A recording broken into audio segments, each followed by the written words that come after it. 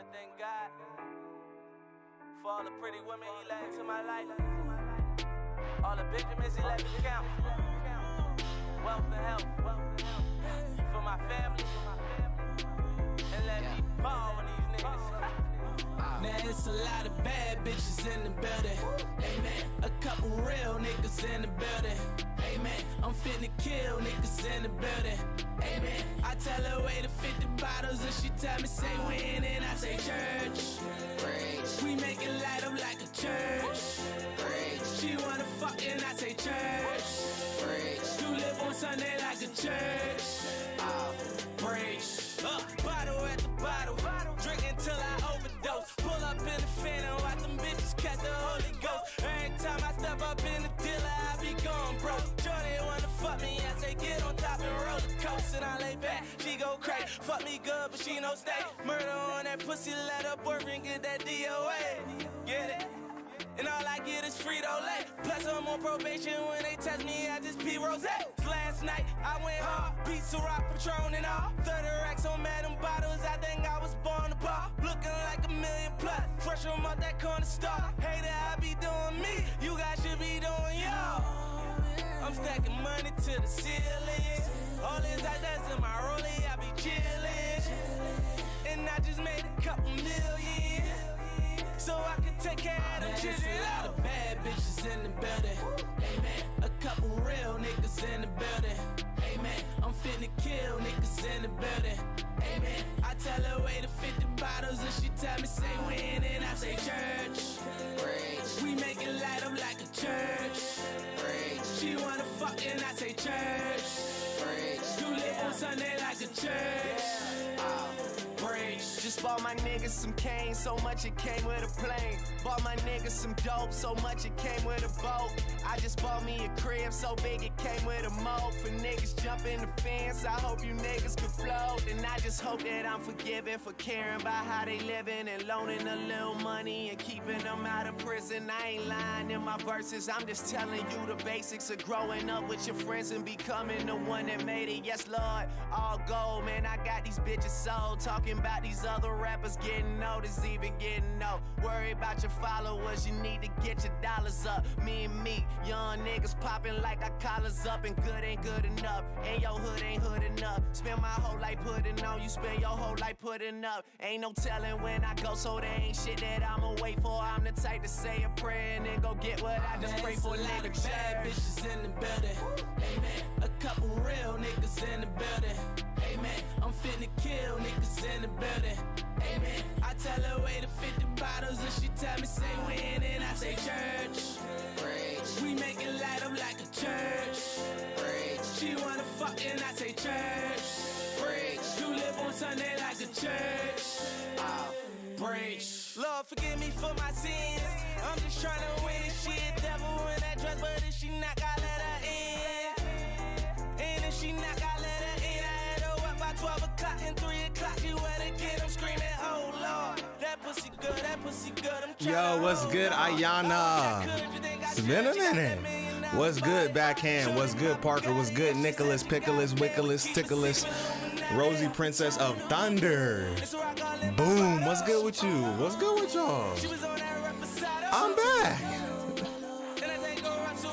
I ain't really leave. I've been here, but I'm back. You know what I'm saying?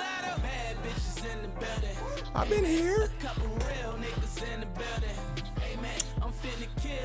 I'm glad you're doing good. I'm glad you're doing good. I'm doing amazing. I'm doing amazing. Let me show you how amazing I'm doing. Look. Look at me. Look at me. Oh my God. Oh my God. Wait, let me get it right. Oh my God. Yeah. You see me? Yeah. You know what I'm saying? What did you get for Christmas? This is what I got. This is me. My only Christmas present right here. What y'all got? What did y'all get for Christmas?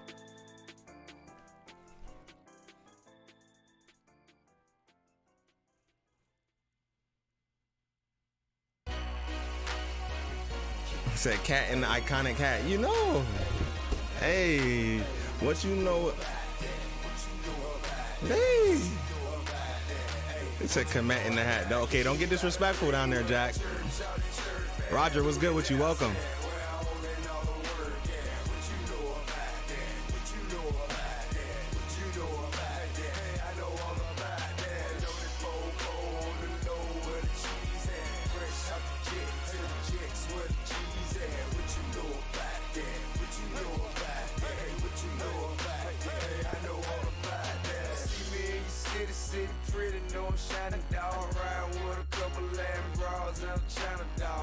Hey, thank you. I like the hat too. I like the hat too. I appreciate you, Roger. The movie is a state. It's real freaky. The movie is real creepy. Like going back and watching it, when I was like 18, I was like, oh yeah, Myers was on timing. Real deal. And you know I got my candle lit. Y'all don't believe me that I be having candles over here. I got candles lit. It's about to be a good stream.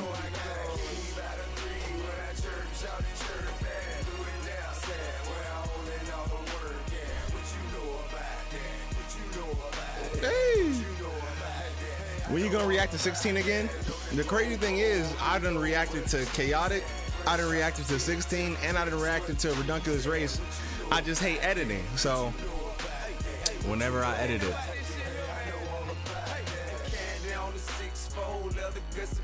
His tail going stiff whenever he saw the mom.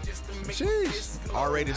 I don't know if it was R-rated. It was definitely like, it might have been like PG-13. It might have been 17 plus. You're right. It might have been 17 plus. You're right. But you's a scary dude. Okay. Believe by very few. Okay. Just keep it very cool. Okay. We will bury you. See all that attitude's unnecessary, dude. Cause you never carry tools. He's not even sweary cute. You got these people fooled. Who see you on the tube. Whatever try to crew. Jeez.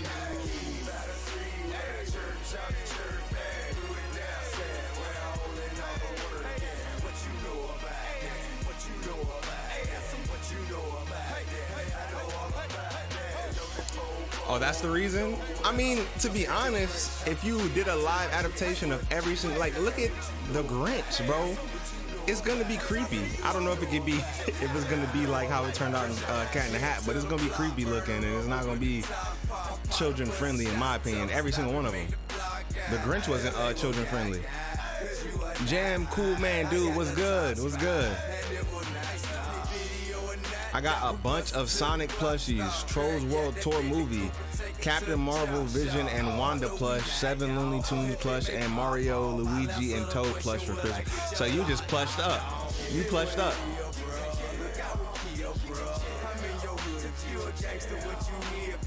Now he got banned for something else? Oh, what is that? What do you mean? What he got banned for?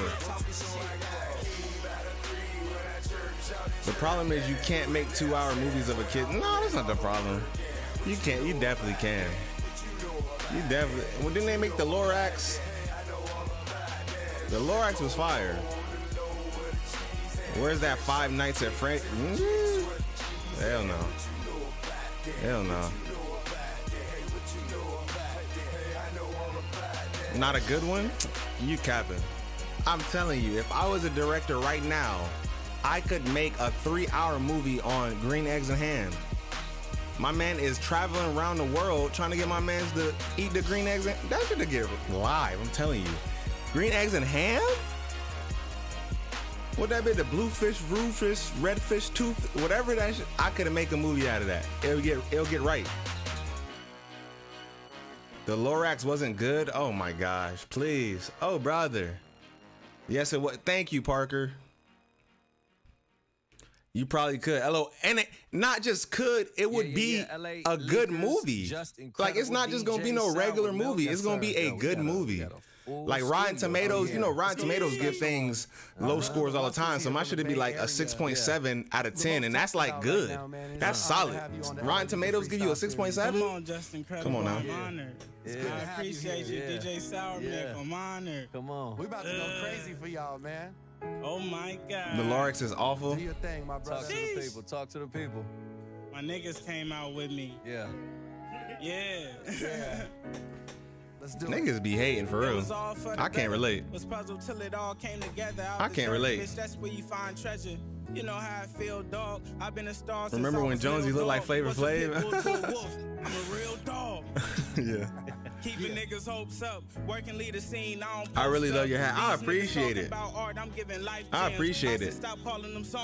I've seen all of them except Horton's Here's a Who.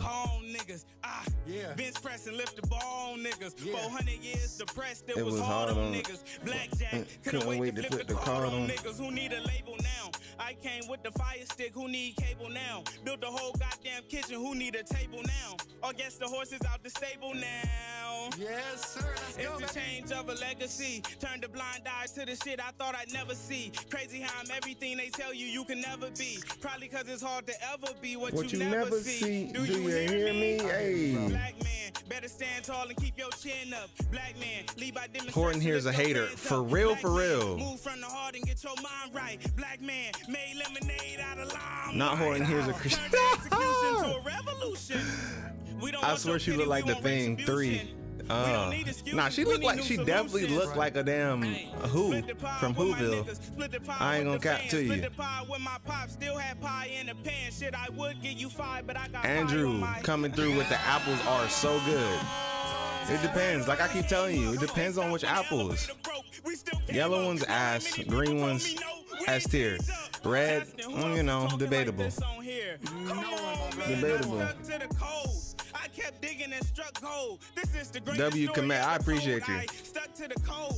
Kept on digging and struck gold. Here lies the greatest story ever told. It's not the fucking same. It's not the fucking same. It's definitely different. It's different. It's not the fucking same, man. What we doing? Wow. What are we doing? You know there's a blue apple? No, I don't want that shit. I'm really trying to inspire some niggas. I'm not the boss. I'm the owner. I can hire some. Stop it. Yeah. He can't focus, man. All right, we're about to get right. We're about to get right. And yes, I'm drinking from an Arby's cup because I ate some Arby's. Don't judge me. Arby's good as hell. I don't care what you say. Y'all can die slow if y'all don't think that way. That's just how I'm feeling today. That's how I'm feeling. No, I'm not. I'm just playing. I'm not feeling that way. Don't die slow. My bad. Do not do that shit.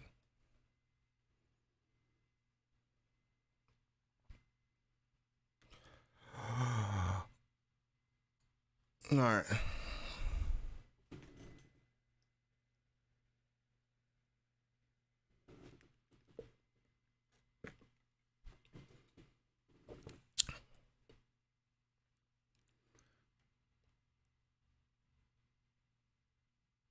Where's the Arby's you at? I'm in Tampa, Florida, man. The Arby's that I got over here hit. I'm telling you, this is what you need to get, right? Go get the turkey, the BLT, the turkey BLT, right? It slap differently. I'm telling you. That's what you need to start off with the curly fries, of course, and whatever your choice of drink. And I'm telling you, you'll change your mind. You'll change your mind. I don't know what you're talking about, Andrew. Like, what? Scarlet red on the inside is still a yellow. Okay. Rosie love Arby's. Shout out. Merry Christmas, Mike Myers. Hey, thank you, Augustine. Merry Christmas to you. Happy holidays. Mine doesn't. It's horrible. Okay. You're from Tampa? Yes, sir. Or ma'am. Yes, I'm from Tampa. The curly fry is good for sure.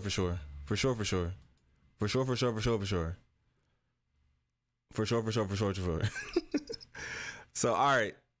Right now we got Alex Bell with SpongeBob Conspiracy number 8, the time traveling ghost pirate theory. Let's get it. It's kind of hella hot in here. Gotta turn the fan on, but it's gonna be hella loud. All right, so this time instead of ending with the big 35 twist, minutes, of course. The Flying Dutchman is the ghost of Patchy the Pirate. This is a claim that makes absolutely no sense. They look different, they act different, and most importantly, Patchy the Pirate is alive at the same time we see the Flying Dutchman. It would be impossible to prove that they're the same person, right? Well, you know, I like a challenge. This is the time-traveling ghost pirate theory.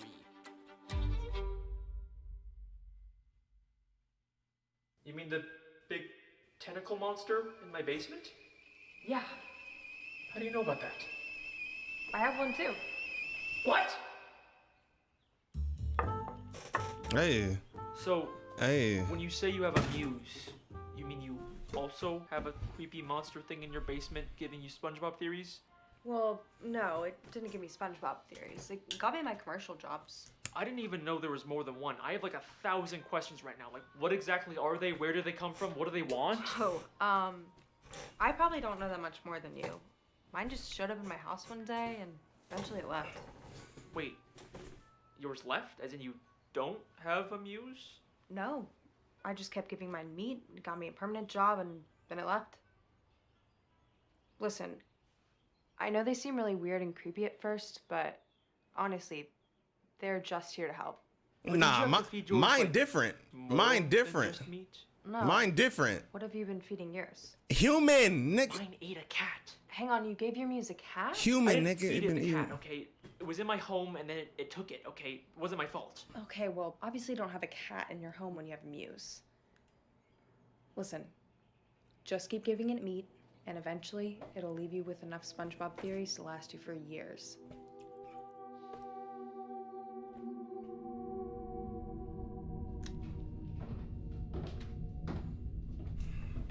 Nah, mine different. Mine different animal and the same beast. You should come talk to it. You should come talk to it. Hey, so I've been thinking about things and I'm willing to continue our relationship, but things have to be very different this time. No more eating living animals. Let's just stick to the store-bought meat, okay?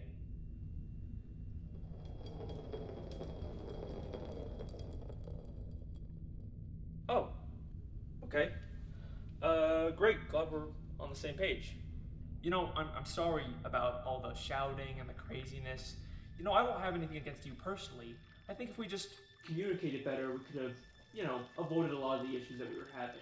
But I'm glad we finally have an understanding.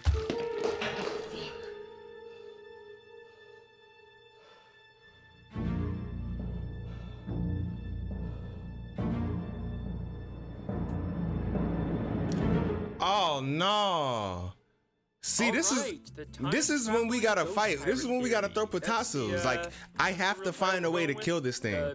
If this is gonna live in my house, I gotta know how to kill him. Thankful I am for all the support. I can't just be out here exposed, scared for my life every day. Changed my life. So, to give a little bit back to the community, today I'd like to support a small independent company out there that you've probably never even heard of. That's why today's video is sponsored by a tiny little indie game called Raid Shadow Legends! Raid Shadow Legends is the most intense, epic game in the entire world. Look at these games. All these games, compared to Raid Shadow Legends, they're a bunch of stupid baby games. That's what they are. You're not about to disrespect Last of Us, Elden Ring, God of War. I don't even like God of War, but you're not about to disrespect those games. They are constantly adding new content That's like tough. the Shadowkin faction, the Doom Tower game mode, and of course the new boss Like, you battle, don't have to the bring Hydra. other games Now, me down personally, to bring my yours guy up. is Like, Barrett the that's not how it He's go. got the cool axes. Everything he's could covered be in great. blood. You know, he may not be the flashiest guy, but just look at him go. He's got heart. And to celebrate Raid's 3-year anniversary, they've added tons of new events and free gifts all this month.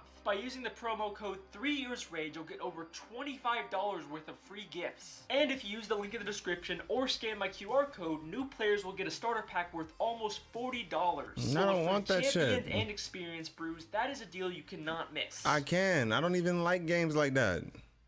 So scan the QR code. I'm not. Do it. I can wait. Nigga. Video doesn't start till you scan it. Then, okay, bet. Do it! Bet, then we gone. I don't get paid until you scan the Bet, QR we code. gone then. So we're not starting the video until you scan Bet. the Hey, QR hey, can you be code. quiet? Can you be quiet? We on to the next one. Did you do it? No. Okay, I'm trusting you. I guess we can start the video now. Alright, bet. You see how you gotta play them? Cause they be trying to hold you. No. I didn't start it. What you gonna do now? Before I get into how these characters connect, I have to explain the tragic backstory of Patchy the Pirate. I'm Patchy the Pirate. Nah, I don't mess with Kratos like that. SpongeBob SquarePants fan club. Patchy the Pirate is The disrespect on president of SpongeBob Minecraft fans, is and they alright. often cut to him during I special could see episodes how to host the Raid show Shadow and Legends talk might be better than He fits in Minecraft. perfectly with my television theory. You'll be and back. clearly Alright, works bro. for the indie Alright, Nick, universe we'll see SpongeBob you. We'll SquarePants see you when we showrunners see as you. some kind of mascot for the We'll show. see you. Boring. Well, if it isn't my less than amusing sidekick, Potty the Parrot. Patchy is this weird, lonely guy whose only friend is a talking parrot who's constantly harassing him, and I'm also pretty sure Patchy wants to eat him. Shiver me timbers, it's Potty. I wonder what parrot tastes like. But that's not what this theory is about. If you rewatch all the episodes with Patchy, you start to notice a bit of a disturbing development with his character. Patchy has devoted his entire life to SpongeBob, but that devotion is Nah, very that's cap. one-sided. And the more My time man that goes Patchy was on Big the more Time Rush. resentful Patchy becomes of He wasn't just on SpongeBob. In the SpongeBob. season My three man branched episode out on 20 him. Pooper Pants, Patchy throws a house party and tries to invite SpongeBob, but he doesn't show up. Say, you didn't bring SpongeBob with you, did you? Gee, I sure hope he got his invitation. I'd sure like to go to this party, but I can't read the invitation. But Patchy doesn't really seem to be that upset about it. Ah, well. But then things start to take a turn in the episode The Sponge Who Could Fly. Patchy follows a map and goes on a crazy adventure to find the legendary Lost SpongeBob episode, and after finally getting it, this is what plays.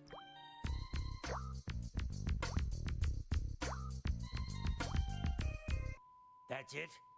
That's the lost episode? That was just a bunch of cheap walk cycles! What a rip! So, Patchy got let down by SpongeBob again, but I'm sure he'll get over it just like last time. SpongeBob betrayed us! I'm sorry I ever started this stupid fan club in the first place!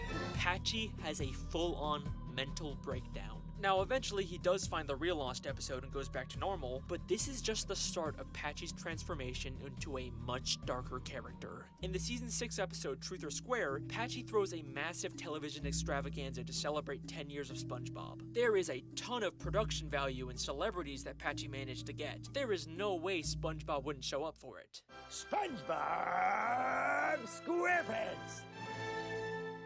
What do you mean he's not coming? 10 years I've been president in his fan club! Patchy has dedicated 10 years of his life to SpongeBob, and he can't even be bothered to show up once. And this never even gets resolved in the episode either. Patchy tries to find SpongeBob, thinks he's about to meet him, but then it turns out it was all just a dream. Mister, are you okay? SpongeBob? No, it's just me, the guy in the penny. Patchy's one-sided obsession with SpongeBob is making him delusional, and this is by no means the last time Patchy will hallucinate meeting SpongeBob. In Atlantis SquarePantis, Patchy gets lost in the desert and once again hallucinates SpongeBob. Uh-oh, here come the hallucinations. It's me, SpongeBob SquarePants. But then, in SpongeBob's Big Birthday Blowout, it seems like he finally really does meet SpongeBob. From your biggest fan. Huh? I have a fan? Ah, surprise! It's Patchy the Pirate! Happy birthday, SpongeBob! Thank you, Patchy. But even if they don't explicitly say it, this is definitely another hallucination. 'Cause It's how- right after he how crashed is my into man an the island, head- And he's just a severed head for some reason, and he can breathe underwater. Exactly. Yeah, I'm gonna say that this is a hallucination. They have another alleged meeting in SpongeBob's Road to Christmas special, but this time Patchy's fully animated for some reason, so I'm pretty skeptical about this one too. In fact, I'm gonna come back to this one. Keep it in mind because it's gonna be very important later on. So, as much as Patchy worships SpongeBob and wants to meet him, he never will. And you don't have to take my word for it either. In a 2009 WonderCon panel with some of the actors and creators of SpongeBob, they talk about the rules they have for writing the show, including the fact that Patchy can never meet SpongeBob. His character has evolved into this pirate that's obsessed with SpongeBob. Well, they can never meet, right? Well, yeah, they can never meet. There's a lot of rules in SpongeBob which are there for a reason, which I think is part of the success in a way. From the very start of his creation, they doomed Patchy to be an obsessed fan who would never meet his idol. He will spend the rest of his life devoted to SpongeBob, but no matter how hard he tries, he will never reach Bikini Bottom, and he will never meet SpongeBob. And unfortunately, that is the tragic story of Patchy the Pirate. But if all of that's true, then I just have one lingering question. What's your question, bro? The dumpster behind the Krusty Krab This has a nigga. message that reads, Patchy was here. Don't go anywhere, because the time-traveling ghost pirate theory is about to get crazy. Mm-hmm.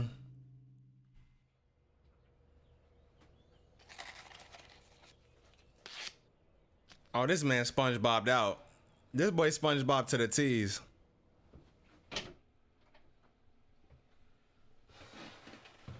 Patchy down bad. He be simp. How can you simp? So I'm pretty sure Patchy's straight, right? You can simp for another man? That's tough. That's tough. You can simp for your friend?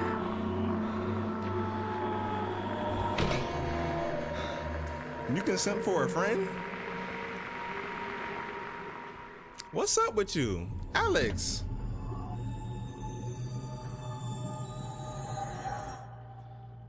I don't know what's going on, Rosie. He hallucinating, he off them drugs. The tentacle then slipped him LSD up in his neck. How you place LSD right into the spine? Like, but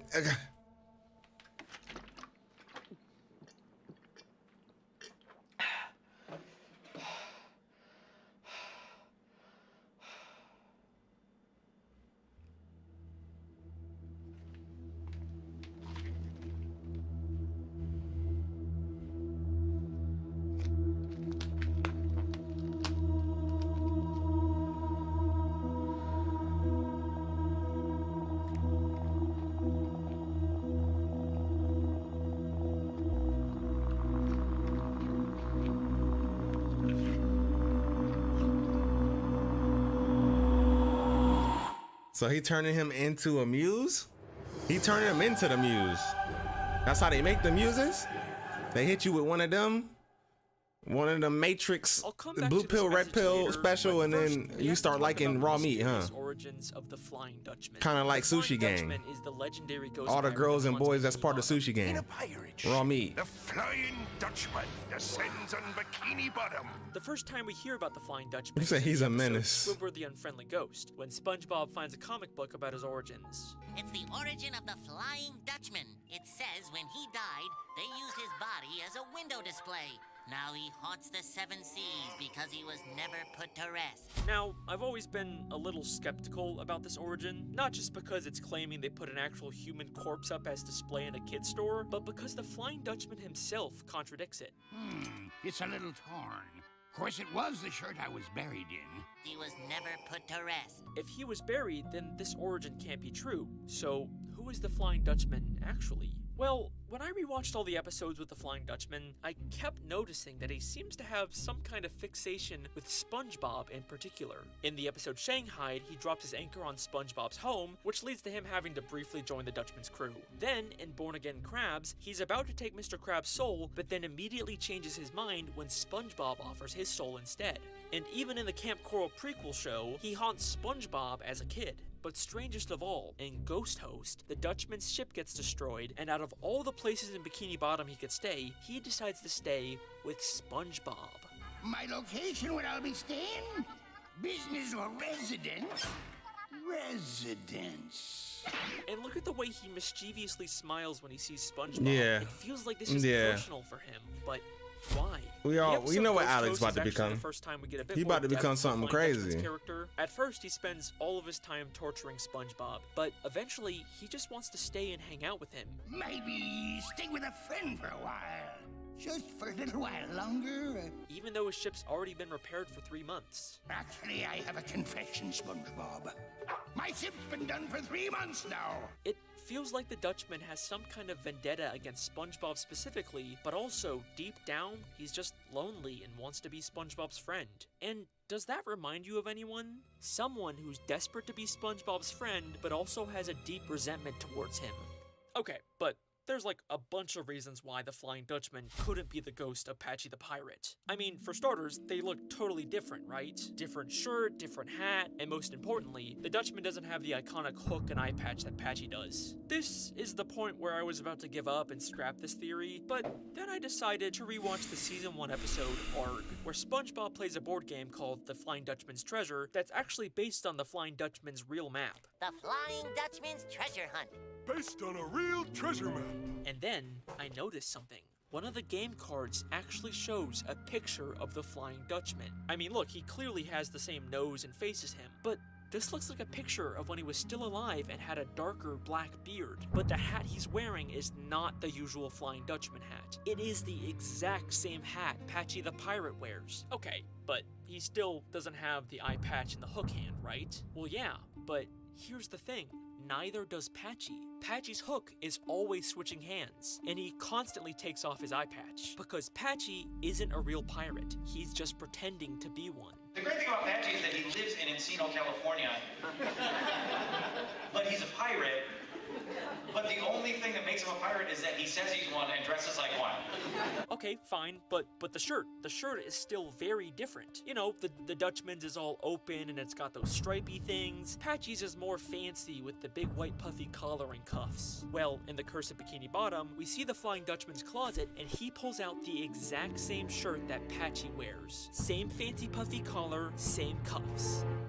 Fine, okay? Maybe Patchy the Pirate and the Dutchman look the same, but that doesn't mean they're the same person. It's time we address the elephant in the room. The Flying Dutchman can't be Patchy's ghost because Patchy is alive at the same time we see the Flying Dutchman. Like, in order for this theory to be true, Patchy would have to die and then the Dutchman's ghost would show up. But they're simultaneously existing at the same time. Patchy even shows up during an episode all about the Flying Dutchman, and he even calls it his favorite episode. We're gonna see me favorite show, Shanghai. Ta-da! It is physically impossible for Patchy and the Dutchman to be the same person. Or is it? Things are about to get stranger. Thank you once again for supporting us at Happy Meat Farms. Together, we're building a better future. Cut! Let's move on.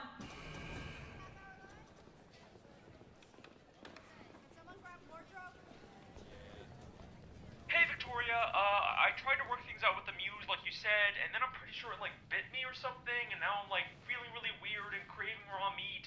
Could you just call me back please? I'm starting to freak out a little bit.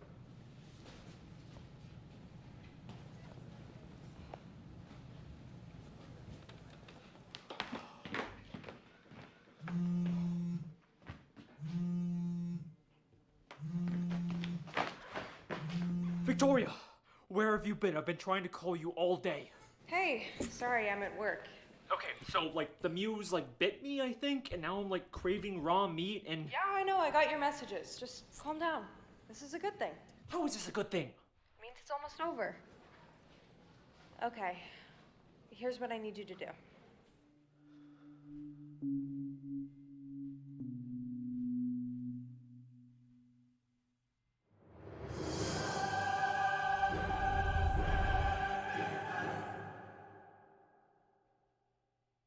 When I rewatched all the episodes with the Flying Dutchman, I noticed something strange. In the Season 7 episode, The Curse of Bikini Bottom, the Dutchman gets a girlfriend, but starts to freak out when she wants to get married. She wants to marry me! I ain't the marrying type! But the Dutchman not being the marrying type isn't entirely true. Back in Season 3 during Ghost Host, we see that the Dutchman was once married. Is that a wedding ring? Oh, this shows nothing. Alright, but so what? You know, this just seems like a small continuity error between seasons, no surprise for SpongeBob. But in the Season 6 special, SpongeBob vs. the Big One, there's an even stranger moment like this. The Flying Dutchman bumps into Mr. Krabs and says this to him. Ah! It's a Flying Dutchman! Ah! It's some guy I've never seen before!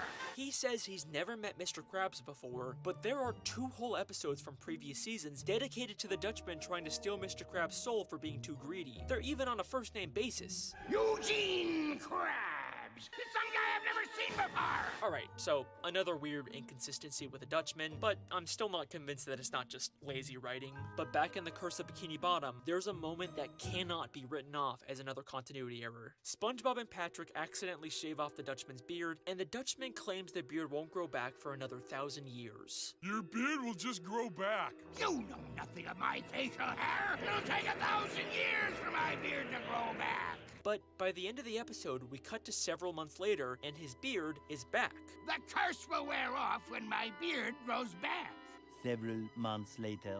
She wants to marry me! It's not like this is just some plot point they forgot about between episodes. This several months later is in the same episode where the Dutchman says the beard takes 1,000 years to grow back. It'll take 1,000 years for my beard to grow back. Several months later. Why the fuck would they include this line if they were just gonna contradict it a few minutes later in the same goddamn episode? They even blatantly mention that it's several months later twice, as if they're trying to make you realize how inconsistent it is. Several months later. Well, here we are several months later. So, what does any of this mean? Why are the writers of SpongeBob intentionally making the Flying Dutchman as inconsistent as possible? Well, the only way that this makes sense to me is if we're seeing the Flying Dutchman non-chronologically. And by that I mean, the Flying Dutchman is time traveling.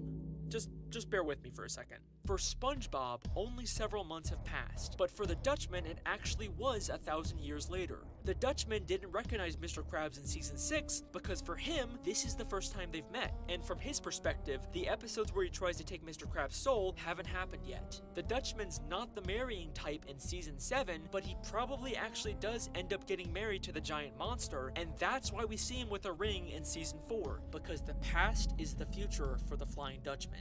Whoa. Okay, let's calm down for a second there, Alex. This time travel idea does fix a lot of problems with the Dutchman's continuity, but claiming a character has time travel powers is a major leap. I mean, don't get me wrong, the Flying Dutchman is a very powerful ghost. He can teleport, he can shapeshift, he can grant wishes, but we've never seen him manipulate time. You get 3 wishes. Wishes? I wish we had known that earlier. Okay, you got 2 wishes left. Huh. Okay, so the Dutchman's time travel. He was making music videos. The Flying Dutchman could absolutely He's back, be Nick? the All ghost of Patchy the Pirate, and I'm gonna prove it.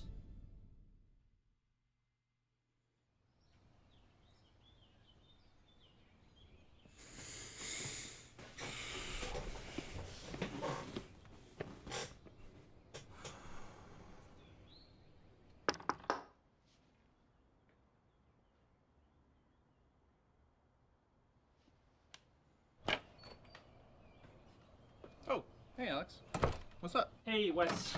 Sorry for just barging in on you like this. I was actually wondering maybe if you want to watch my new SpongeBob theory, maybe give me some feedback. Dude, yeah, absolutely. I love those videos. Come on in, man. How's the film thing going? Oh, you know. Funding's a nightmare. Sure you figured it out. So just give it a watch, tell me what you think, and is it cool if I use your bathroom? Yeah, no problem. It's just right through there. So. Cool. I guess enjoy. Alright, so this time instead of ending with the big twist, I'm just gonna open with it.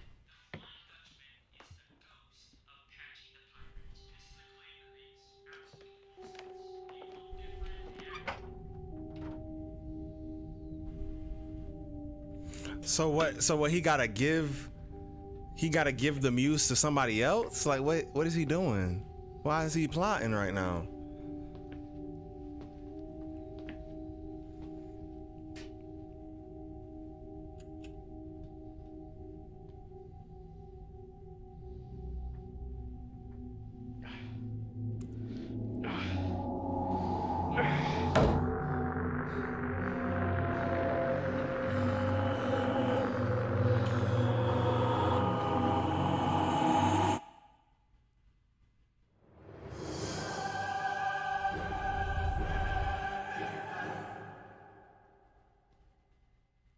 So, if Patchy What's the Pirate good? What's good, Tyler? Nah, this ain't no bad hair day. Every day is a good hair day for me. Except, here's the thing. I just felt like wearing it. Patchy is already dead in present day, and we have already seen his death on screen. Remember that Christmas special I told you would be important later on? It's the season 13 episode SpongeBob's Road to Christmas, and as of recording this, it's the latest episode in the SpongeBob timeline. SpongeBob does meet Patchy in this episode, but for some reason he's fully animated instead of using the usual live-action style. Ahoy, SpongeBob and Patrick! It's me, Patchy the Pirate! Do I like what? It honestly feels a music kind of video? creepy for some reason, especially since the creators themselves said that Patchy could never meet SpongeBob. Well, they can never meet, right? Well, yeah, they can never meet. Is it possible that this isn't the real Patchy? Well, the last time we saw live-action Patchy was in SpongeBob's Big Birthday Blowout, and that episode ended with him being fired out of a cannon and crashing into an island.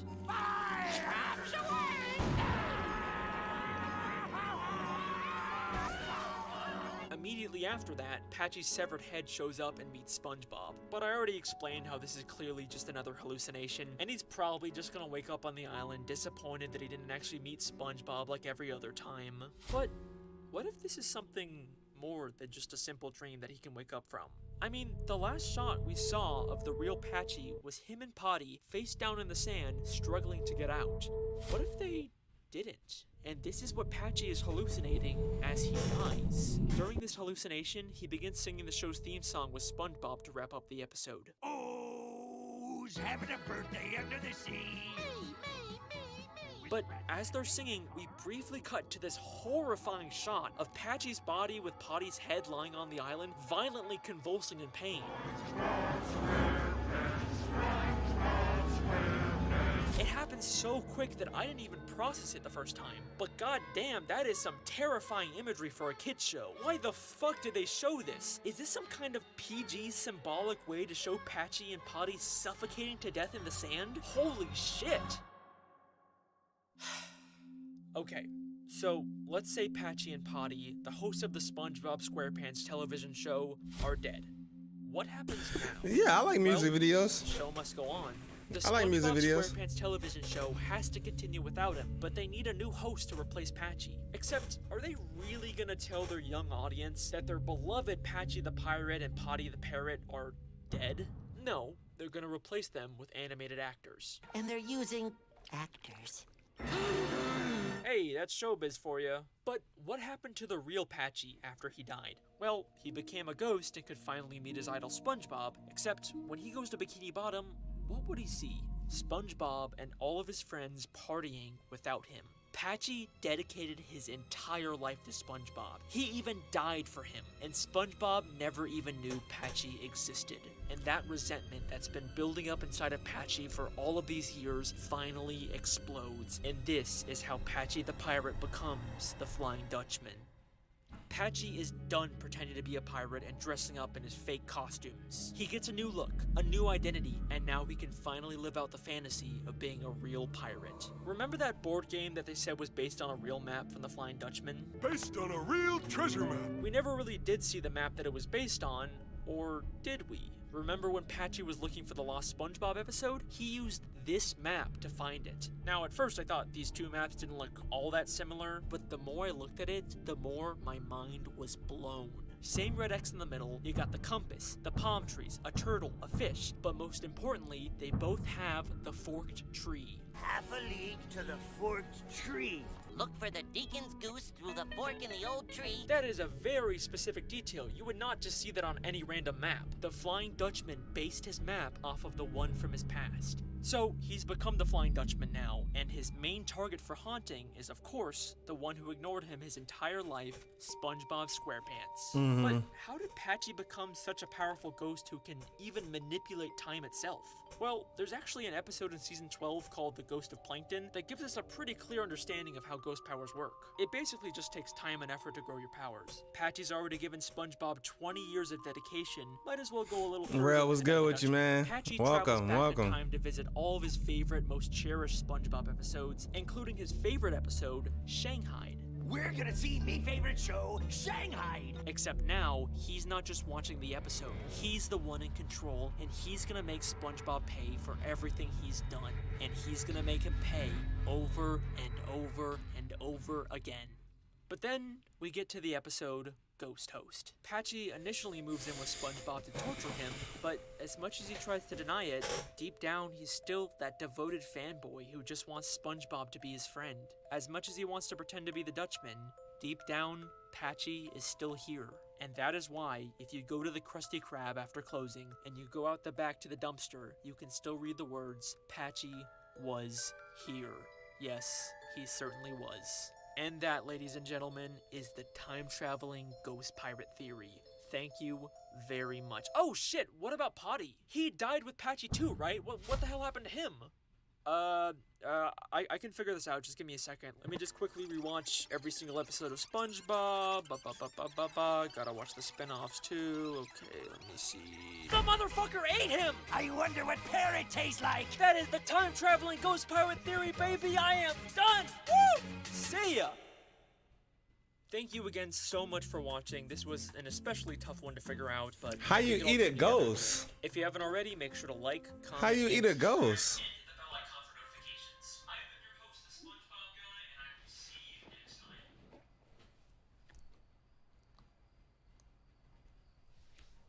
How you eat a ghost? Hey, Alex. I finished the theory. Pretty good stuff, man. You doing okay in there?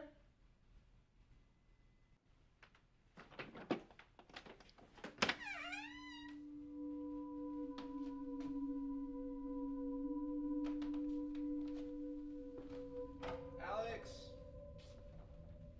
Alex?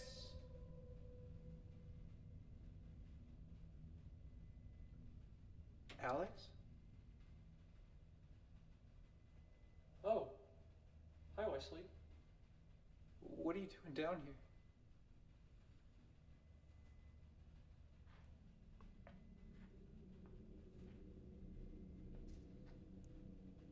Sorry. I must have got lost. That's okay. I finished the video. What'd you think? It was good. Hey, is everything okay? Is everything okay? Why wouldn't everything be okay? I mean, come on, dude. You're acting weird. You know, you're right. I have been feeling weird lately. Wesley, I have a confession to make. I didn't come here to show you a video. Well, why are you here? To help you.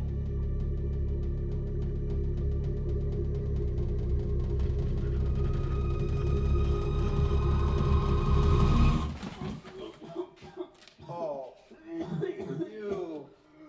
I'm sorry. I'm sorry.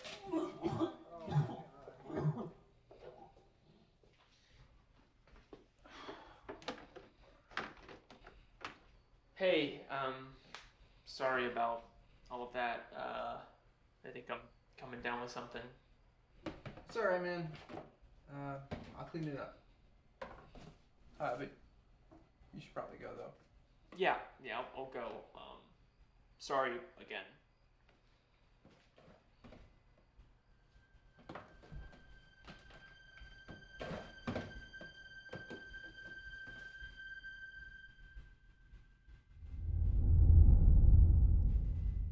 How you feeling? Like my stomach just got pumped. You'll feel better soon.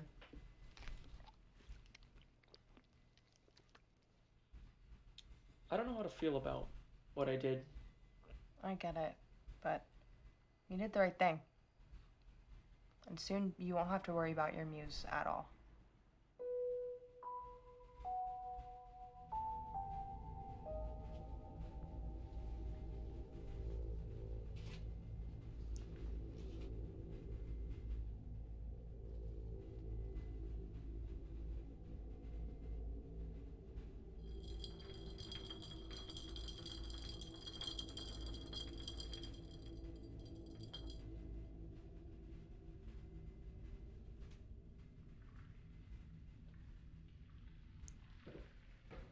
I like the haircut, by the way. Thanks. Yeah. Long hair just didn't really feel like me. Thanks thanks again for, you know, talking me through all this. Glad I don't have to deal with it on my own anymore. Yeah, I mean, I get how weird it all is. See you.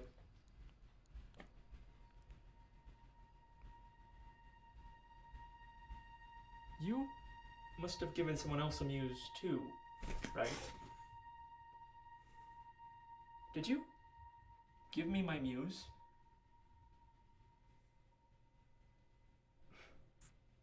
You needed help. It worked, didn't it?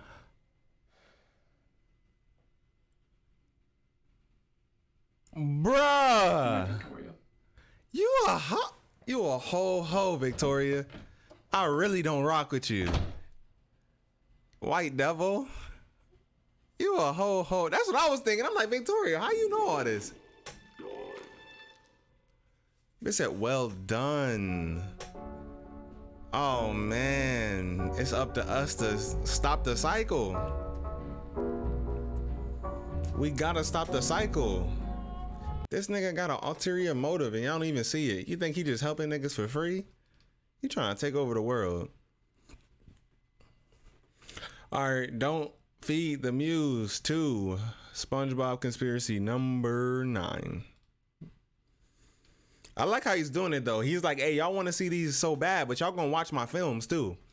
Cause at first they wasn't, like he said, it wasn't really watching his films like that. So y'all want to see these conspiracies so bad, y'all gonna have to get this sponsorship ad, and y'all gonna have to watch the films that I like to make.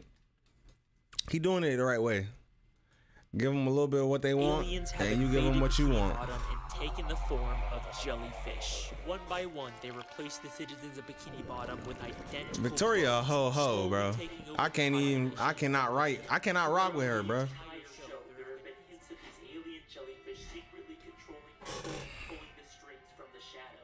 This may be my darkest theory yet. This is the alien jellyfish invasion theory.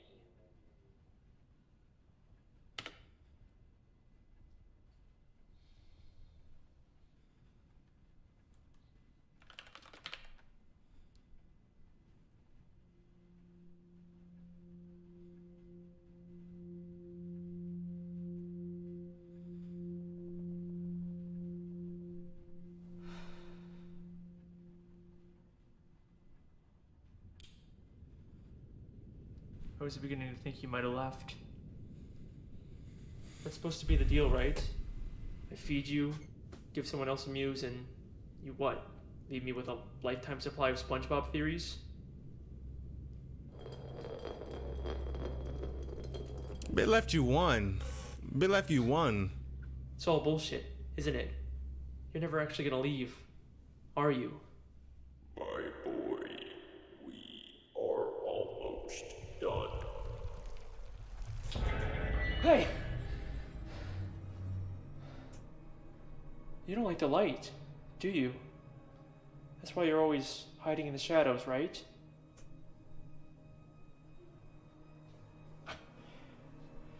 If I turn this flashlight on, will it hurt you?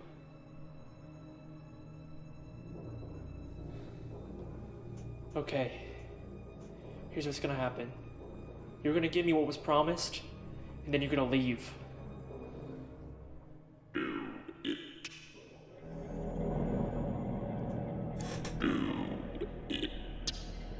He not scared. That nigga spooked. That nigga spooked his shit. And you had that ultra beam too. They got an ultra beam. There ain't no regular flashlight. That's like. Who are you?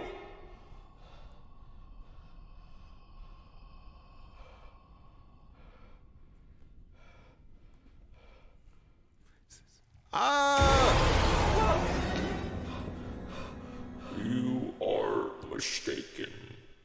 The darkness is not for my protection.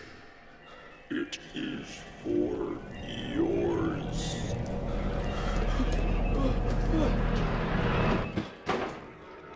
Cause if he was scared of the dark, like if he was terrified of the dark, I would have installed the whole house with clap-on lights. He laughed so nasty. I would have installed the whole house with clap-on lights. Soon as he come in the vicinity, clap on. They getting hit up every time. You gotta find his weakness though, Alex. That's on you. You gotta find his weakness. This one was uploaded last month. Oh, so this recent. You scared, Rosie? What is that? What is that? Once in a lifetime, it comes. Oh, so the muse, right? So the muse, he finessed him, right, into thinking. So is old girl free or is she not free? Is she just a slave now? So he finessed him. He implant a little baby muse into their neck. Tell him this the way you get rid of shit. And then when he throw up, the muse get put into somewhere else. And then, so if he didn't never go nowhere and he just threw up in his own basket, well, he gonna have two muses? I don't understand. How that shit work? Your way, deep in your heart, it is there to Yeah, they ain't clap on lights for sure. So she still got the muse. She lied. She a liar. Victoria, a ho-ho. A ho-ho.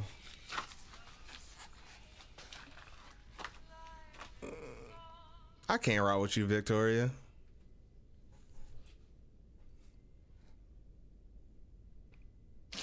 All you gonna hear is that Shut your eyes up.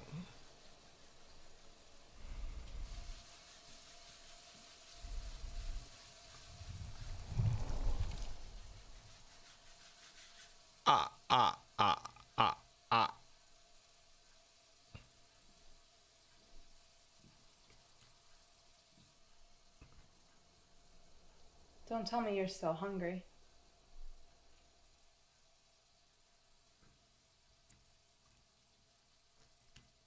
I can't believe you got this muse in your house just so you get popping off of commercials. You ain't even in movies yet. You getting popping off Who the commercials. fuck are you? And you did this. Get out of my house.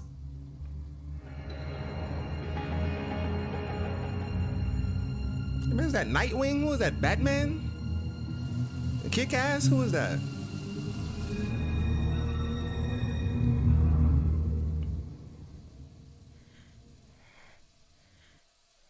So you're just gonna stand there and wait for him to come to you? Oh! Hey, it's Victoria. Sorry I'm busy right now. Leave your message at the beep and I'll get back to you as soon as I can. Thanks. Hold up.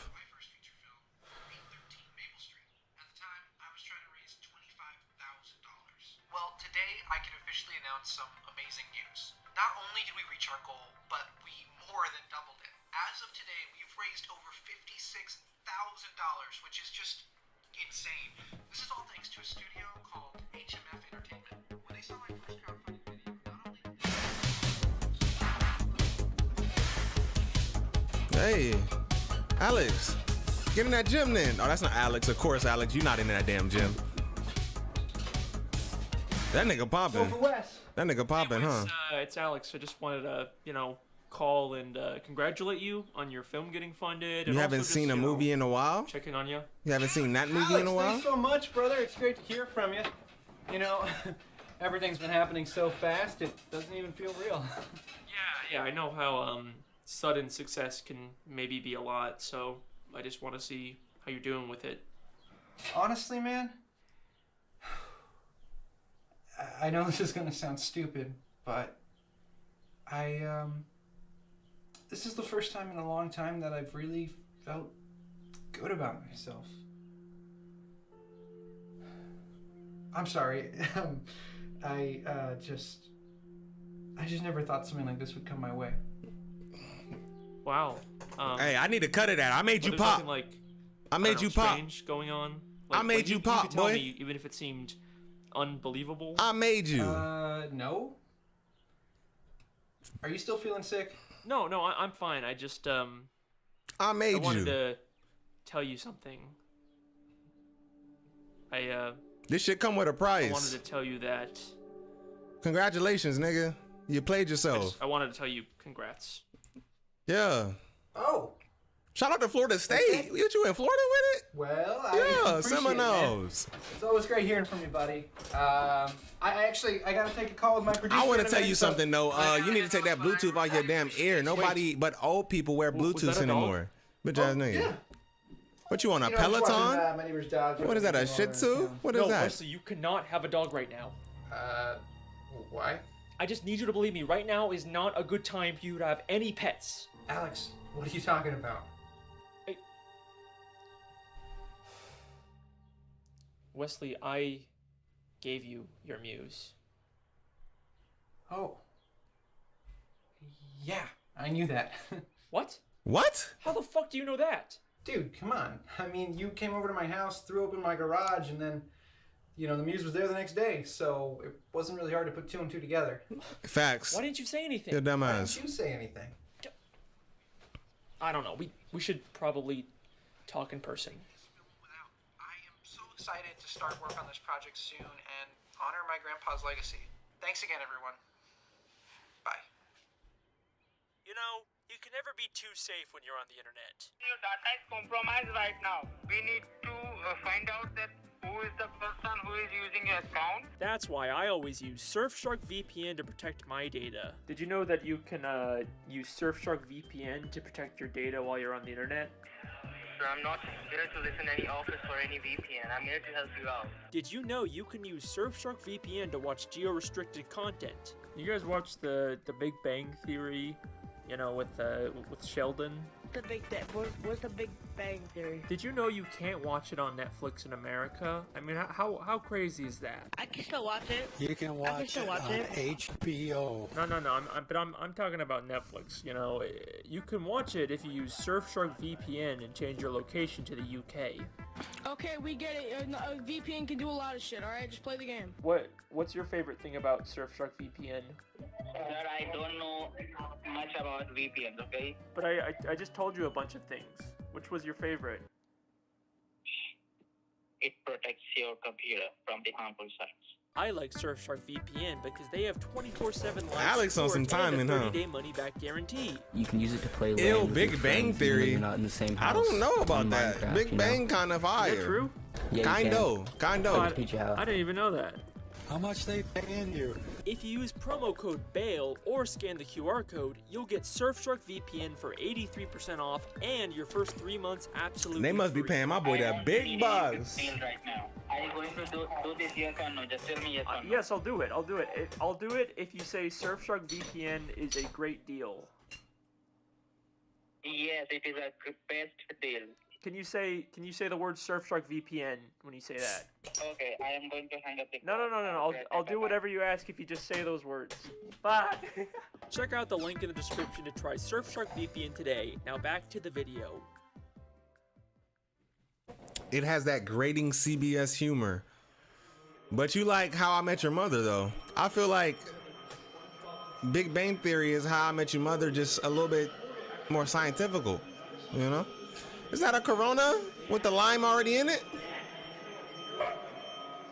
Look, shout out to you. Following all this? Nah, that's a Bud Light. I can't relate. Yeah. Do you think they're aliens? I don't really know, but we need to figure out how to get rid of them. I just asked. I didn't say you liked it. I Yeah, said, sure. if you like it. That's what I meant to say. Why? I mean, obviously, if something bad had happened to Chester, that would have been terrible. But now that I know, kind of feels like I dodged a bullet. Yeah, but you're not worried that it might never leave? Hey man, if it keeps helping me make movies, it can stay as long as it likes. Yeah, that's because you're not stuck with the SpongeBob theory muse. Look, I don't know what these things are, but I think they want more than just some free meals. It's not worth the risk. Listen, man. It's different for you.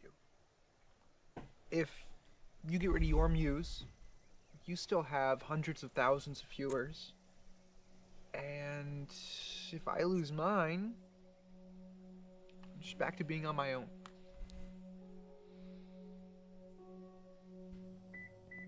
So, what are you going to do about Chester? You know, I'll just leave him with a friend while the neighbors are out of town. Bro, he about to snatch that thing up All right now. But if anything strange happens with the muse, you call me, okay? I will. You're a good friend, Alex. He's not. He not. Neither is Victoria. Y'all whole friend group suck. This is why you can only have select few number of white friends. Don't leave no muse in my damn house. I'm cool. Talking about, hey Dion, do you want to pop on your total drama video? No, I'm cool. I'm cool. Get the out my house. What if you hit me with that, I'm not going anywhere? And I'm just like, oh, damn. Well, might as well get popping. Might as well get popping if you ain't going nowhere. I thought I could just banish you like a demon.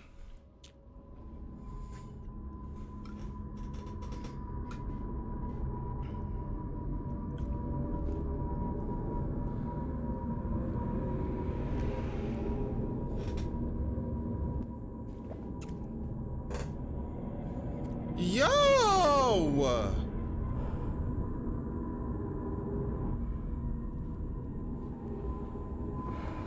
That's your homeboy. Say what's up. Tell him I told you. Hey, Say something. It's Victoria. Sorry I'm busy right now. Leave your message at the beep and I'll get back to you as soon as I can. Thanks.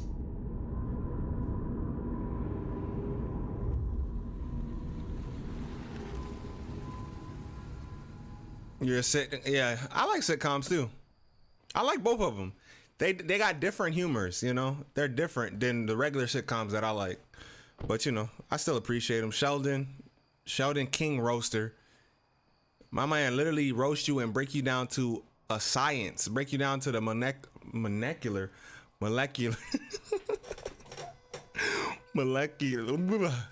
Atoms, man. He break you down to atoms, man.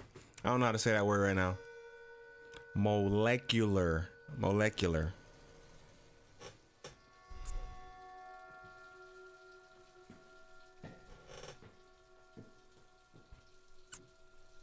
Victoria? Yeah, it's kind of like Molecule, but it's just a different version of it. Oh, Victoria got hit up. Water still run, bro. Your water bill about to be thousands of dollars. Good thing you popping. Who is that in the corner? Oh, I thought that was somebody. Blood don't do that. What is that? That's not artery blood. That's like I don't know what kind of blood that is. It's not artery blood though. It's like vital vein blood. Is that vein? It's like different types of bloods, aren't they?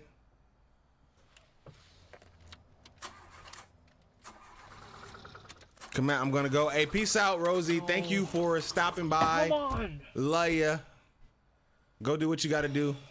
And yeah, we'll see you. We'll see you next time.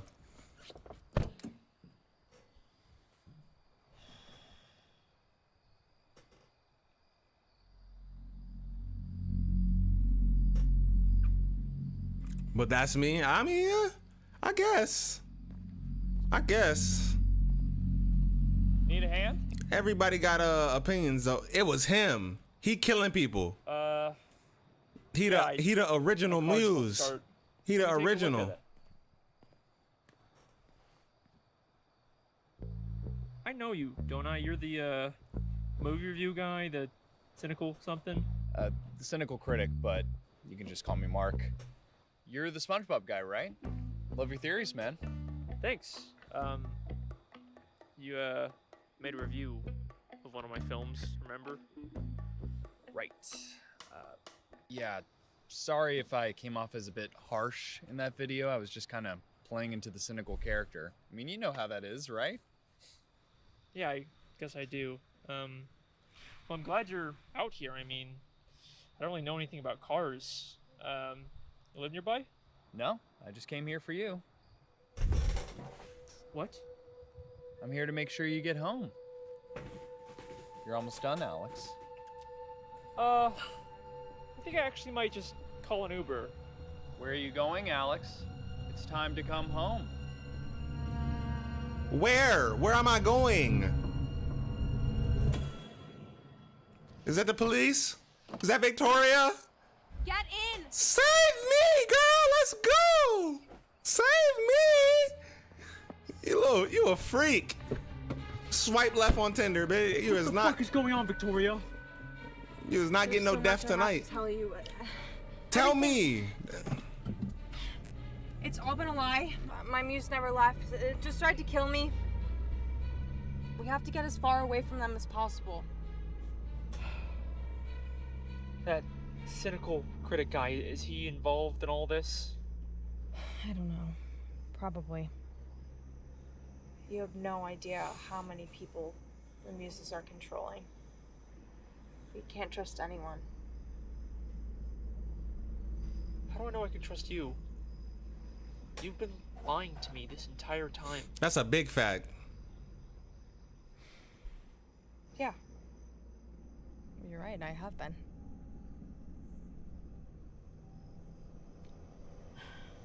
I was scared. Scared of what it might do to me, yeah, but mostly just scared of losing everything. I kept telling myself that, like, this is what I want, and I should be happy, but I've been miserable. Sorry. It's stupid, I know. No, I get it. I felt more alone this last year than I have in my entire life. Well, you're not alone anymore. I appreciate that. Bitch ass.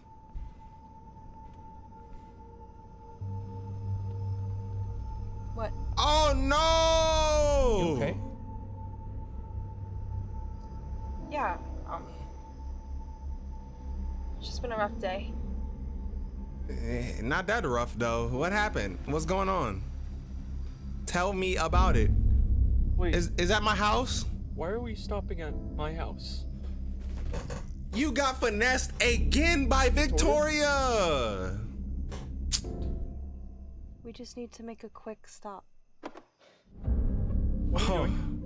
It's time to come home, Alex. Oh my goodness. No. You a bitch. You a ho. Let me out of the car, Victoria. Let me out of the car, Victoria.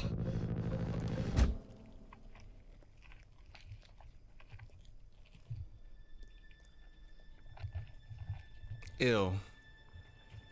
How you lock the front doors but not the back doors? I don't understand that. What kind of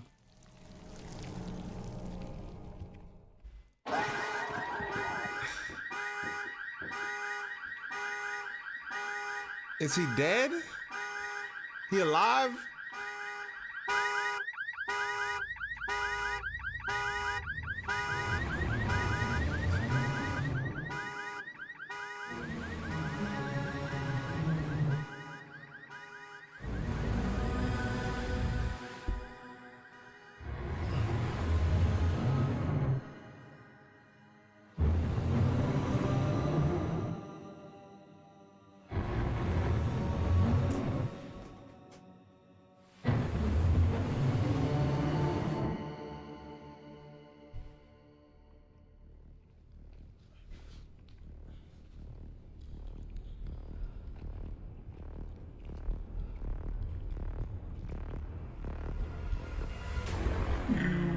Could never appreciate the gifts you had. You never even understood them. I didn't. But we did. We always did. And now we're going to use them better.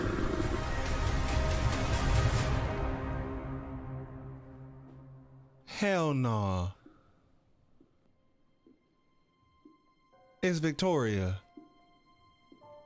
Who the hell is that? But is that you? He didn't transform into you, man, with a suit on. He looked better than you, man. Hey, how's it going? He look like he like 2 inches taller than you too. Like he a major upgrade. He pulling them hoes.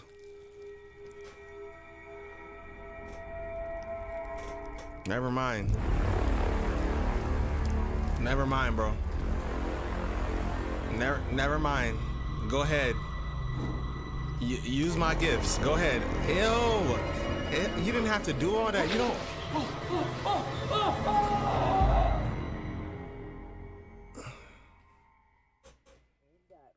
Gentlemen, the alien jellyfish invasion theory. Thank you so much for watching. I had so much fun making this video, and there's plenty more on the way. Make sure to like, comment, and subscribe. I've been the SpongeBob guy, and I will see you next time. So they supposed to be jellyfish. That was supposed to be a damn jellyfish. Okay. Okay, Alex, you're very creative. I get it. I get it. We got Alex Bell with the magic school bus doppelganger theory. So he must have ran out of SpongeBob theories for now. Now we on the magic school bus. Yeah.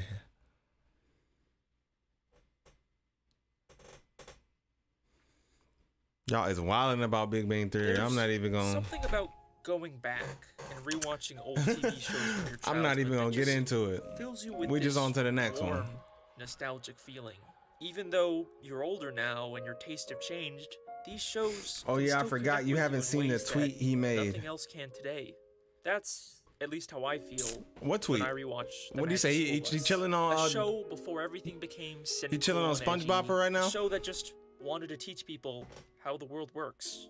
He said he was done making Find SpongeBob something in that theories. show that That's you tough don't as hell. remember. Something dark. Janet, you want proof? That's tough as hell. I'll give you proof. Here's proof of what'll happen to you if you stay here with your stuff. Arnold, no!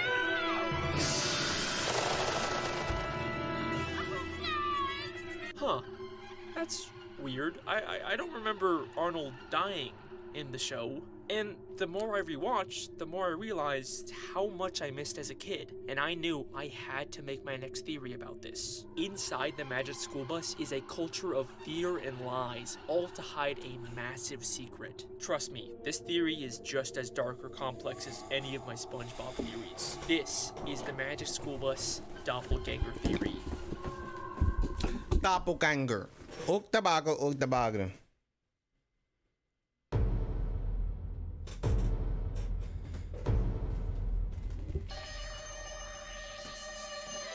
It's a pretty fun game, I gotta admit. Yeah. Pretty fun. You know what's a better game? Raid Shadow Legends.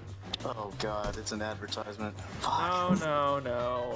I'm just talking about my favorite game, Raid Shadow Legends. Raid Shadow Legends is an awesome free-to-play action RPG game for mobile and PC with over 89 million downloads. Shut the fuck up. Yeah. Stop. You guys ever play Raid Shadow Legends? Dude, like, I swear, I always see those ads on fucking YouTube. Yeah, I know. They really put those ads everywhere, man. Whether you love to explore the lore, enjoy the action, or working as a team, Raid Shadow Legends has a little something for everyone.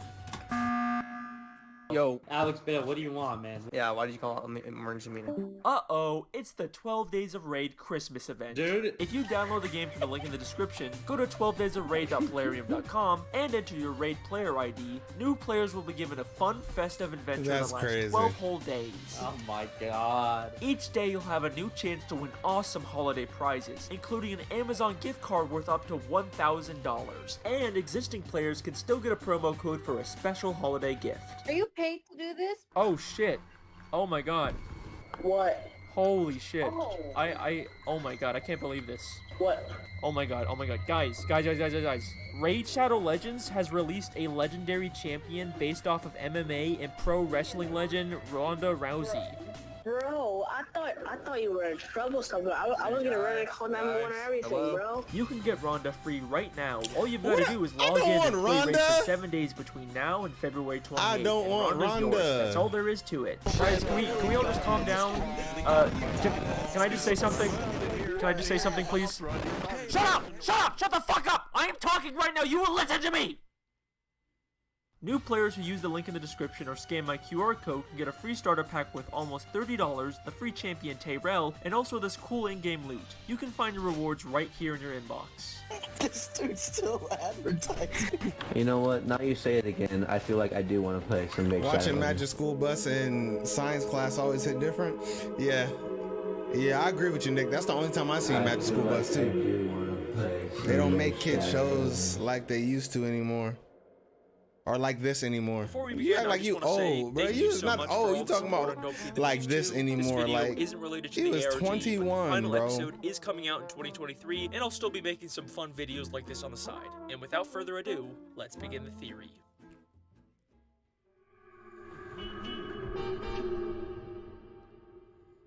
The Magic School Bus is an animated educational kids show that aired from 1994 to 1997 and later got rebooted on Netflix in 2017. It follows Miss Frizzle and her class of 4th grade students as they use the Magic School Bus to go on crazy field trips to places like outer space, inside the human body, and traveling back in time, all to learn about how the world works. Like a lot of you, I watched it in school growing up, but it wasn't until recently that I started to question some things about the show. Like, do the parents know that their kids are regularly going on these dangerous, life-threatening expeditions? And how is Arnold still alive after taking off his helmet in space?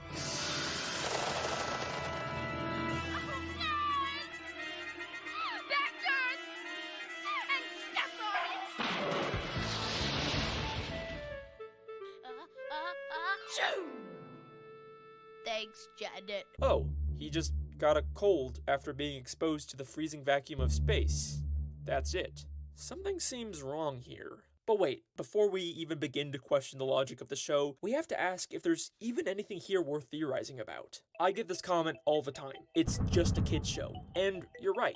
When it comes to most kid shows, there's usually no internal logic to how or why things happen, and it would be pointless to try and make a theory about it. Except, here's the thing that sets the Magic School Bus apart from most kid shows. The show itself is constantly pointing out and questioning its own logic. It does this at the end of every episode during something called the producer segment. At the end of every episode, a character known as the producer for the Magic School Bus TV show shows up and answers questions from the fans. Hello. Hi, you work on the Magic School Bus show, right? You bet, I'm the producer. That's right. Just like SpongeBob, the Magic School Bus breaks the fourth wall and acknowledges the fact that it's a TV show. Except, the Magic School Bus does it in a very interesting way. At first, I thought this character was supposed to be an animated stand-in for the actual real-life producer of the show, but the producer doesn't talk about the show like it's animated. He talks about it like it's a live-action production. How come there was only one kind of bat on your show? There are almost 1,000 different kinds, you know. Well, those kind of bats were banned from the set. In fact, everyone talks about it like it's a live-action TV show. Is this the bakery where they filmed that Magic School Bus show?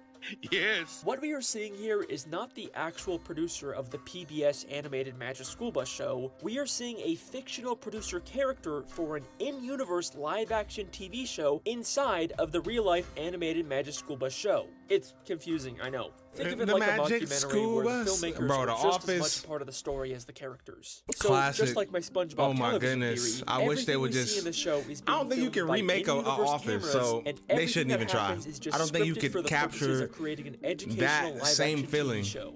Since when can a bus shrink and sprout legs like a bullfrog? Since the scriptwriter wrote it in for the purposes of this episode. You didn't believe the part where the kids got so close to the volcano. It's television.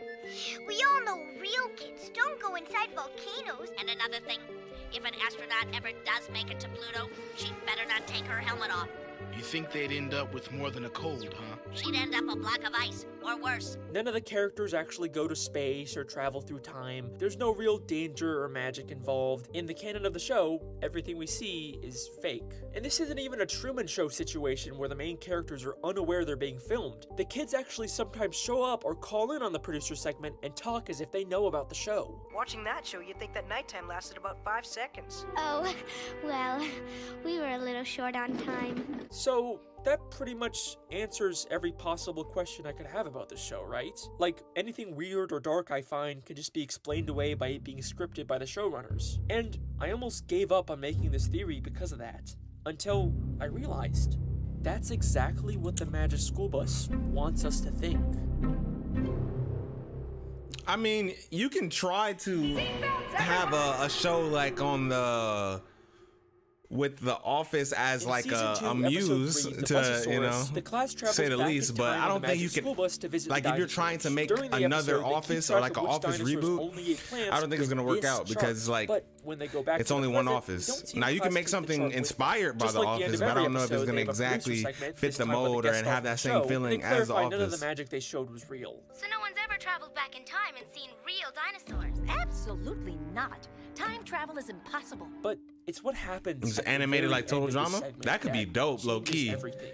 Augustine, if you need a voice actor, just make sure I'm the good-looking black man, and I'm in there. And I'm in there, Augustine. I'll voice act for you a little How bit. could they find the dinosaur chart? I'm buried real good underground with the if time Australian, travel British, wasn't real? This directly or Jamaican contradicts what the accents. That's the producers three are that I can do. constantly British, saying about the show. Jamaican, And this and happens all the Australian. time That's the in two producer accents. segments. A little bit of country, but it ain't too good. Yes? I'm still waiting for someone to get that pile of litter off my planet.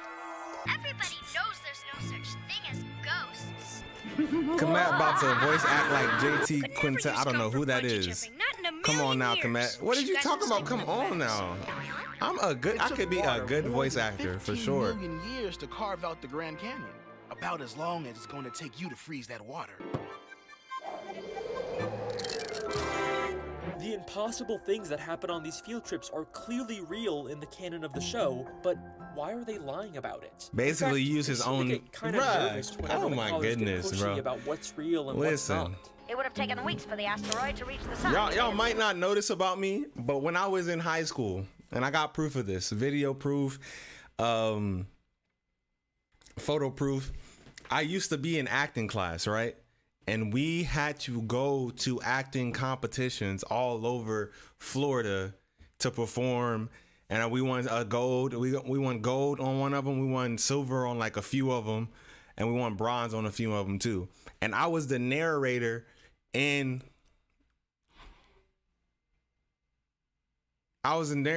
my school, right? And outside of my school, because I was in acting class outside of my school. But the one that's in my school, we went to one competition and I think we were like the runner-ups. I still remember it to this day. It was called Vulture Gulch. And I was the narrator for a play called Vulture Gulch. And I was going in with the country voice. I'm telling you, there's video footage out there where I was putting work in.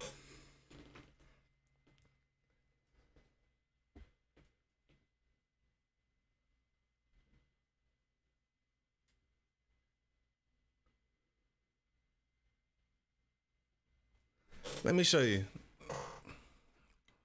This one I was a young one too. I think I got tagged in one of the pictures. I got tagged in one of the pictures on Instagram.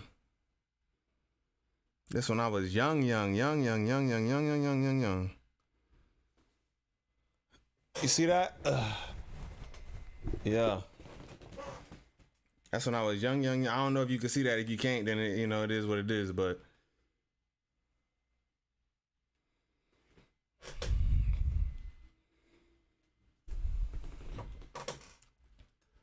Like it could happen in seconds.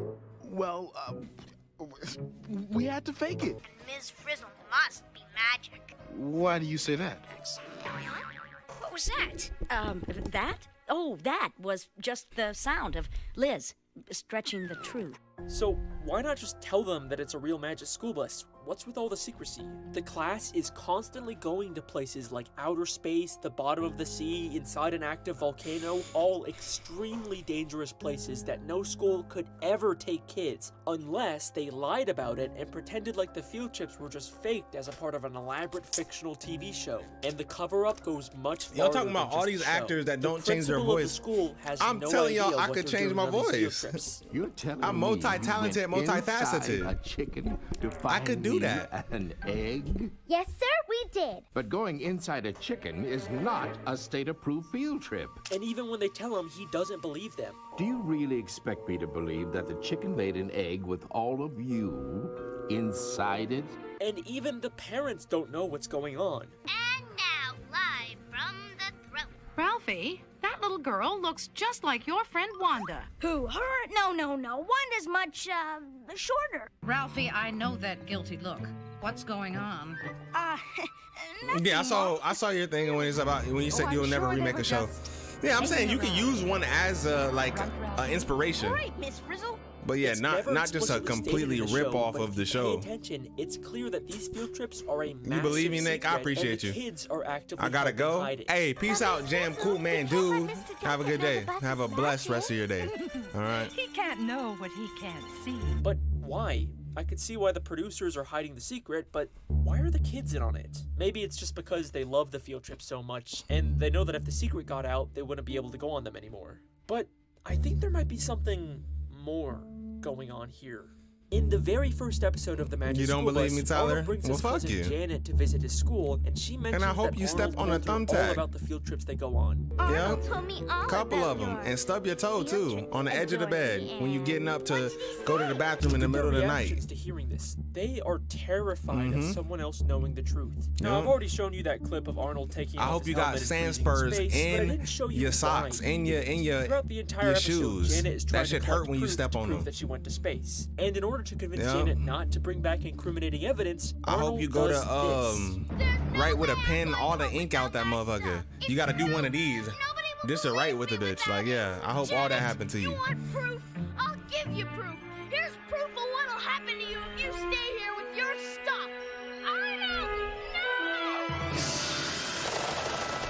Arnold is more afraid of Janet exposing I believe their secrets than Komet taking can off voice his act, helmet but I in don't know about the space. Australian What and could British these kids accent. possibly Okay. be so afraid of happening if the truth I- got out? Well, in season 1, episode 11, we Y'all actually think do so, get huh? to see what Come DA on now. thinks would happen if her old teacher I'm really found out British. about I didn't the know field that. trips.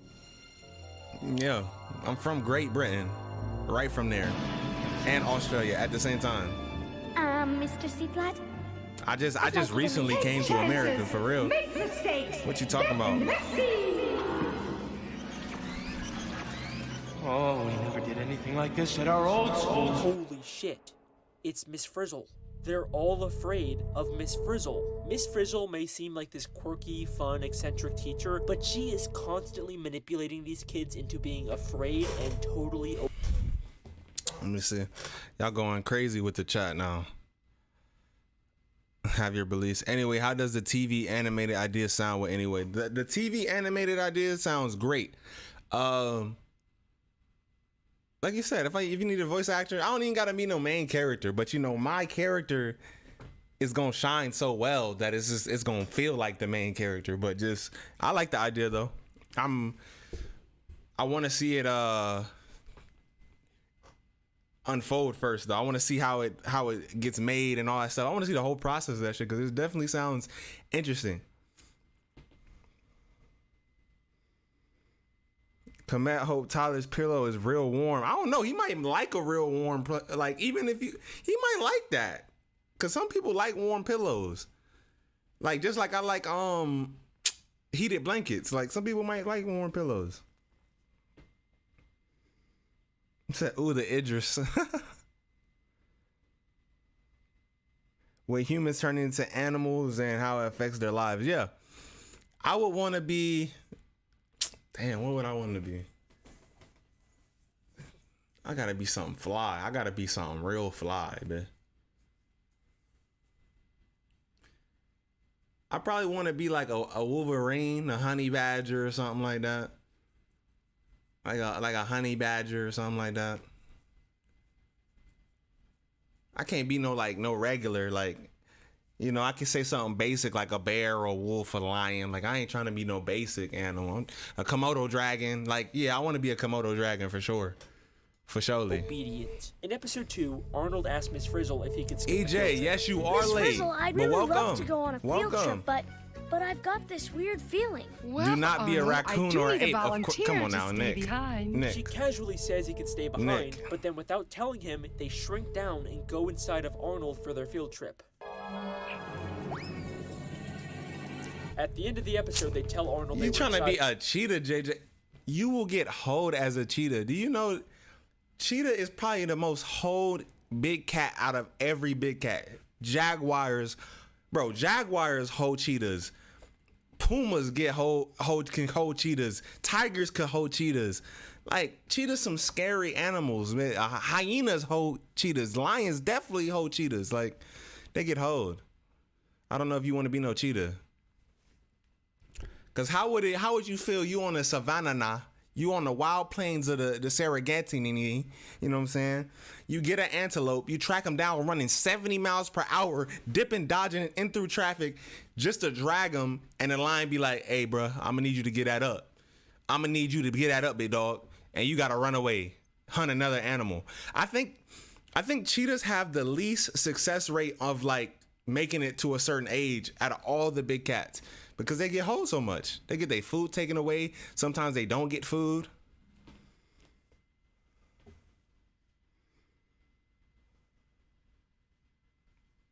Said bro said puma. A puma. Said JJ the doormat is calling. Honey badger, cheetah, raccoon, and wolverines are in the list, but I'm not casting every human character as animals. It's all based on Zodiac website.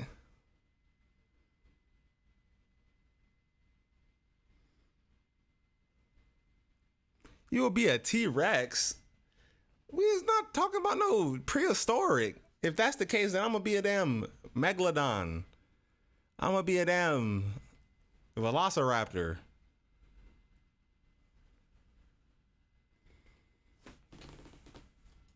Of him, and after this horrifying realization sets in, he says this. You went inside?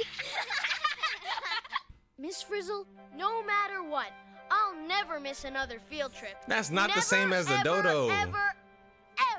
The Velociraptor is not the same as a dodo. Or you said a T-Rex the same as a dodo? A field trip, there will be consequences. And if you don't believe me, in the very next episode, the exact same thing happens. In this episode, Ralphie gets sick and his mom tells him he has to miss school, but Ralphie vehemently tries to fight it. It's my opinion, as your mother and as a doctor, that you have a fever, which means you are sick, which means you are going back to bed. But Mom! Seems kind of weird, right? Usually kids love to miss school, especially a slacker, goofball character like Ralphie. But no, he knows there will be consequences if he misses a field trip. And as expected, the class goes to his house, shrinks down, and goes inside of him. It's like an unspoken rule of the class. If you miss a field trip, you will become the field trip. There is a trying to be a pterodactyl and lies in the classroom, and Miss Frizzle is at the heart of all of it. No matter what, you must keep her secrets and continue going on these dangerous field trips, even if there's risk of getting hurt or worse. Which brings me back to my original question. How did Arnold actually survive after taking off his helmet in space? What if I told you he didn't? And the Arnold we see after this is not the same Arnold. Big Arnold, man. He not little Arnold no more. He big Arnold. Please let this be a normal field trip. So, the magic school bus is supposed to be You can't be every damn animal, JJ. First of all, you want to be a pterodactyl, cheetah, basilisk lizard. Like, but you might have to be a hybrid, man. Like, who's to say choose one, pick one. Killed, don't just magically get brought back to life by the bus off screen. But after Arnold comes back from being frozen in space, he acts. You know that because of Wildcrats? Hey, shout out to that. Frozen, PBS, you know what I'm saying? The fact that Arnold is acting weird for some reason. You feel if we just right, talk about anything we want to be, then y'all already know what I want to be. I'm trying to be a werewolf. Deal with it. Deal with it. And I'm going to be the best one. I go on a field trip, but I've got this weird feeling. And before he was frozen, if we talking about majestical, prehistoric, hybrid animals, then I'm going to have to be that. Been there. To the bottom of the ocean, done that. He mentions how they've already been to the bottom of the ocean. Crab Brothers, yeah, fire. But they visit. I used to watch that with my brother all the time, and Paw Patrol, like I said. Paw Patrol, that shit too. There. In fact, no one does. It's like they don't even remember these past field trips. And this show does have continuity and a precedent for mentioning old field trips. This looks familiar. Yeah, they go through a painful transformation, but it gets easier and easier every time, bro. It don't just be painful all the time. Like, with these kids, you get used to it and shit. For the longest time, I couldn't figure out what it was. Lion clears? I discovered something. Yeah, until you turn into the lion from Alice, not from Alice, I saw it, from honestly gave me chills. The Great Wizard of Oz, man. You turn into that, put him up. I'll fight you with one hand behind my back. You turn into that lion, man. Now you looking goofy as hell. Something that I guarantee you wouldn't normally notice. Are you ready? Let me play the clip for you. Esophagus. It's where your food goes after you swallow. If the lion is from Detroit, is getting. Hey, they actually doing good this year. For the Detroit Lions, they actually doing good this year. No cap. No cap a lot. How the fuck is Arnold inside of Arnold? He is the one person who absolutely cannot be in the bus right now. But there he is, sitting in the... Bro, it's a magic school bus, yeah. It's a magic school bus. Like, yeah, that's why I'm not paying attention to this, because it's already in the name that it's magic. If it's magic, some magic shit is gonna happen. This can happen. The back. But the next time we Now, see the the back of the SpongeBob bus, thing? he's gone. No way. This has to be some sort of really weird animation mistake, right? Except 25 seconds later, we see him again sitting in the back of the bus. How is Arnold inside of Arnold? Okay, maybe they just made the same mistake twice, right? Except this isn't even the only episode where this happens. In Season 4, Episode 2, the class learns about a chicken's life cycle and shrinks Arnold down inside of an egg to watch it hatch.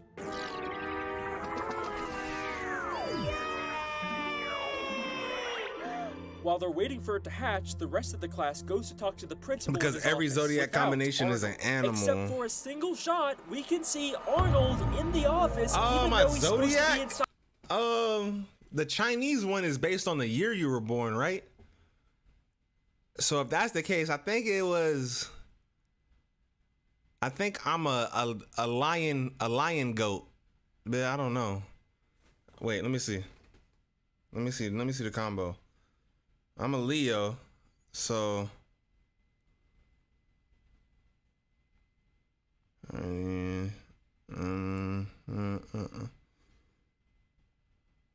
no, I'm a lion ox. Ooh, I'm a lion ox. That's tough as hell.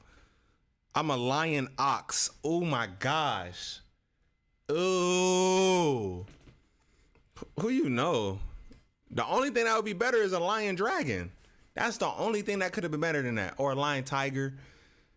Is a lion tiger really better though than a lion ox? No, probably dragon, the only one that could have been better. You're a fox. What, you a Cancer? So you're a crab fox? What is you? Then you're a sun bear. Then you're a sun bear? Fuck is a sun bear? Let me look at this. A sun bear.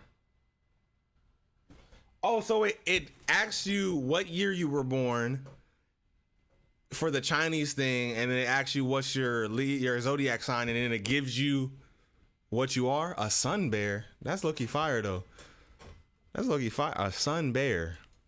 Side of the egg, and just like last Gemini? time, he immediately disappears So as soon as we cut back to where he was you standing. a twin? Who is You a this twin second fox? Arnold who keeps appearing in places he shouldn't be. I'm a And porcupine. That's when it all Oh, made sense. I'm The doing magic you up, school bus Augustine. doesn't bring I the- hate to always keep bringing up like if we're fighting, but that's just the primal instinct, bro. Like if you a damn porcupine, you're getting did up by a sun bear, and that's just a twin fox getting did up too. A double-sided fox getting did up too. Like they can get done the same way. It's not just you, Augustine. Virgo in 2003, what does that exactly mean for me? Fox is not a Leo. A Leo is a lion. I think he meant his Chinese year. His Chinese year is a fox. A Leo is a lion, though. And that's for surely. Come on now. Dead kids back to life. They replace them with identical animatronics. Or how I like to call them, doppelgangers. Doppelganger It is no coincidence that this second Arnold showed up in the episode immediately after Arnold died in space. This is either the space Arnold's body or some sort of rogue doppelganger they lost track of, trying to blend in the back of class. But Wait a second. Can the Magic School Bus even create clones of living things? Like, it seems like the Magic School Bus can do anything, but we never actually see it duplicate or create something from scratch. It only ever changes things. It can turn a student into a fish, but it never creates a fish out of nothing. Trust me, I have looked everywhere in both this show and the reboot, and there is no evidence the bus can create life.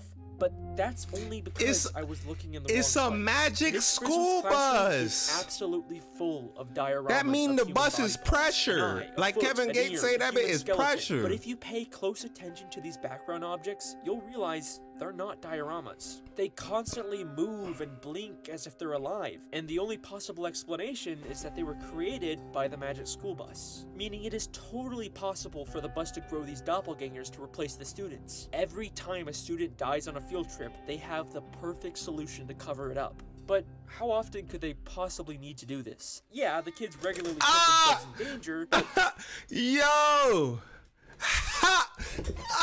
Laugh. I need everybody to do one of these and laugh at Mitch. He a flamingo. That shit whack as hell. You a flamingo, man. You're not even a moon flamingo. You just a regular ass. I'm a sun bear. I don't even know what that is. You was just a regular ass pink flamingo eating shrimp and shit.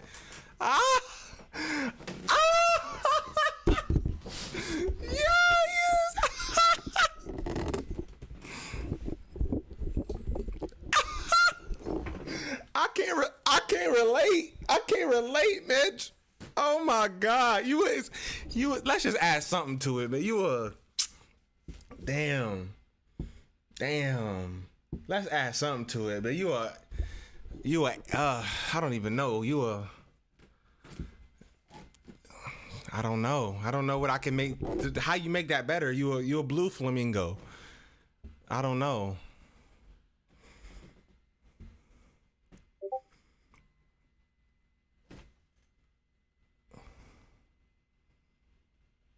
Hell no!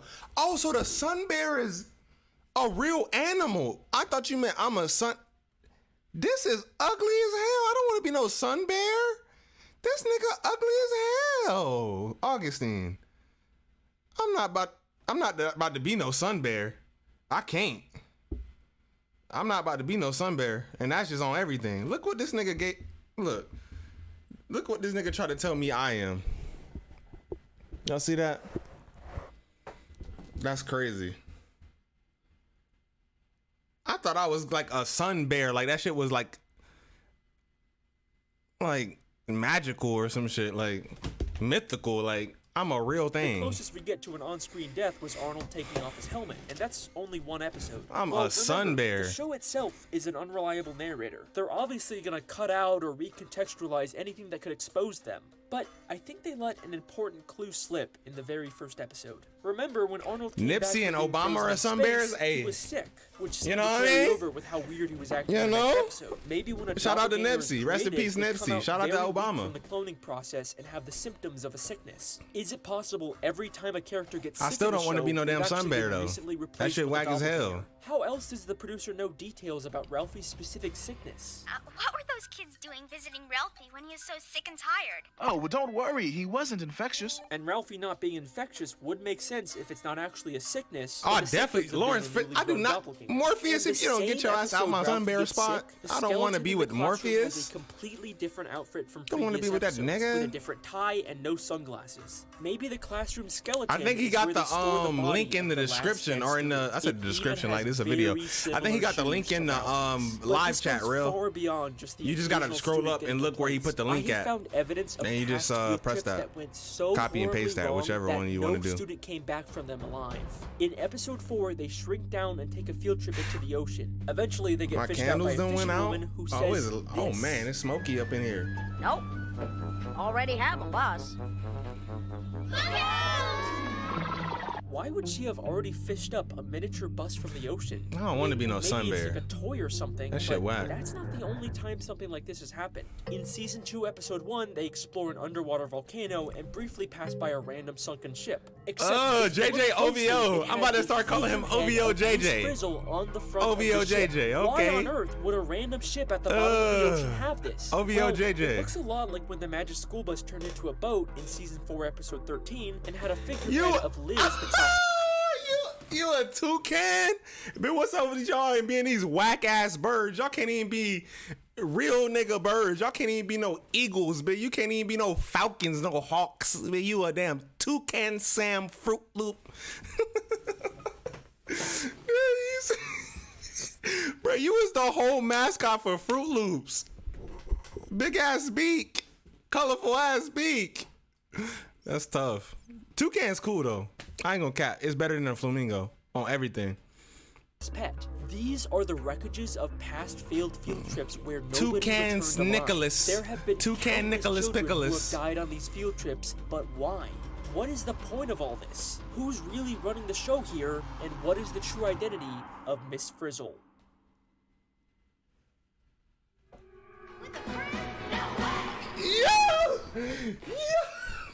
Bro, so every one of the DGs is whack ass birds. You a goose. You a sorry ass goose, JJ. Oh my gosh. This nigga is a goose. Not a swan, a goose, nigga. Damn. A goose. Niggas is gooses out here. You goosey. That nigga said duck duck JJ.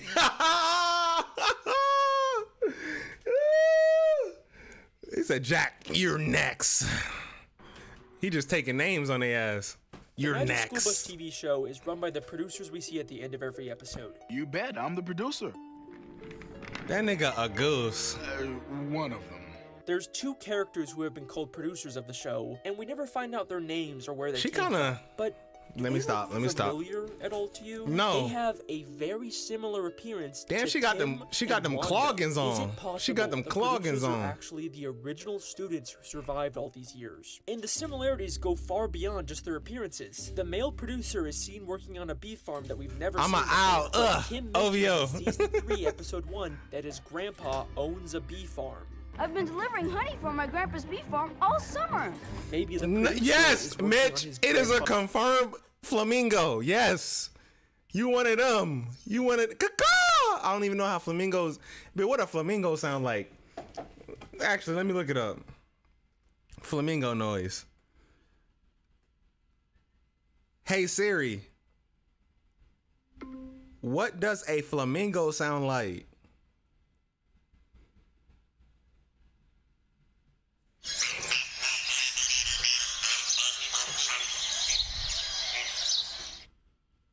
Did you hear yourself?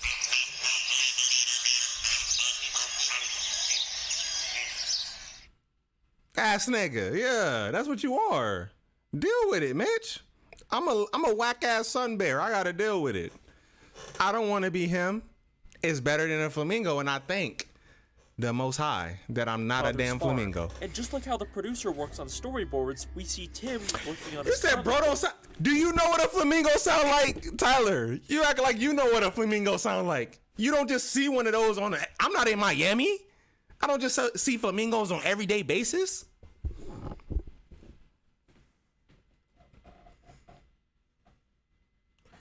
Bit is Mr. Puff. Jack is Mr. Puff. That's crazy. You're whack. Every time I see who everybody is, I just be thanking the Lord that I'm not them. Golly, I'm not them.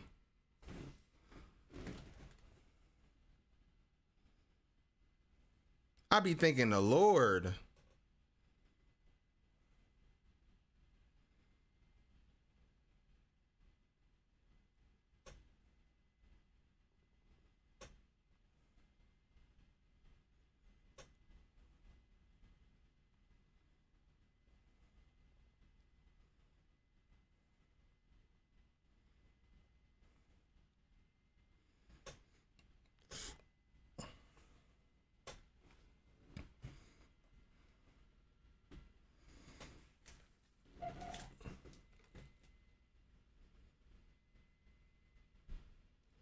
Don't try to make geese fire. JJ, do not try to make geese fire. We understand if you look up the traits and all that symbol type shit, it's all gonna sound good. It's all gonna sound good. But you a geese, you a goose. Look up the negative traits of goose, not just the positive. We're talking about geese. Members of this sign are diplomatic, multifaceted, strong-willed. I'm on timing. You're also looking like this. You're on timing, eating breadcrumbs like this. But I throw some shit like this, you like that's multifaceted. I throw some breadcrumbs in the middle of y'all fighting over it. That's diplomatic? No.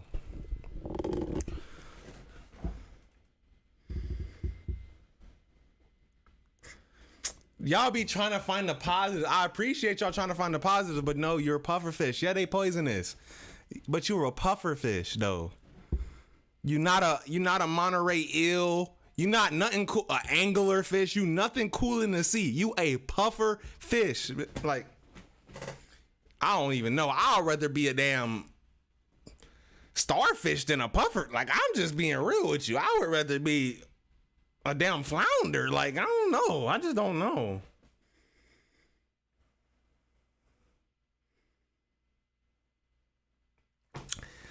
Bro, geese do nothing but shit and walk. Those born under the sign of the goose have a quiet power about them. Even at their most gentle and reserved. Wait, what? Even at their most gentle and reserved, there is a underlying silent strength that could be felt from them. Yes, sir.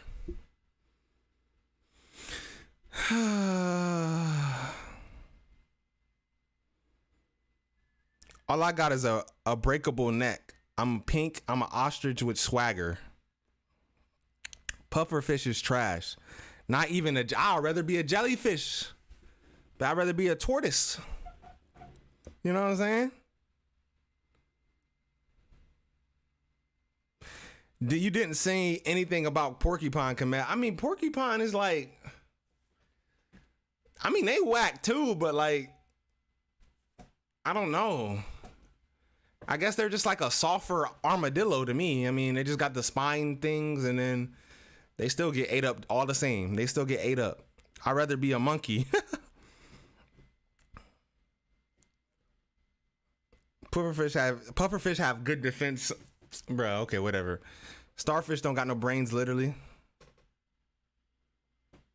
Dude thinking of Patrick. Oh my God. Toucans really just be modeling in trees being exotic. Toucans not cool either. No, we not about to do that. We not about to do that. Y'all all whack. Y'all all whack, just like me being a big ass, ugly ass sun bear. We all whack.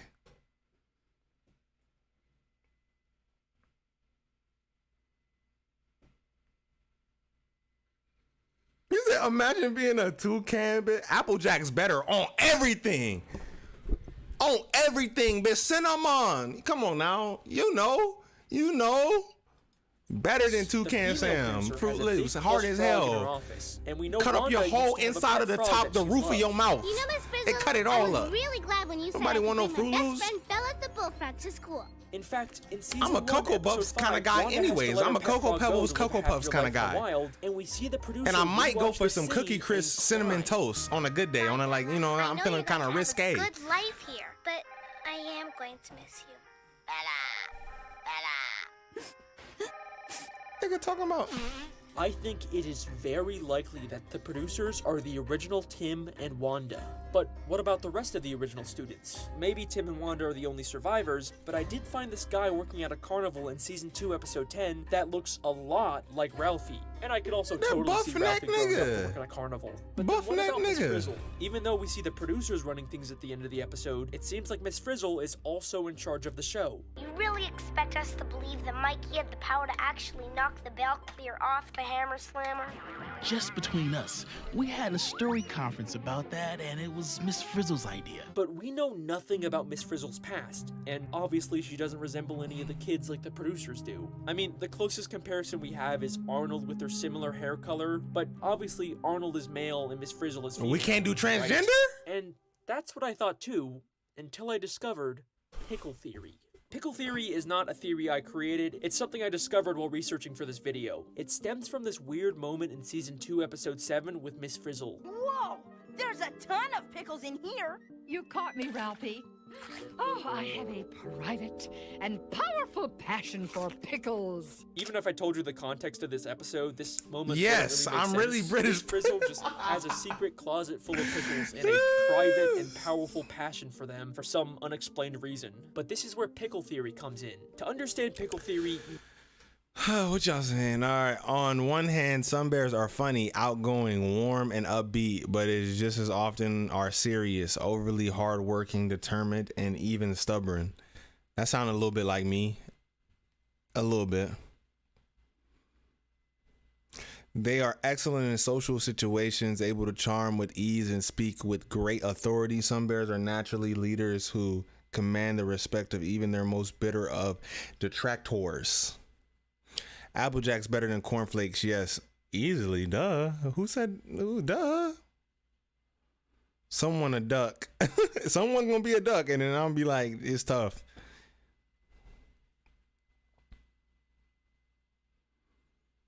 Mitch the Flamingo sounds disgusting. Yeah, I can't relate to any of y'all. you need to understand I'm a that big there's boy common sun bear. medication used Big in boy. hormone therapy for trans women that has the side effect of making you crave sodium. And pickles are very salty, so they've become a common snack in the female transgender community. And pickle theory states that this weird moment with Miss Frizzle admitting to a private craving for pickles is a hint about her actually being a transgender woman. And I think it's a cool theory, but probably not enough evidence to win me over yet. And even if it is true, there's definitely not enough evidence to say Miss Frizzle is the original Arnold. I mean, she doesn't even wear glasses like him. But then I watched Season 4, Episode 10, where we actually get to see inside of Miss Frizzle's house for the very first time. And I found a picture on her wall that is going to blow your mind. A picture of someone who looks a lot like a female version of Arnold, right down to the yellow and white shirt and glasses. I think this is what Miss Frizzle looked like as a kid. Either she's transgender, or the cloning process can just create different gender versions of characters, but whatever it is, you can't tell me this doesn't make it seem like Frizzle is a female version of Arnold. Even her name, Miss Frizzle, sounds fake. It sounds like something she just made up because she has frizzy hair, a trait that she shares with Arnold. All of the people running the Magic School Bus show are the original versions of the students, creating doppelgangers of themselves and forcing them to go on dangerous field trips. But why? What is this all for? To make the Magic School Bus TV show and educate the kids of the world. And god damn it, it worked. Is this the Magic School Bus? Magic School Bus? Magic School Bus? Magic School Bus? Magic School Bus? Magic School Bus? Nigga, that's not how Egyptians look. I mean, some of them, that's my cousin, low key. We don't, I mean, that kind of look like my cousin. I ain't, you know, kind of look like, it kind of look like, yeah. Magic School Bus? I wonder what the Magic School Bus? Oh, the Magic School Bus! In this universe, everyone knows about the Magic School Bus. It is a massive success. If you want to educate the world, then in the words of Miss Frizzle, you have to take chances, make mistakes, and get messy. Get very, very messy.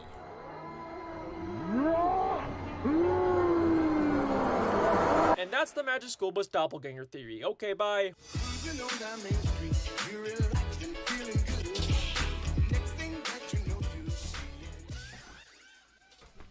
Thanks for watching.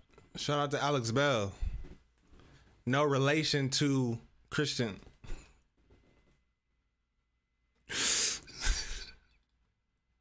Nick said, I had the plan, I just needed the platform. Shout out to JJ. Shout out to...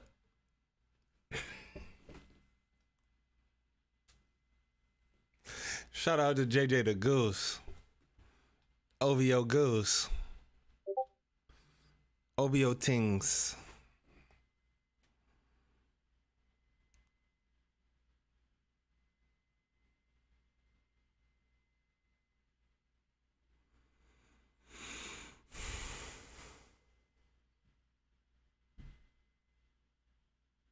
The Squidward and Squid, yeah, that's the best one. I'm not gonna lie, that shit had me shook.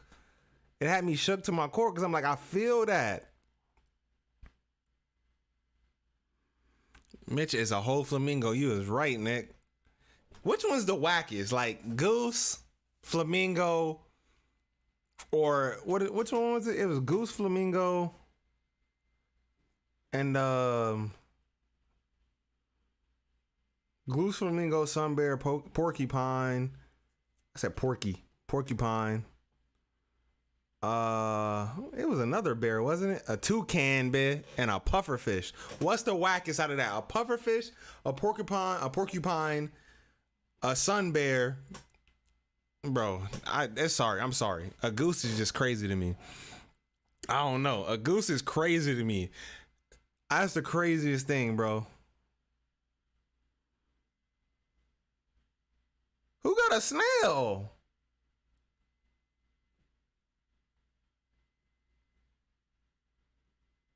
Who got a snail? Who? Rel, no. You might be the snail from Turbo though. You could be the snail. You could be Turbo. He not whack. But if you not Turbo, then you kind of whack, I guess. Yeah. Damn, a snail. Jack put the salt emoji. That's tough as hell. You trying to kill my mans.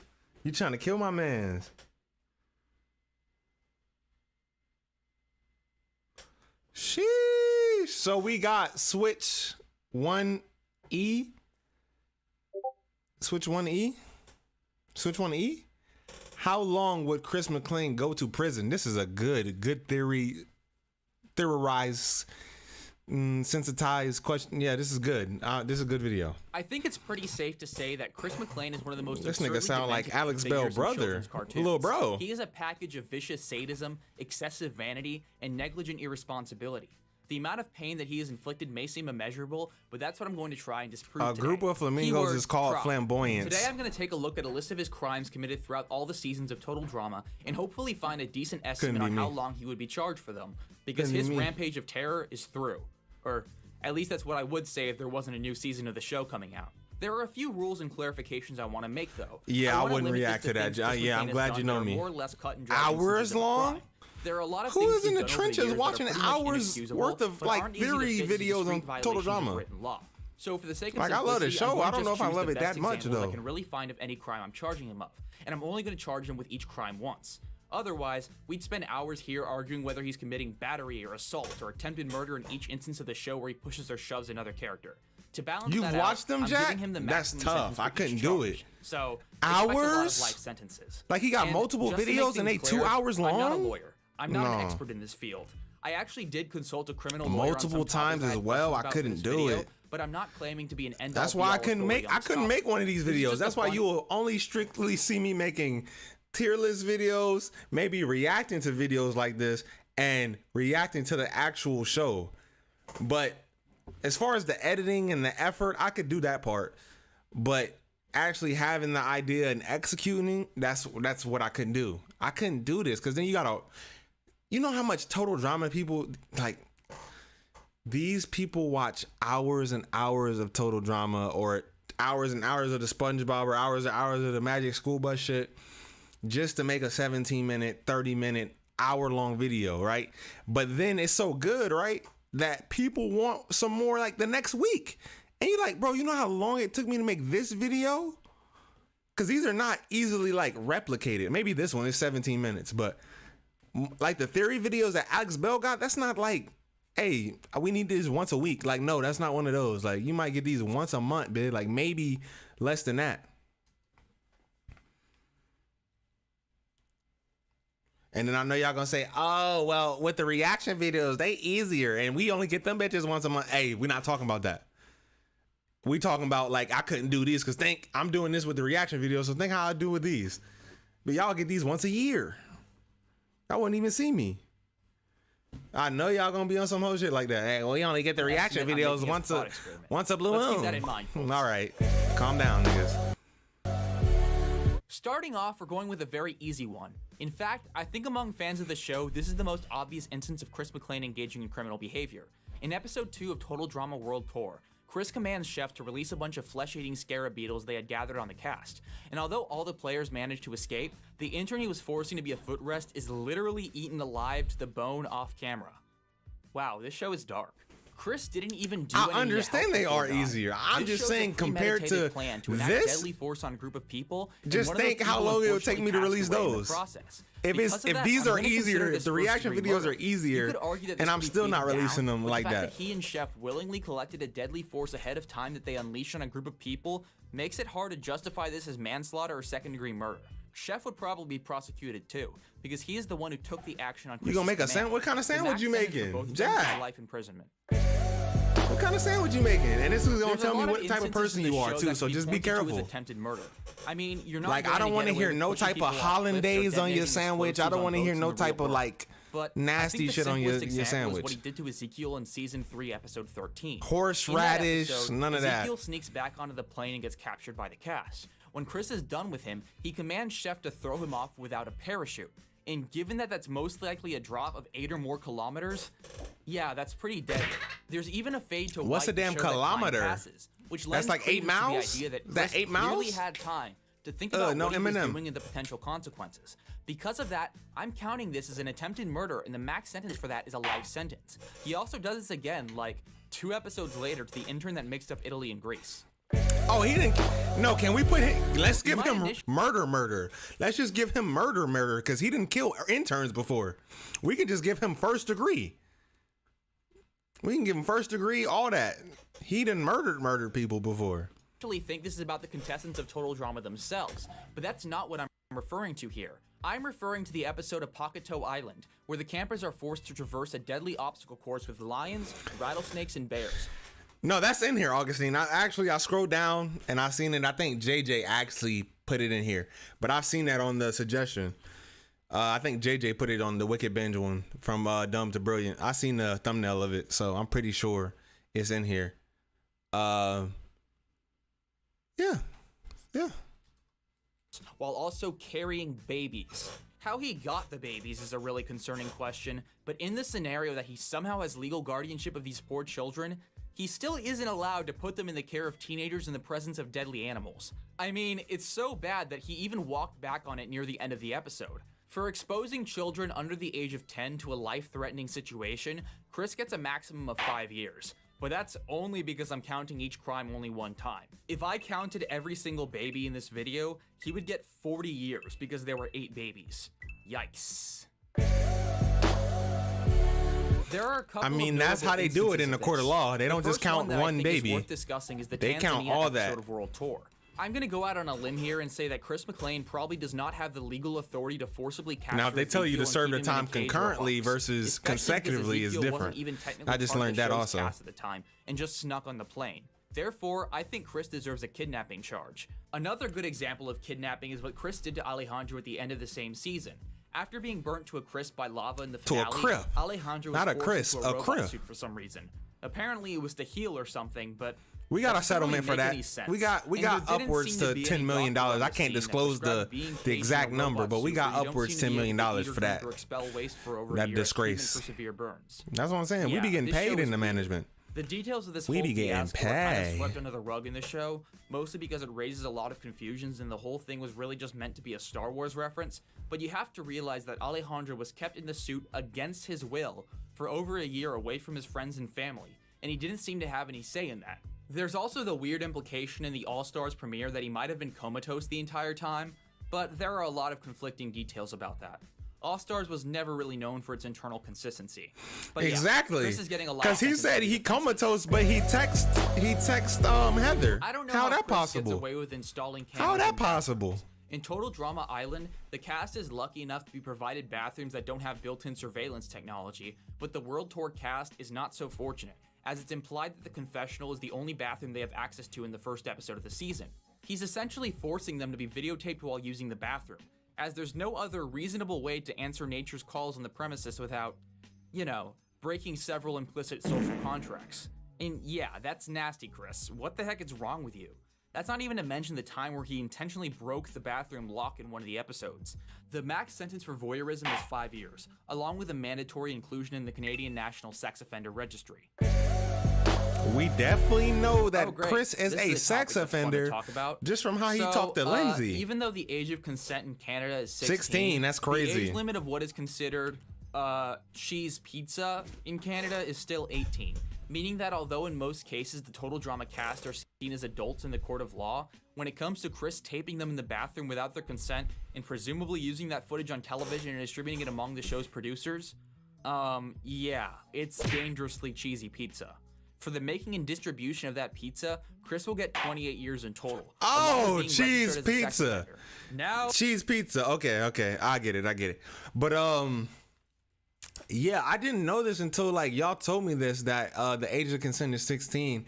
And when I went to Halifax, Canada, I was talking to this one girl and I asked her how old she was, and she was like, it's okay, I'm 16. And in my mind was like, it's okay. I'm like, hell no. But I didn't know she meant like, it's okay, it's legal here. But still in my mind, I'm like, no, you as a little baby, what you doing here? But that makes sense now. That just clicked in my mind.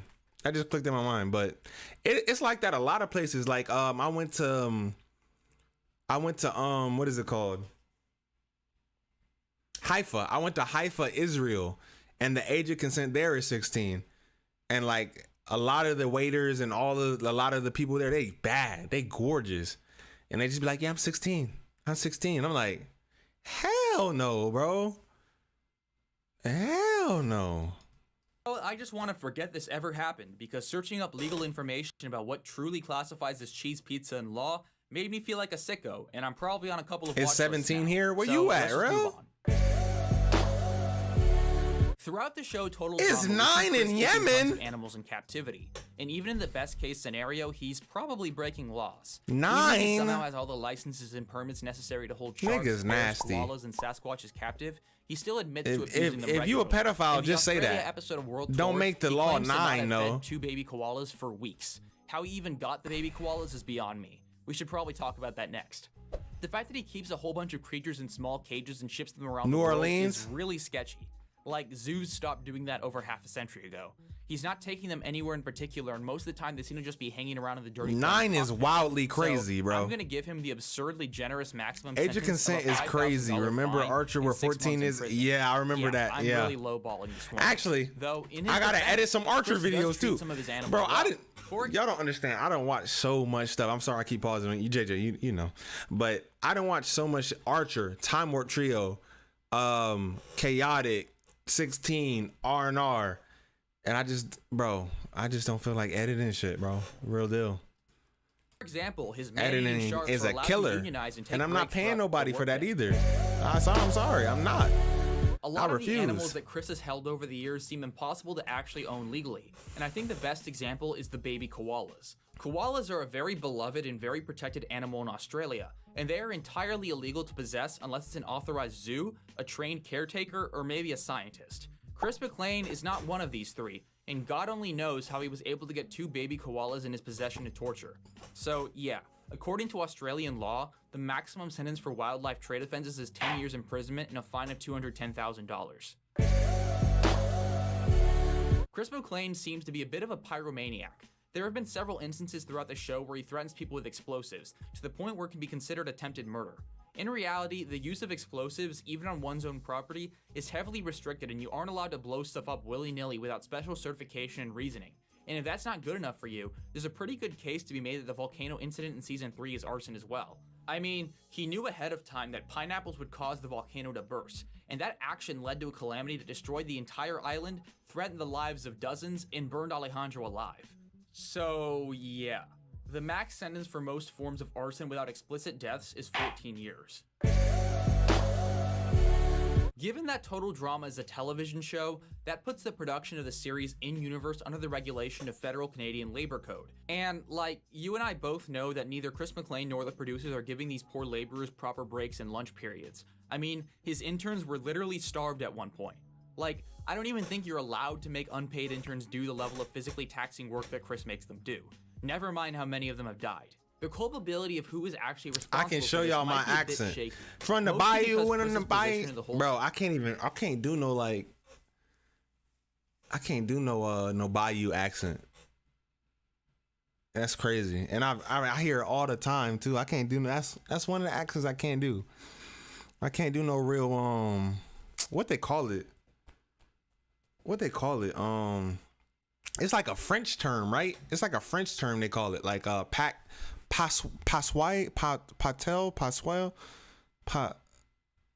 something with a pie in it, with a pacatao, panini, something like that. It's something like that.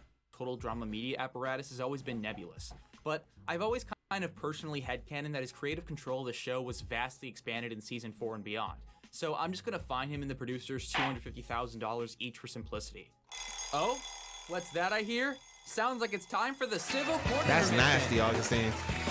Yemen going through it over there. They need to fix that shit. So I'm gonna go off-road from criminal law a little bit because this wouldn't really be resolved as a criminal case, but I think a significant portion of Chris McClane's wrongdoing. I'm back. I made ham and cheese. So it's worth acknowledging. I'm not including this in the final criminal sentence, but I know if I don't bring this up, a lot of people in the comments are going to ask about it. There have been a lot of times in the show where interns have been seriously injured or straight up died. I think the most well-known example of this phenomenon is the season finale of Total Drama Island, where Chris literally I don't have a deep intern accent, so I might sound normal. That's cool. All the interns were dead. The silent intern tests out the balance beam over man-eating shark-infested waters and sadly loses his balance and falls, and presumably dies being eaten alive by the sharks. This is just one of many incidents where unpaid laborers in the show seem to die. Even more extreme is the scene in Revenge of the Island where Chris sends a bunch of laborers to Boney Island and they all get eaten by monsters. And although I'm sure everyone in the Total Drama universe who's dumb enough to work on the show signed a lot of their rights away to predatory contracts, there is pretty much no circumstance in which the family of these unfortunate interns would not be able to sue the pants off the producers in wrongful death lawsuits for this. Like, even if the contract literally said that legal action couldn't be taken, legal action could probably be taken. And to prove that, I have to kind of condense a complex topic about contractual law into just a couple of paragraphs, so bear with me. The contracts the cast and crew of Total Drama sign are almost certainly what are called contracts of adhesion, which are basically contracts in which one of the parties has basically no bargaining power in the specific minutiae of the agreement. The reason I say this is because there are a lot of individual moments throughout the show where Chris tells characters they have to do something they don't want to because of contractual obligations. And the contracts are very big, meaning I doubt that anyone except for Courtney actually read them. In a court of law, an adhesion contract can be deemed unconscionable, which in a nutshell means that it's declared too unfair or predatory to be strictly enforced in court. Which, with a guy like McClane and producers like the Total Drama producers, I can see it happening. So yeah, although I doubt Chris McClane could be criminally charged for the death of the balance beam intern, I think his family could easily sue the producers for millions. Like, maybe even tens of millions, I'm not gonna lie. The complete lack of safety procedures in the Total Drama workplace really sets that in.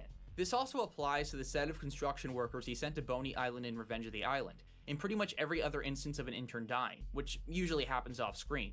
Though, I should say, I'm not a legal expert, I'm just a guy talking about a cartoon on the internet, and there's a lot to this topic beyond just my simple rundown. While we're at it, I think it's also worth talking about characters in Total Drama that likely could sue Chris and the producers for personal injury. Once again, there's a level of gray area because they likely signed some predatory-ass contracts that waved a lot of rights away, but, like, no matter what Dakota and her father signed when applying for the show, I think the courts would likely side in favor of the 16-year-old girl who was sent into an extremely dangerous radioactive mine as an unpaid laborer, especially because she endured life-altering physical damage and, based on how her speech patterns changed, a measurable drop in her IQ. I can't help but now imagine someone in the court administering an IQ test to Dakotazoid in order to prove a permanent loss in cognitive function as a result of radiation poisoning. Uh-oh. Sounds like that's it for the civil court intermission for today. Thanks for joining us. There's a lot of examples of things like this happening throughout the show, especially with the amount of havoc caused while traveling the globe and world tour.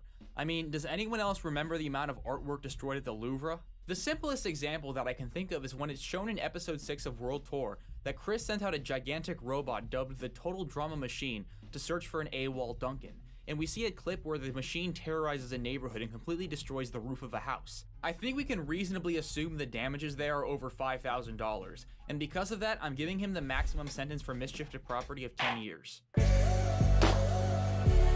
Assault and battery aren't really defined as different things in the Canadian Criminal Code, so I'm just gonna lump it all together. And frankly, Chris basically Chris gonna need Phoenix as his lawyer if we. And they kind of assault bro, each he other. gonna need really need for Rob Kardashian, and nigga that got OJ off. He gonna need like miracle lawyer, man. In and out of the game. The max sentence for assault causing bodily harm is 10 years. In Total Drama World Tour, Chris siphons the gonna budget need for the Johnny season Cochran, along with man. emergency backup by the 10th episode on personal amenities, like a hot tub for his pimped out airplane lounge. This is absolutely a misallocation of funds, and you can even argue he should be held responsible for the fact that the plane had to run an emergency landing that literally flattened Owen and Izzy. Fraud over $5,000, which I'm sure is what this entails, comes with a maximum sentence of 14 years. Now, I could go on a whole tangent about how Canadian law manages the disposal of nuclear waste, and talk about what Chris and the nuclear waste company he worked with would be deemed responsible for in court. But fortunately, I don't have to, because at the end of Total Drama Revenge of the Island, Chris McClane gets arrested by the RCMP and goes to jail for a year. So, lucky me.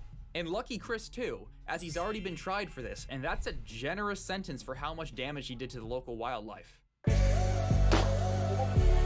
There are several instances throughout the show where Chris McClane has hinted at not paying several of the laborers in the show, despite the fact that he seems to rely on a lot of unpaid interns, which in itself seems a bit sketchy. Chef Hatchet is claimed to have not been paid on time in the second episode of Total Drama Action. Chris tries to avoid the question. Interestingly enough, some of the employees seem to go on strike in the following episode. These kinds of disputes don't usually end up in court with prison time, they usually just end up in fees. But there was one case where an employer in Ontario who didn't pay employees went to prison for 90 days and was forced to pay was fiending for that paycheck.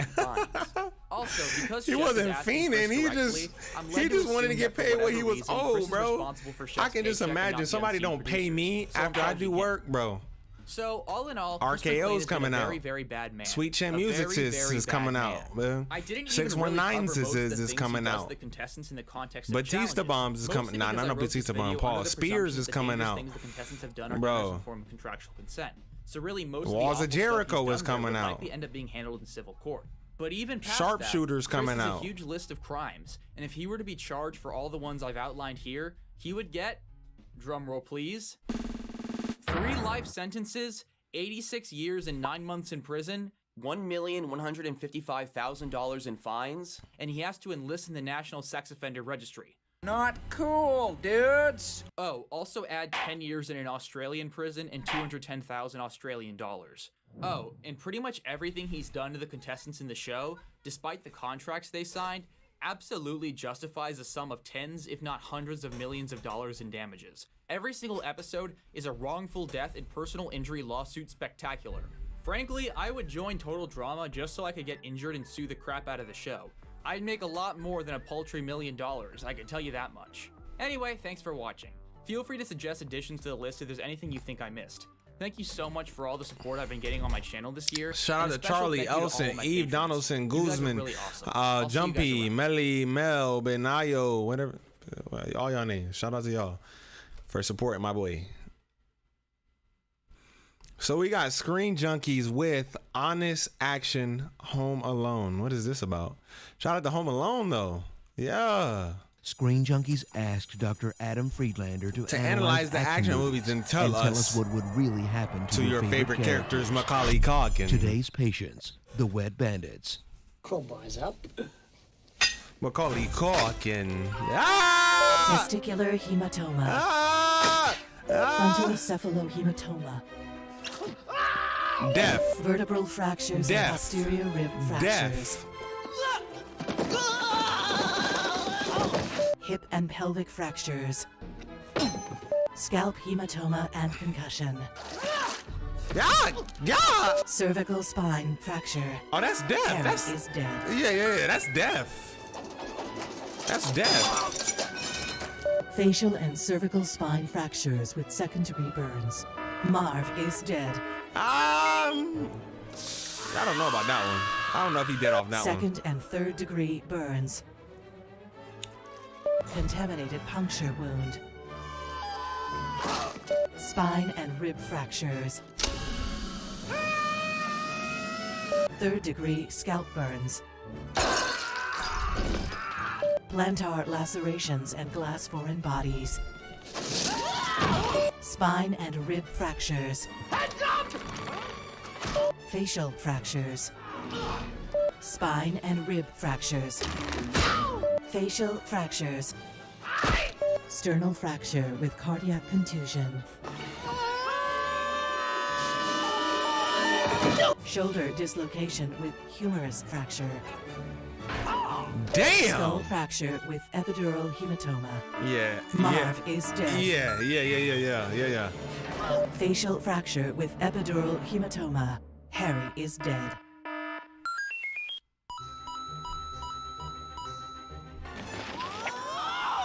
Spine and rib fractures. Nasal bone fracture. Nasal bone fracture. Death. That's like 20 feet up in the air, bro. That's death. Bleeding. Skull fracture with That's epidural definitely death. hematoma. Marv That's is definitely dead. death. That's Skull double fracture death. with epidural hematoma. Marv is dead. Triple death. Skull fracture with epidural hematoma. Marv is dead. Skull Quadruple fracture with death, though? I epidural gotta watch hematoma. Home Alone 2 again, bro. Marv is dead. That's nasty deaths that you just... Penetrating rectal trauma. Penile puncture wound. Spine and pelvic fractures. Multiple fractures and internal injuries. Marv is dead. Concussion with skull fracture and possible epidural That might hematoma. could kill a nigga. That could kill a nigga. Spine and rib fractures. Testicular rupture. That's not killing nobody, though. Anterior full body That's not killing contusions. nobody. That's not killing. That's dead. Severe burns and Yeah, you're cardiac done. You're arrhythmia. done up. Marv You're done. is dead. Yeah, you're done. For surely. Third degree scalp burns.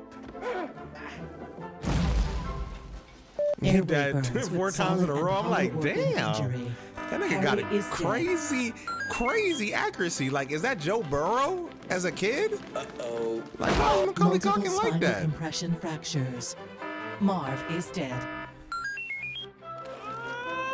Marv gonna do it. Rib and finger fractures. Oops. Oh my! Facial and C-spine fractures. Harry and Marv are dead. Spine and scapular fractures. Oh, that's instant. That's instant crush. That's Massive a internal and crunch. external injuries. Crunch. Harry and Marv are dead. That's nasty though. Imagine if in your autopsy they was like, what is the cause of death? He was crushed by pipe. Bro, if I'm the mortuary dude, I'm gonna be like, pause. He was what? It's like, yeah, he got piped too much. Oh no. He got what? He got piped too much. It's crazy. Rib and facial fractures with lung contusions. Rib fractures. Multiple impact injuries. Harry and Marv are dead. Oh yeah. Ooh. Internal Ooh. organ rupture and Ooh. traumatic brain injuries. Ooh. Harry and Marv are dead.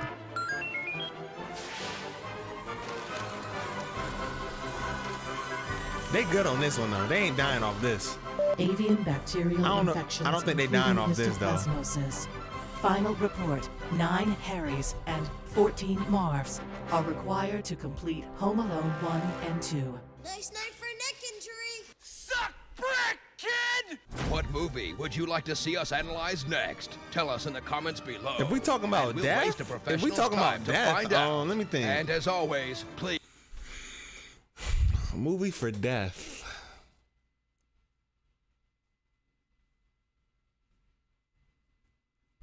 It would have to be a movie like Home Alone, where niggas is going through trauma and like still surviving and shit.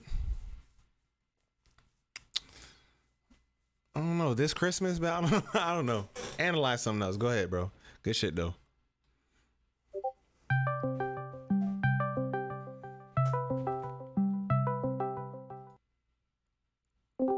What's up? Hey, I just want to talk to you for a brief moment. Huh? Yeah, I just want to talk to you for a brief moment, actually. Yeah, What's up? it's gonna be a brief moment. We can continue after this, but I just wanted to share something with you. Yeah. Well, did you know something interesting about Macaulay Culkin? What? He recently made Macaulay Culkin his middle name. And so it's Macaulay Culkin. Culkin. You said who did what? Macaulay Culkin, Kevin McAllister. Oh, he made that his middle name? Yes. Oh, bro. That's crazy. So it's Macaulay Culkin. Why did he do that? I don't know. I guess he just got weird after his child years. I guess. Also, I sent a few things on chat.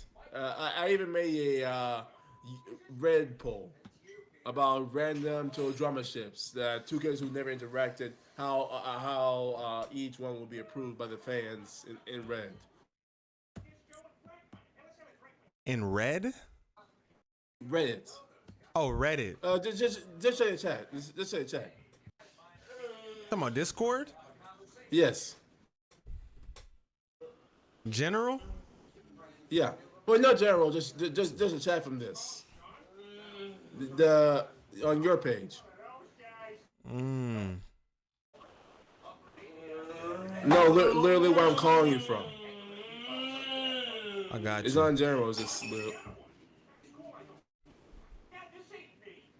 Yeah, I made some characters based on the Zodiacs. Oh, how you made these? Oh, it's a phone app. Is here? Yeah. After that, you can see the characters in the full version because I made some characters based off the Zodiacs and based on my imagination. Harold, Don, Dave, Zoe, Izzy, Scott, DJ, Sammy, Dakota, Topher, Mike, and Bridget. DJ and Sammy. So far, yeah. So far, they're the most popular. Okay, I can see that. I might like that one too. Yeah, totally. Yeah, I like that one to make it random because imagine Harold and Don interacting. Dave and Zoe, that's gonna be the same as Dave and Sky, low key, high key. It's just that Zoe a little bit more oblivious than Sky. Yeah, I think she's more romantic. She's more, what's the word?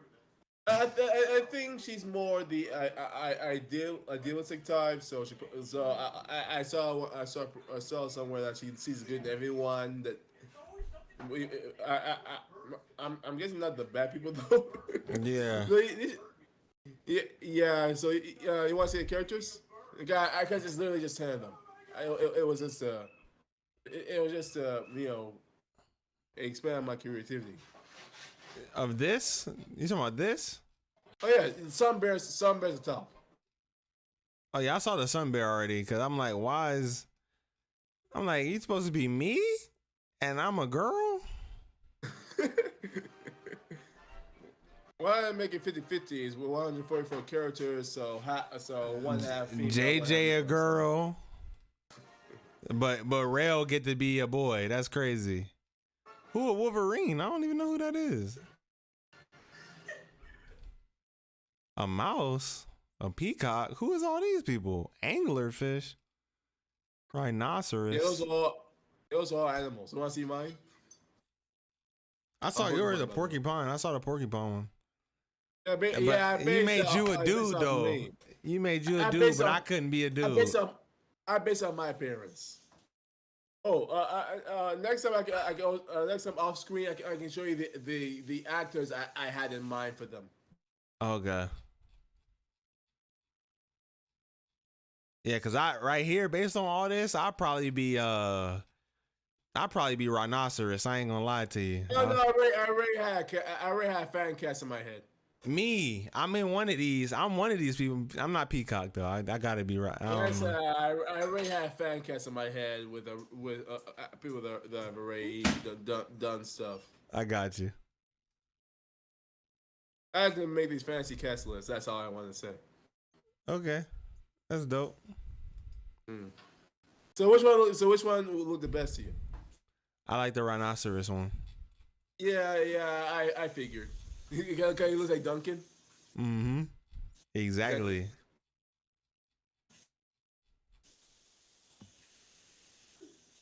Well, I'll just end chat here. All right, my good sir.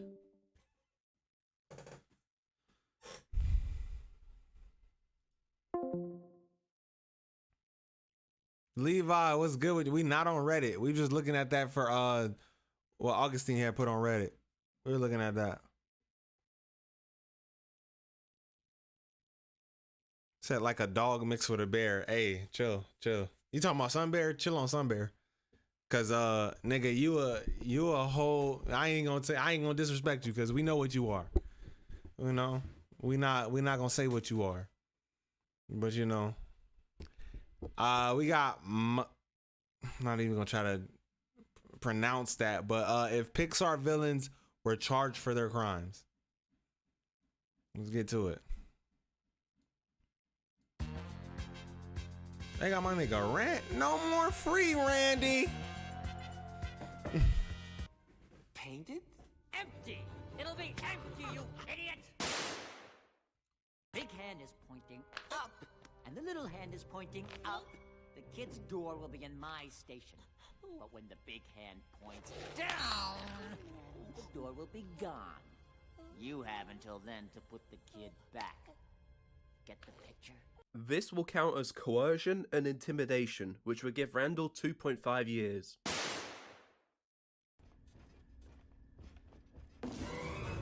Kidnapping.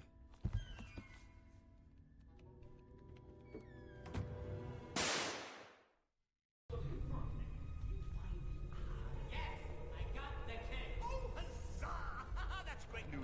Not that I was concerned, of course I knew that. Just get over here and Torturing. This shows that his original plan was to kidnap the child, which would give him attempted child abduction. He gets 7 years for this. God damn.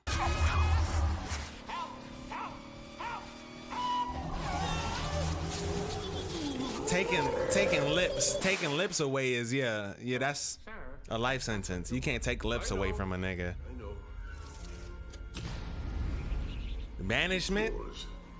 Banishment, that gotta be a life sentence.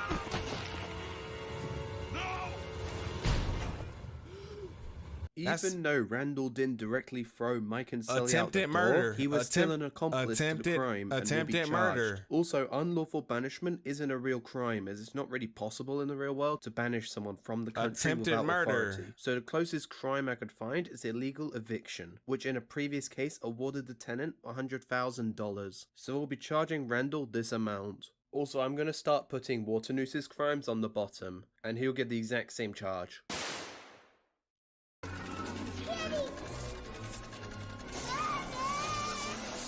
Trying to take lips once again. Randall successfully abducts the child and attempts to extract the scream out of her, which is torture of a minor. Damn. Get up! There can't be any witnesses. There won't be. This is a direct agreement from Waternoose and Randall to kill Sullivan and Mike. They both get 2 life sentences here for conspiracy to murder. Randall gets a further 2 as he directly attempts to kill them twice. But who is witnessing him saying this? Where's the witnesses? He once again abducts the child. When the door lands in the station, cut the power. Is that not attempted murder? What he just did? That nigga, they falling. Responsible for this whole mess. Scaring isn't enough anymore. But kidnapping children? I'll kidnap 1,000 children before I let this company die. And I'll kidnap 1,000 children. Damn. Pimp slap. This is his ultimate a pimp slap, 15 years. For Scream Energy. Since he has taken steps. A pimp slap is 15 years right there. Child already, he will get life imprisonment for child trafficking and will likely be shaken. But we don't know if monster laws is different, my sir. He also commits battery on Sully. So monster laws might be different. Monster laws might be totally different. We don't know. Randall 6 foot? Ain't no way. That nigga not 6 foot. 4'11" at best. Now he about 7 foot. My nigga about 7 foot. I ain't gonna cap. That nigga tall.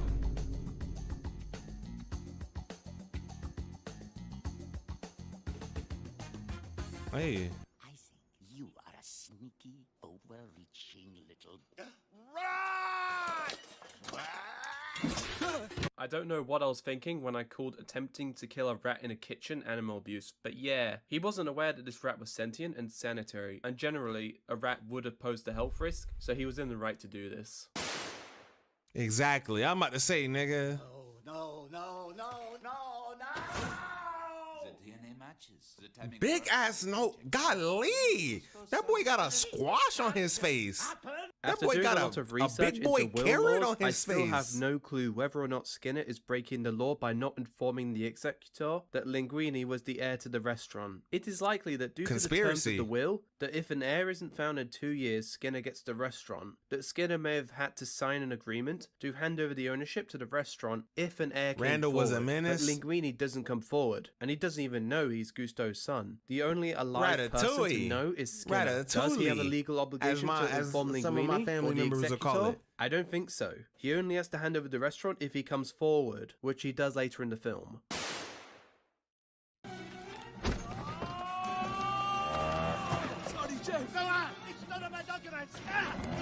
Battery. That's battery. Grand Theft Auto. Okay, I guess. That's a whole bunch of fines. Hella fines. $500 for wreck. Hell no. We're in France. That must be the law in France, because reckless driving. I was in Norfolk, Virginia. Reckless driving up there is like, I think minimum $1,000, maybe minimum, and it could be a felony. It's reckless driving plus reckless endangerment. Who cooks the ratatouille? I demand to know. Big rats. He got kicked out. I think he got kicked out. So yeah, I think that is trespassing. 12 years? That ain't nothing. That nigga can pay that price. Syndrome going under the jail. He going to hell. Please pay attention as this message is classified. And she was bad, by the way. And she wanted my nigga Mr. Incredible. And she was trying to be a ride or die at the end, even though she brought him over there. In order for Mr. Incredible she was trying to be a ride or die at the end. This is impersonation of a federal officer, which will give him 3 years.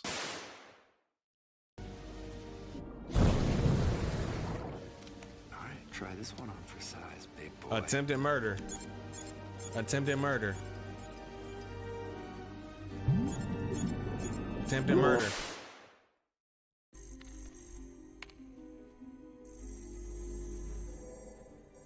Three.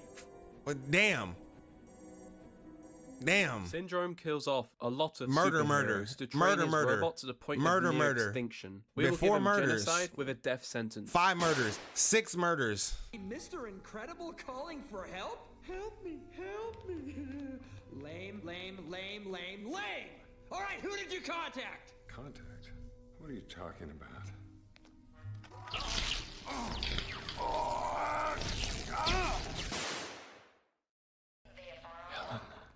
So you do know these people? Oh, well then, I'll send them a little greeting. Abort! Attempted murder. Abort! Violet! Real nigga. Syndrome shoots down the plane. That's because real. Mr. Incredible That's knew real people on mom board. shit right He there. is later aware that there are children on board, but does not call off the missiles. Had it not been for Edna's new suits, they would probably be dead. I will give him the death penalty for No attempted murder capes. and child No murder capes. as Shout out well. to Edna. No capes. I'll also add on $100 million fine for the destruction of a private jet. Is his private jet, ain't it? Who private jet is it? Where they got the jet from? Edna?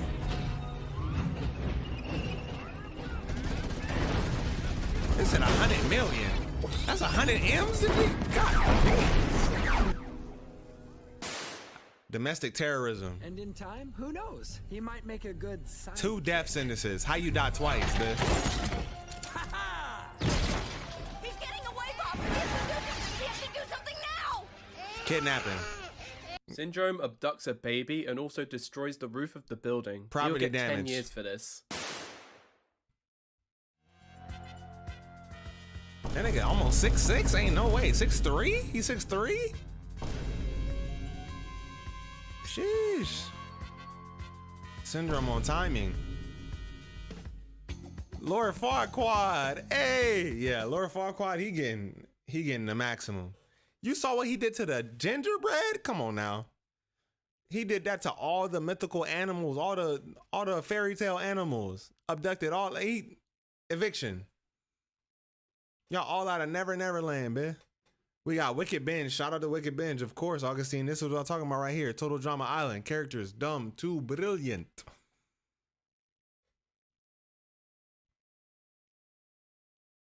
Jet was from a friend of Elastigirl, I think.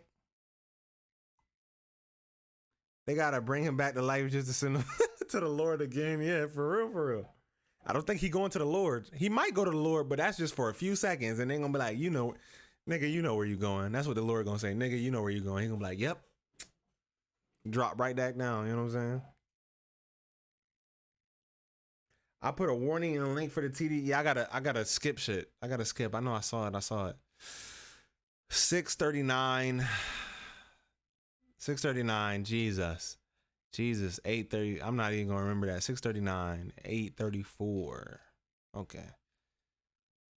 All right. Well, let's try to not get spoiled. Hey. For most reality shows, the contestants who last the longest are the ones who have more than their share of smarts. That's what she Sometimes they're said. the ones who are the best at puzzle solving, and other times they're the ones who know how to manipulate others and take advantage of an alliance. Total Drama is really no exception to this. And when it comes to our classic characters, which are total smarties and who should have stayed in high school instead of going on to a reality show? I'm Keefe Inosi with Wicked Binge, and this is Total Drama Gen 1. Dumb to brilliant. Dumb to brilliant. Brilliant. Now, there are different kinds of intelligence out there. No A person could kids. still qualify as intelligent so long as they excel No in kids. at least one field, such as book smarts, street smarts, strategic skills, the ability to think on their feet, or recognize a trap, and so on. Naturally, we're going to be factoring in all of these different fields for our ranking. First off, we have the characters who are not the brightest. Earning our gold medal of stupidity is, unfortunately, Ezekiel. When it comes to the first Total Drama cast, this guy's pretty infamous. And not just because of his whole going feral thing. Simply put, Ezekiel can be pretty slow at times. He can be both unobservant and— I know you ain't say top 10, Jack. He better be top 5.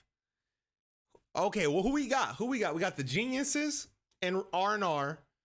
We got Scarlet. We got Cameron.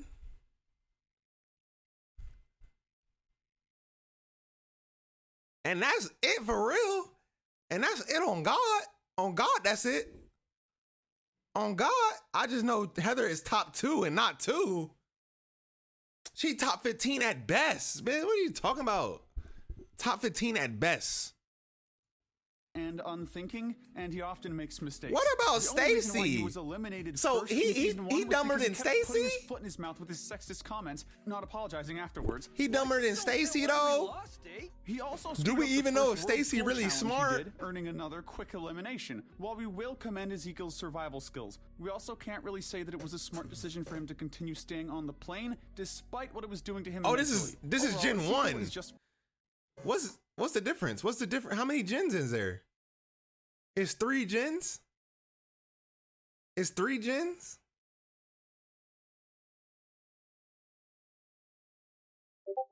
It's 3 gens? If this the case, then no, it's 4 gens. It would be 4. No, it would be 4 gens. 4 gens. So it would be World Tour, Action, Island. That's 1 gen. Then it'd be Revenge, Pushing P, R&R. Right? That's 4 gens. So if we going by that, Alejandro number 1. On Jesus. On Jesus, he number 1. pretty dumb, and who better than him? The others in this tier, he doesn't really have a moment where he gets to show off some. Lindsay might be like top 5 low key. So he lands Lindsay might be top 5 low key. Medal of Stupidity, we're giving it to the BFF duo, Katie and Sadie. The misogyny, that's crazy. It's not about that. It's not about I'm just saying Alejandro played Heather. Much during the competition, and their first major role was getting lost. Heather played Alejandro, but she also got played. So who really who then? Who really who? And it wasn't any sort of special skill that got them unlost. They just happened to come across their team the morning Izzy got to be there at the top. I don't know about that. I don't know about she got to be there at the top. She could be like top 7. Top 7 maybe. Maybe. Not top 5 though. Not top 5 though. Not top 5 though. She played him and actually won the game, and Alejandro actually won too. Even though she played him. 1 and 2. Perhaps their most frustrating dumb moment, though. That's really dumb of her. How you gonna throw away his dummy and not see that it's not your dummy? So who really dumb? Who really the dummy? Don't say the name of the person you actually like. Her. You would think that would be obvious, but for these two BFFs, her. apparently not. Getting our bronze medal of stupidity. Her dumb eye. Possibly one of the more disappointing stories of this ranking, as Lindsay certainly. So you're gonna do it? You're gonna do Lindsay like that? You gonna do Lindsay like that? Like she wasn't popping for like 4 episodes in a row. Like she wasn't solving mysteries and doing subterfuge like 4 episodes in a row. Like she wasn't putting the big girl pants on 4 episodes in a row in action. That's crazy. It had the potential to be more than just the dumb blonde stereotype. While it may have been fairly easy for all Heather endings, it ain't no alt endings. It's not. They're all the same endings. It's just depending on your where you was at.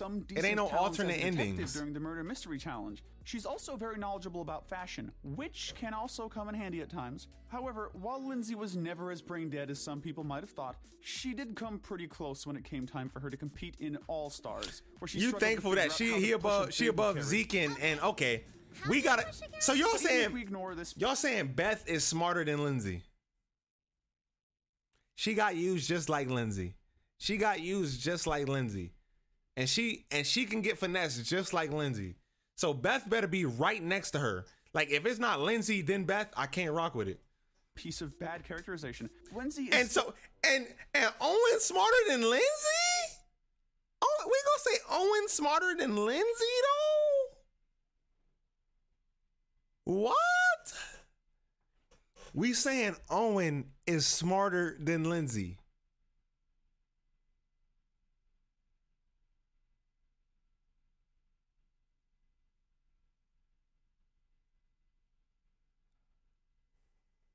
He is.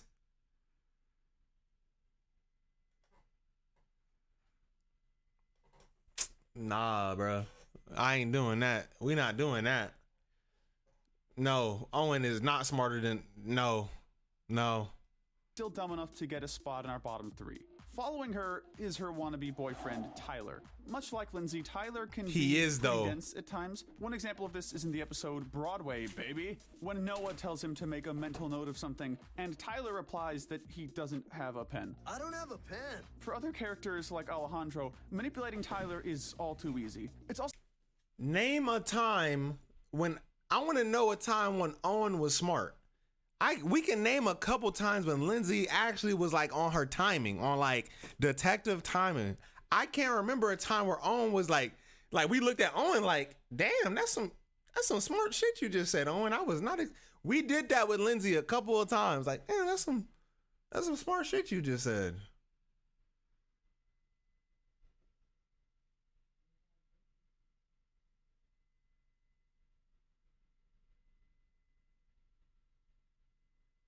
He won, she didn't. So that makes him smarter? That makes him more intelligent? Nah. I I don't buy also it. common for Tyler to overestimate a challenge. I don't buy that. Believing his own I don't hype like in regards that. to his not so stellar athletic skills. I don't When he's like not that. trying to be the jock of his team. I don't like he's more that. a follower than anything else. Not really having any I don't moments where like he comes that. up with a good idea or acts as a good Dang, leader I ain't for his know that, teammates. For these reasons, we had to I stick ain't him know in that. this tier. Next up, we have Noah the had original thickness season on his one shoulder winner, like that. He kind of Owen may strong. have quite a few of his Can we own break down the strengths. scientificals of how Noah had thickness on his The shoulders? episode Broadway, baby. Like When thick Noah thighs tells him saved to make a lives. Like mental how, note of something, and it was no and problem Tyler for him replies that either. He doesn't have a pen. It was no problem other for him. characters like Alejandro, manipulating Tyler is all too easy. It's also common for Tyler to overestimate a challenge, being too caught up in believing his own hype in regards to his not so stellar athletic skills. When he's not trying to be the jock of his team, he's more a follower than anything else, not really having any. Sheesh. He is not concerned. He is enjoying his life right now. Noah, this is like one of the first times I ever seen Noah smile. You know why? Come on now, I got Pocahontas on his neck. You know what I'm saying? Come on now. Any moments where he comes up with a good idea or acts as a good leader for his teammates. What about Tyler? Tyler can be smart. I like his ranking. I would say Lindsay is definitely. It's hard. I would say, Tyler. I don't know. Like it's the thing with Owen. Like I'd never seen Owen or Tyler have very like intelligent moments. We've seen Lindsay have intelligent moments. So I'm feeling like, even though her dumb moments are dumber than their dumb moments, I feel like that still puts her above them because she has the capacity. She's shown the capacity to be smart. They haven't. And that's why I'm saying I don't feel like Lindsay should be this low.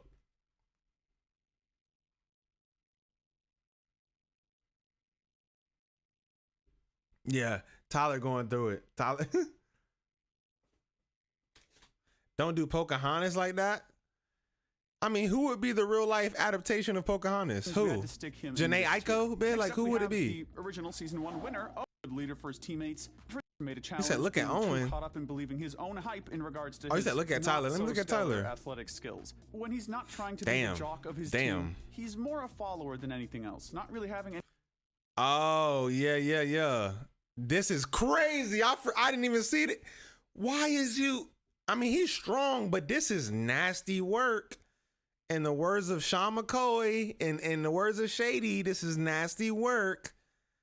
I need to revisit World Tour. Like, this is crazy. And I'm pretty sure I talked about the back of this GOAT, like how he really the GOAT because he's strong as hell, like to lift all these motherfuckers up, like especially with Owen on it. He the GOAT for real. Any moments shout out to him. With a good idea or acts as a good leader for his teammates. No one can be Pocahontas. Stick him in this tier. Next up, we have the original season 1 winner. I don't know. Like I said, if Janae Aiko got a little bit thicker, like if we could find a thicker Janae Aiko, she could be Pocahontas on everything. Right into most challenges. Like Kalani low key could be Pocahontas. He can make both dumb and foolish decisions when he lets his. She just got to cover up the tattoos. Like when he ate the ribs during. What we thinking? What we thinking about that? And when it came time to be a mole in Total Drama Action. Chris wants me to spy on the 2 teams and pick one to sabotage. He doesn't have many survival skills, and he wasn't really the best at finding ways to stir up drama. Perhaps his dumbest decision, though, was giving up his $100,000 in exchange. That was for a low-key chance real. at $1 million. No, that was low-key real. Probably would have made him give it up anyway, but that was low-key real. He could have at least tried to be a bit more thoughtful. Nah, that was low-key real. Really I ain't gonna cap. That's probably the smartest thing that Owen did. The nicer campers, we have Bridget next. For the most part, Bridget actually didn't have too many dumb moments. Her biggest flaw. Beth smarter than Bridget? Eva smarter than Bridget? Jeff smarter than Bridget? Hold up.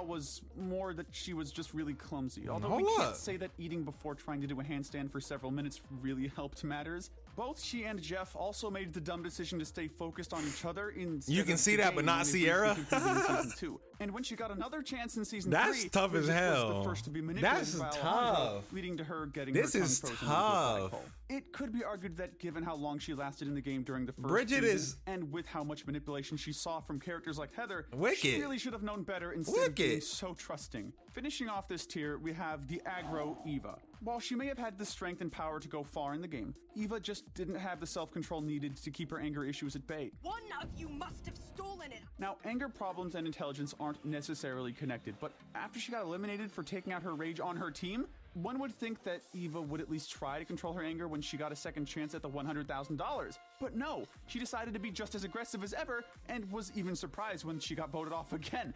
We haven't seen much of Eva since, outside of her briefly getting charmed by Justin during the Season 1 special, and frankly, it's hard to say how much better she would do if given a third chance. They hold Bridget Our next section on this everything. list is what we like to call average folks. Hell no! See, this is very so my girl Bridget is below average in intellectuals, in the brain cells. So we in the same tier as, oh my God, we in the same tier as Tyler and Ezekiel. Actors who land somewhere in between. Oh hell no, bro. Starting That's off this tough. tier is friendly it's all right. dude Jeff. It may be easy to mistake Jeff's overall chillness with dumbness, but we're willing to give Jeff just a bit more credit. I'm than done. That. Sure, he's not always the best done. at romance and can sometimes be a bit oblivious. This nigga whack as hell, and you gonna say he okay? All right. I get it. I see now. I see what you try to. Okay. Okay. Yep, you did it now. Wicked.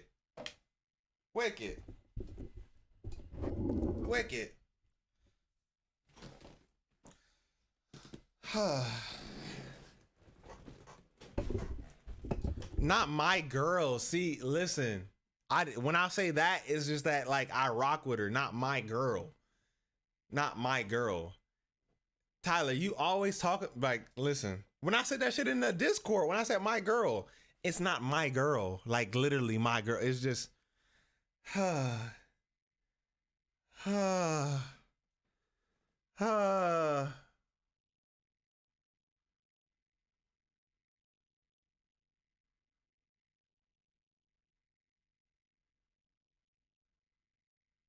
part of the explanation for Jeff is redonkulous race spoilers that you gotta skip. Oh.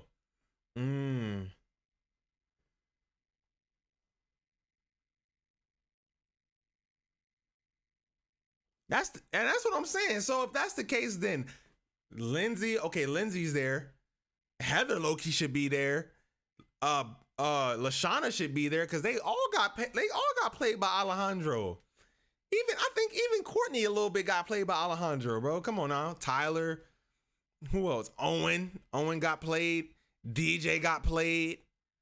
Everybody got a taste of it. Pause. You know what I'm saying?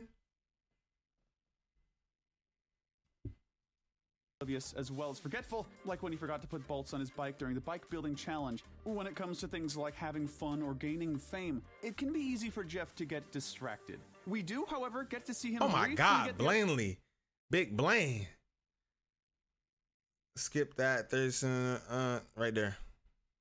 Has had a couple of pretty dumb moments on the show. We still feel that he's just smart enough to be on the edge of average. Nah. Following him, we have the adorkable Cody. Being your typical geek trope, it's only natural that Cody would be fairly smart as well. Okay. The first showing of this was in the Dodge Brawl episode. Okay. I feel this one. Electricity to hit his targets. He's shown to have carpentry skills in season 3. I feel like he might have been in the middle versus the lower end. He might have been in the middle towards the middle. But I got to see who comes after him because I still didn't see Beth yet. A lot to help Heather during the season 3 finale. I still didn't see Beth yet. Distracting Alejandro by calling him Al after remembering how much he hates that. However, Cody can be pretty dumb at times too. Gosh, Al! Owen must have called Al like 1,000 times, huh? He accidentally lured a bear to him when he didn't notice that he was dropping potato chips behind himself, and despite being considered a techie, he didn't have the skills to defuse his trash bomb during the Face Your Fears challenge. If we'd gotten more of Cody's smart side, So being a techie, you supposed to be able to defuse this shit? That's what you're saying? I don't see the correlation.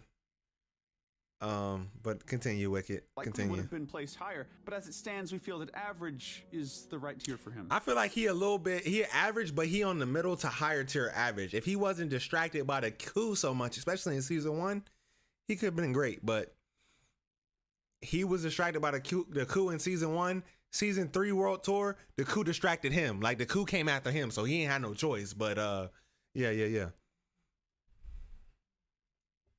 Next up is the fan favorite snarker, Noah. Although his archetype is the schemer, Noah doesn't really do much scheming. He's often more sarcastic than anything else, with his arrogance being what brought him eliminated. Wait a minute!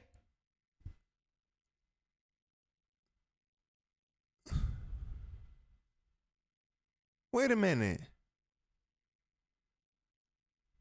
Wait. Huh?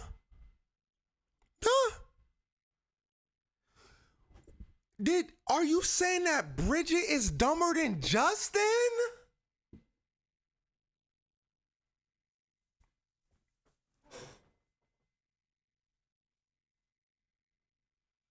You're saying Noah and Cody is their IQ level is lower than Justin's?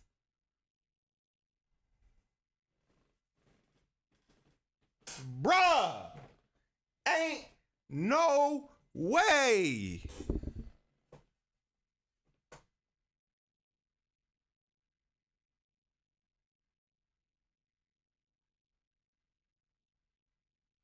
Bruh, wicked.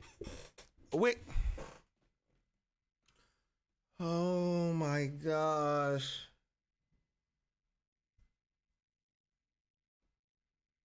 Oh my gosh. Eliminated in season 1. You just voted out the only one with any brains on this team. With how smart he is, he really should have seen that elimination coming after he refused to participate in the challenge. Thankfully, Noah does get to show off a bit more of his smarts in season 3. Hold up!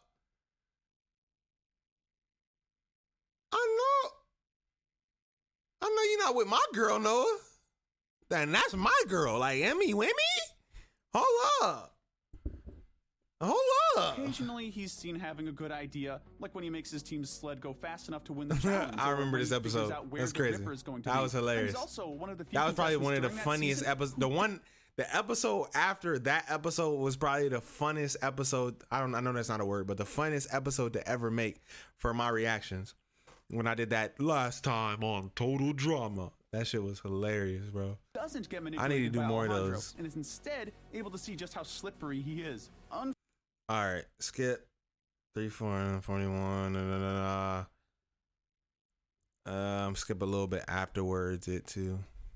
He manages to land right in the middle of average. Managing to place decently high is the always handsome Justin. While the stereotype often portrays male models as not having much brain power, we can't say that Justin is that dumb. Prior to Courtney's return, what do you mean? Was designated as the antagonist in Total Drama Action. We can't say that Justin is that dumb. Or manipulate others. A near-death experience can. Didn't this nigga literally say, "Hey, brain, it's time to think," and then smoke start coming out his head or some shit?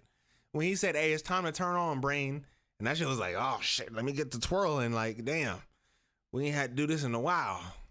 Change a man, Duncan. To be fair, Justin does do this successfully a couple of times. Like when he gets Trent eliminated, he definitely knows how to use his charm and good looks to his advantage as well, to the point where you could say that he over-relies on it. In fact, when he gets that advantage taken away from him through multiple injuries, Justin doesn't really have much to him. He also trusted Courtney after falling for her, which, yeah, he definitely should have known. Bro, you really disrespect. You hold a lot of people though, Wicked. Like we said, he's not. You hold a lot of people. By another handsome and charming manipulator. You hold a lot of people. Average guy in terms of intelligence is DJ. He may have one of the biggest hearts in the series, but not necessarily one of the biggest brains. We will give him this though. In his first season, at least, he was good with animals and knew how to tame his pet bunny. This is my new pet.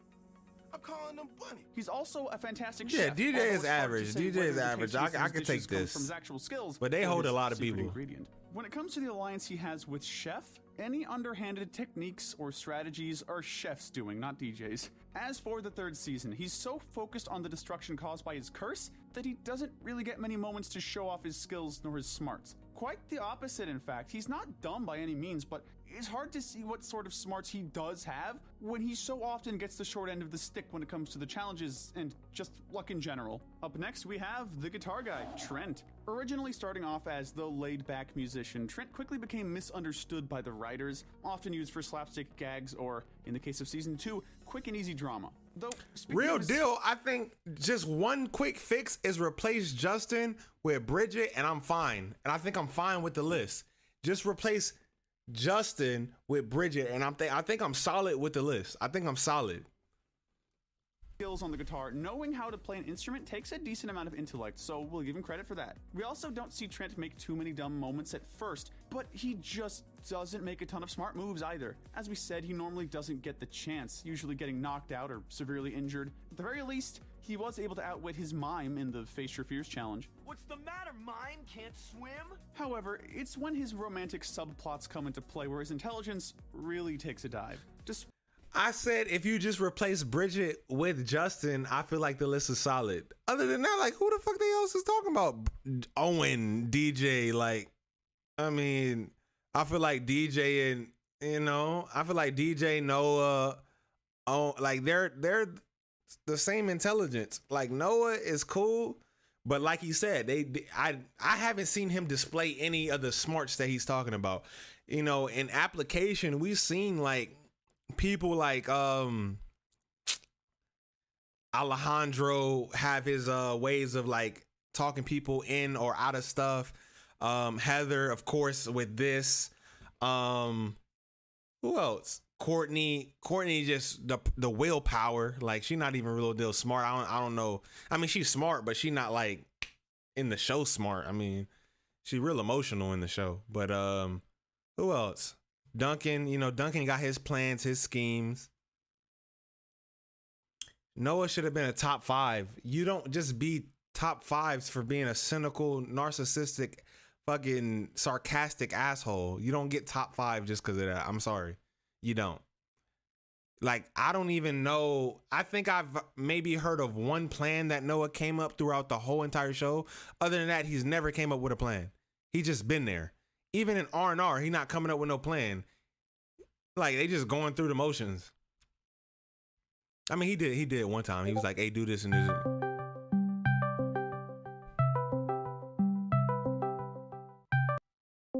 What's up? Hey, for a brief moment, I just want literally made one thing clear when I was looking at Bridget again, because I thought that was stupid. Okay. Besides the whole Alejandro thing that she got fooled by Alejandro, literally a lot of characters got fooled by Alejandro. Even Harold, even Harold and Lashana. Exactly, that's what I'm saying. Also, I should point out two things two things I picked up that she said about freaking Bridget is that she's clumsy. She said that's her biggest flaw. Also, she's trusting. That doesn't have nothing to do with intelligence, though. Yeah, it's nothing to do with intelligence. That's nothing to do with intelligence. I'm clumsy. Doesn't make me dumb. Exactly. That's literally like, I think that's like a gene. Like, being clumsy is a gene, I think. Seriously. So I'm like, I don't understand. I mean, sure, like Tyler and Owen are clumsy, but they also shown to do really stupid things. Exactly. I mean, I wonder if he put out in one episode where Bridget did a handstand because he was talking about her eating before doing a handstand didn't help matters. But Jeff also broke his skateboard on nowhere. He broke his skateboard on who skateboard? Jeff broke his own skateboard before he was going to perform, so Harold had to step in. Oh yeah, when he the talent show, and then he did the beatbox. I don't know the skateboard was weak, but still the fact that he did that hard. Yeah, that nigga stepped in the middle of it, like A-Town stomped it. So of course, yeah, that shit just made of wood. Yeah, so some of the things are weird here. I think Nick was saying this about gameplay, so fair enough with Noah, but I don't think Noah is that it should be that low. Exactly, I feel like he should be low tier. If we're gonna talk about Noah, I feel like Noah should be low tier, like above average when it comes to intelligence. Even though he hasn't showed it, his wittiness alone shows that he has some type of intelligence because he has some of the best jokes in Total Drama. Exactly, and Justin barely did anything except show off how attractive he was, and he was pretty useless sometimes because he was more focused on his appearance. Yeah, exactly. Also, Cody. Yeah, Cody has a lot of moments where he's not going after, where he's not following Gwen around, And like the whole, like I think his best moment is the dodgeball thing. Is when he was using static electricity to his power. Yeah, I remember that. Oh, we're talking about as far as intelligence. Yeah, but that was pretty smart of him. Like he literally. I was gonna say just that owl thing. The owl thing, I definitely think that was the smartest. I feel like the dodgeball, of course, but I feel like when I think of dodgeball, that's more Harold shit. That's when he shined. So I don't even think about anybody else. I think well, it was they were both pretty skillful there. So that's why I like that. That's why I like dodgeball episode. So I didn't. So I am grateful someone suggested it because I did have my own personal opinions about this particular list. I don't 100% disagree with all of them or agree. I think some are fair, some I'm like, what? Nah, but I will say, I think the one that I will talk to you about was Bev, because remember the whole action thing where Bev was pretty much the assistant and giving her some knowledge for Lindsay. Yeah. Exactly.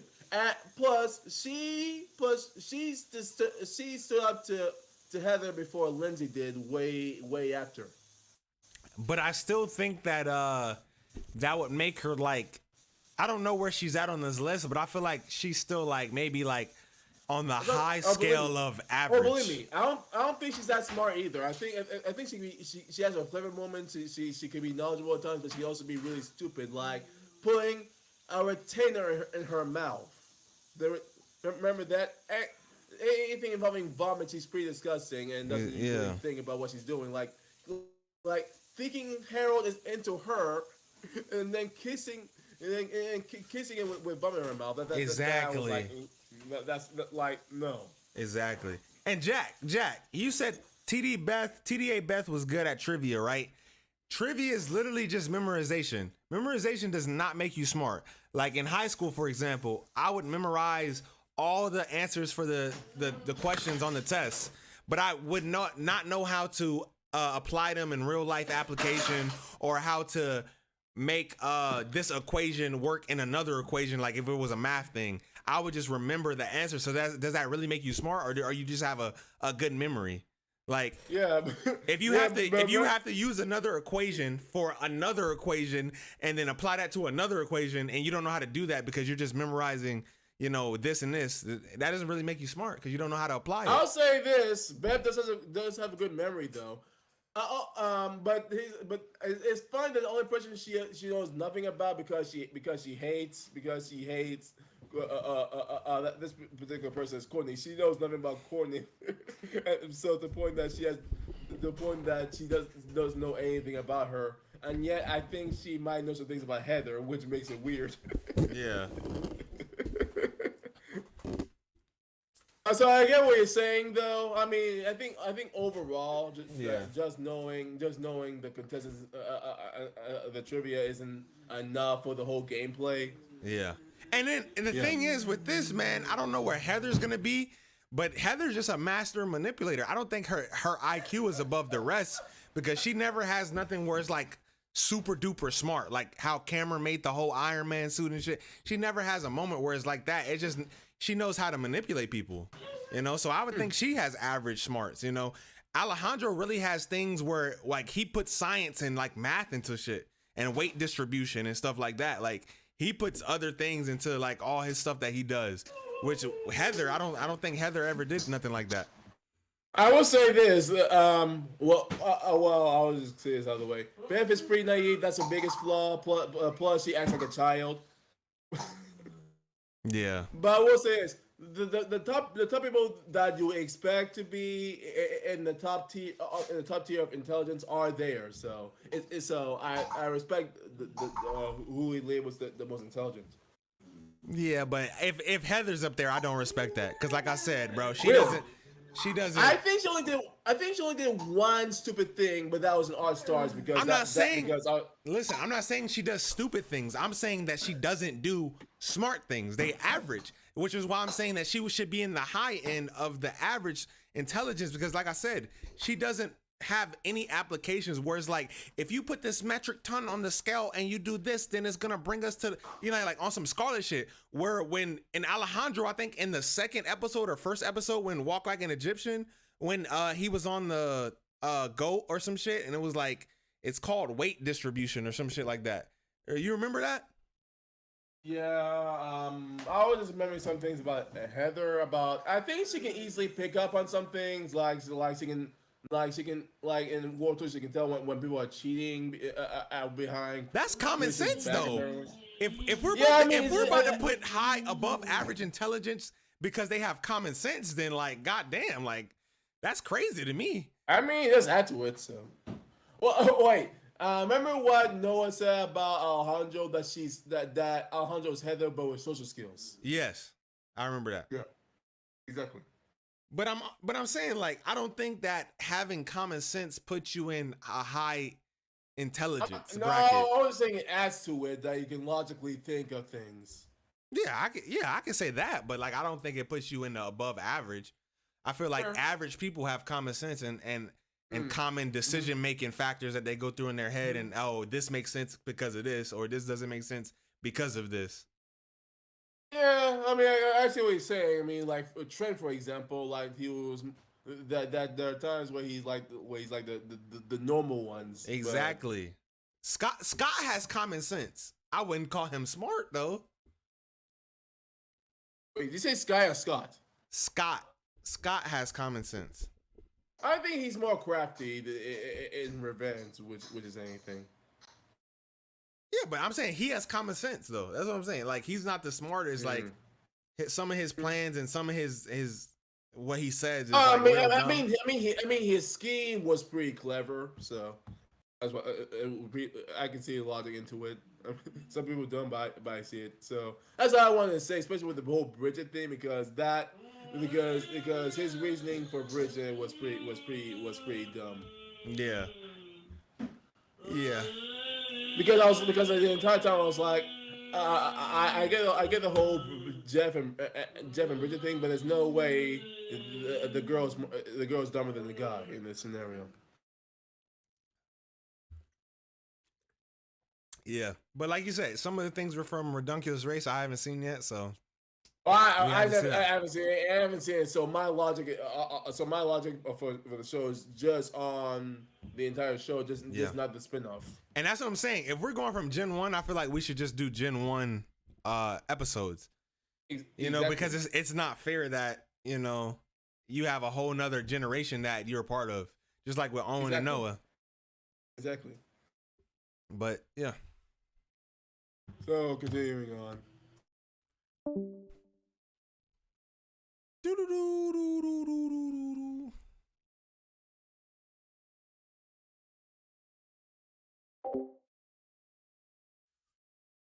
Despite just being kissed by her, Trent believes Heather when she tells him that Gwen hates him. Then, in Season 2, he starts throwing challenges and relying on luck instead of his own skills. In both cases, there's a severe lack of communication, and if there had been any sort of communication efforts, it likely would have solved both conflicts rather easily. Outside of these instances, though, he still seems like a fairly smart guy, hence why we felt he deserved to be in average. After him is one of Total Drama Action's runners-up, Beth. While she may have once been naive and dependent on others, watching Beth grow into someone more independent and confident was totally one of the better character outcomes in this show. When looking at her strengths, you can't really say that Beth is a genius or anything like that, but she does still manage to have her moments. She realizes when she's being manipulated by Heather long before Lindsay does in Season 1, and she's able to recall specific facts about her fellow contestants in the Season 2 finale. Speaking of which, her being part of the final two in that season shows that she does have the skills to make it far in the game. That's not being smart though. You can be more of a survivor than smart, actually. Onto her team with her tiki totem, and even then, it was more a case of circumstances and Chris not giving her all the information instead of Beth just being dumb or foolish. We will say, however, that Beth getting manipulated again in Season 2, this time by Justin, was just a bit disappointing, even if it was only for a few episodes. She's trash water. Courtney's attempts, showing that she did, in fact, learn from her experiences. Next up, we have the I guess. CIT Courtney. While she may often want to be a leader, Courtney doesn't exactly have the people skills needed to pull that off. This may be more due to her selfishness, but even so, the smart thing to do would have been to try and not be No, so it's not like, it's not just because I don't like Beth. I agree with her placing here, right? But I don't agree with her placing relative to where he placed other people at. I don't agree. Because if everybody, the fact that you made this type of this type of content that you're trying to like, the fact that shit is so popular that you can make other things and you have stuff like fan series and who's the smartest, the dumbest, who's the most evil, means that this is a very popular show. So then that means that it has context clues and it has things outside of the show that you can tell the type of person or the personality type that these people are. You can't just go based off, hey, well, Noah didn't really show any prowess as far as da-da-da-da, so we're just going to put him here. We know that Noah is smart. It's no question about that. Now, if you say, hey, it's based on the episodes and what they shown in the episodes, that's different. But if we're going off the personality type and who we know Noah to be, we know Noah is smart. We know that Cody is smart. We know that Bridget is smart. Is you smarter than Beth? I don't know. But they definitely not below average. You know, Bridget is definitely not below average, you know. And I don't think that Jeff is smarter than Bridget. Like, come on now. If we just going based on their personality types and what they shown to us on the show and what could happen outside the show, we need to see report cards, is what I'm saying. We need to see progress reports and report cards. Some other decent skills. Given that she was essentially able to sue her way back onto the show, we feel that she has a pretty good grasp on the legal system. I'm in the middle of filing a lawsuit for wrongful termination of competition. Like Trent, she also knows how to play an instrument, that being the violin, which definitely takes skill. However, when it comes to manipulation attempts, they can be pretty hit or miss. In fact, during season 3... Hold up! What are we talking about? Hold up. To knock against her is when she accidentally brought bad luck onto her team with her tiki totem, and even then, it was more a case of circumstances and Chris not giving her all the information, instead of Beth just being dumb or foolish. We will say, however, that Beth getting manipulated again in season 2, this time by Justin, was just a bit disappointing, even if it was only for a few episodes. At least she sees through Courtney's attempts, showing that she did, in fact, learn from her experiences. Next up, we have the infamous CIT, Courtney. While she may often want to be a leader, Courtney doesn't exactly have the people skills needed to pull that off. This may be more due to her selfishness, but even so, the smart thing to do would have been to try and not be so self-centered. Outside of Courtney not smarter than Gwen?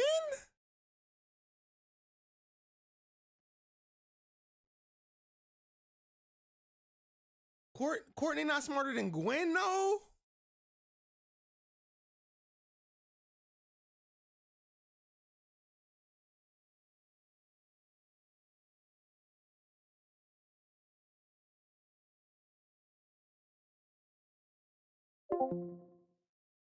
this, Courtney does have some other decent... No?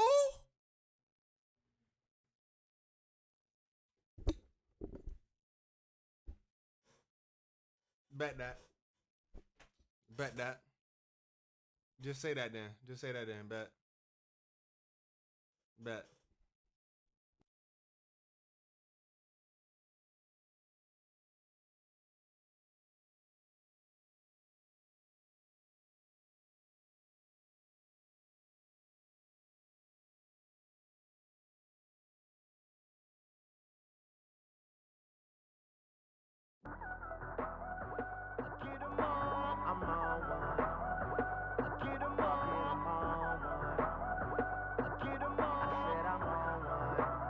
DJ Khaled.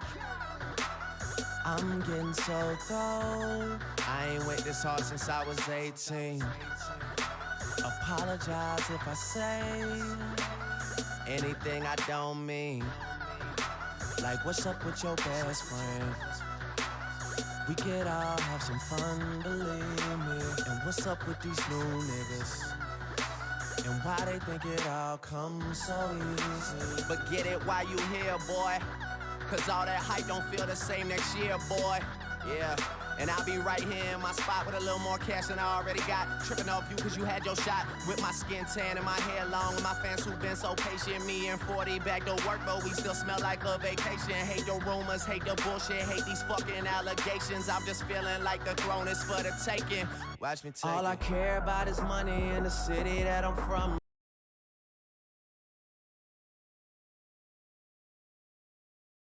Are we ready to be serious now? Are we ready to be serious now? In the words of Nicholas Pickles, be fucking for real. Are we ready? Like, Courtney not smarter than Gwen, though? Come on now. Come on now, bro. Courtney's not smarter than Gwen, though? That's crazy. That's asinine. Come on now. No, sir. I cannot relate to you. Given that she was essentially able to sue her way back onto the show, we feel that she has a pretty good grasp on the legal system. I'm in the middle of filing a lawsuit for wrongful termination of competition. Like Trent, she also knows how to play an instrument, that being the violin, which definitely takes skill. However, when it comes to manipulation attempts, they can be pretty hit or miss. In fact, during season 3, she was the one who ended up getting manipulated in the end. When she's angry or frustrated, it's even harder for her to think ahead. This was probably best seen in All Stars, where she essentially sabotaged herself prior to the last challenge she competed in. And all Mal had to do was just put the final nail in. While still being smarter than many other average characters, Courtney just doesn't quite reach the threshold of being smarter than that. Finishing off the average and falling just below our next tier is the always bombastic Lashana. Certainly one of the standouts of season 1, Lashana had a lot going for her, allowing her to get into the top 5 in terms of intelligence. I guess. We'll see how crafty she is during the hide and seek challenge, I get it. hiding under the water But and being this the is only one to not be. Listen. In the words of my nigga 21 Savage, Lashana got street smarts and you can't get this out no book. That's what you, Wicked. We can tell you was never in the ghetto. You was never in the hood. So you don't know how valuable that information is. Come on now. You would rank her higher if you did. Be found by Chef. In Come on season now. 2, she's the She last was in one them standing in the trenches. episode One Flew Over the Cuckoos as well, and even manages to trick everyone else into giving her that challenge's prize. I was just making sure they'd vote me the heck out of here for the night. Her smarts do falter at times, though. It's revealed that she doesn't have many skills with building nor riding a bike in the episode That's Off the Chain, nor is she much of an animal hunter when she has to try and catch black a people frog. shit. That's She just also black gets people shit, distracted though. by Alejandro's charm, and in regards to her whole lying plotline in Total Drama Action, we have to question the decision to not only reveal the truth, but also badmouth your fellow contestants when you know that everything you say is being recorded for TV. Heather do that 24/7, but she gonna be on the high end of smart, huh? Heather do that 24/7, but she gonna be on intelligent. She badmouthed them one time and that's what? Get the fuck out of Definitely here, a pretty bro. dumb move, I'd say, though it's not completely overshadowed by all her smarter moves, thankfully. Next up, we have the characters who are college-bound, the ones who are just barely below our I super can't build a geniuses. bike. That's what I'm Starting saying. I this tier can't. off, we're ranking the goth girl Gwen. Easily the most level-headed character, you know, before the whole love triangle thing. Gwen always seems... That's the point. That's the point. You can't forget that. You just said World Tour is part of the Gen 1. You can't say before that shit. You must like Gwen a little. You like Gwen a little? Wicked. Who you like a little? You like Gwen and you like Izzy a little, huh? And you like Heather a little. We know. We know. Seems to rise to the challenge Nasty despite her ass, freak apathetic demeanor ass. making her not seem Freak like the ass type to do Wicked so. binge. Her knowledge of horror movies definitely comes in handy during the episode Hook, Line, and Screamer, in which she ends up being the last one standing, as well as the one to defeat the actual serial killer. Then in Wabanakwa Goes Wild, she's the first to successfully catch her assigned animal. It's a dog. Niggas had bears and 10 beavers and shit. Like, become more willing to you work with got a others over dog. time. While she doesn't get as many chances to shine in the later seasons, Niggas often had due to mutant caught up with squirrels and romance shit. drama, You got there's a reason why dog. she managed to stand out so Was it much even and a land male spot in the duck? Did final he even two. have Next the up, we have corkscrew Sierra, penis? The super fan. As useless as some may consider factoids about the Total Drama series being, it's still impressive just how much Sierra knows and remembers about each cast member. No, I She's forgot essentially about a whole Sierra. encyclopedia. She has numerous. I forgot about Sierra. Nah, because Sierra do some smart shit. Like Sierra got like survival tactics and stuff. Like she not just all facts about the cast. She got other stuff that she's like well versed in. So she not dumb. I know Sierra not dumb, but numerous talents and skills that allow her to do well in several Season 3 challenges, and is even able to get one over on Heather by recognizing her manipulation tendencies and only feigning an interest in an alliance. She does, however, get manipulated by Alejandro a couple of times, and that's a big fact. Clear by now, very few she got manipulated by Cody, but it's not really manipulation if it's love, is when it? She turns her wheelchair into a hot air balloon and then a rocket, giving Cody the chance at staying in the finals. I know She a real one. She a real one for sure. But once again, it's what we see in All Stars that stops her from going any higher. Without Cody by her side, Sierra becomes much less focused and, let's just face it, crazy. She doesn't get as dumbed down as other characters, but she doesn't get any true moments to shine either. Sorry, Sierra. Entering our top 5 brainiest campers, we have a secretly soft-hearted delinquent Duncan. Being someone who's spent so much time in juvie over the years, he's become incredibly So you're gonna put him at 5, huh? Okay.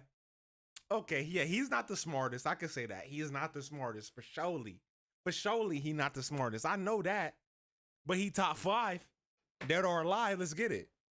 And he's top 5. He's much let's more go. than just a tough guy. Okay.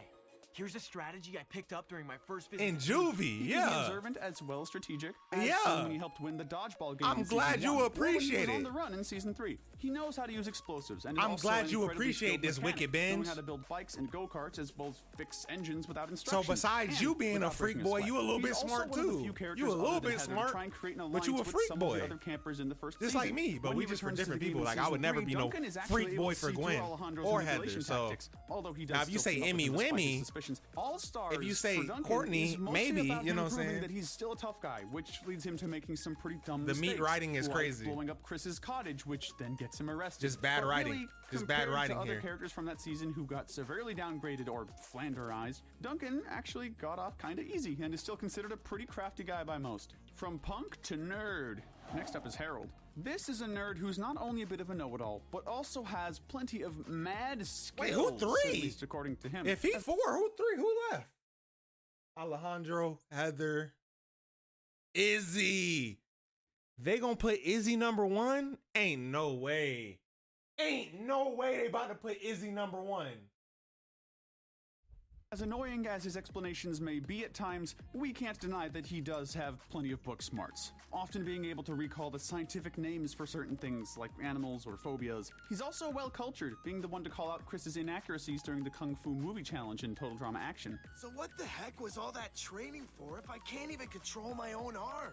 He knows how to play the keyboard and has skills in both rapping and beatboxing. We can appreciate Harold. Hey, shout out to Harold, top 3. Poetry, if his or top 4, top 4. Shout out to indication. Shout out to Possibly him. his smartest moment, however, was when he got Courtney eliminated and got away with it. That's pretty iconic. Nah, We're he not was gonna lie. scheming. Another He was great Harold that was moment is that in the was season 2 episode no. Masters of Disasters, where he unlocks the hatch that was of the submarine during. That was the smartest moment you said, but then that had backlash. I feel like Duncan was like plotting on him ever since then, right? Like Duncan was on his head top after that. He was bullying him to the max, to extreme. So is that really the smartest move? The second challenge, using the skills that he picked up at the Picky Steve's lockpicking camp. Granted, he isn't able to replicate the success during the heist challenge, but it's still impressive. Though he could still be dumb on occasion and isn't immune to manipulation, Harold is about as close to traditionally book smart as we get with this cast. Getting our bronze medal of smarts is none other than... now I understand. You talking about book smarts. Okay, I get it now. Still Justin. I don't think Justin deserved to be there, but Bridget is, I feel like she's not book smart. She's a surfer. I mean, okay, I get it. I get it. Jeff don't deserve to be there, but okay, we talking about book smart. We're not talking about, okay, I guess. I mean, Izzy. While Izzy may be most, I feel like that's not the only type of smarts though. You gotta put. There's no denying that the girl has plenty of smarts too. She's a skilled Izzy number fighter 3 who relies on both strength and we strategy know who during number her fights. 1. We know Alejandro. Dead donkey. Alejandro dead donkey number 1, bitch. Let's get it.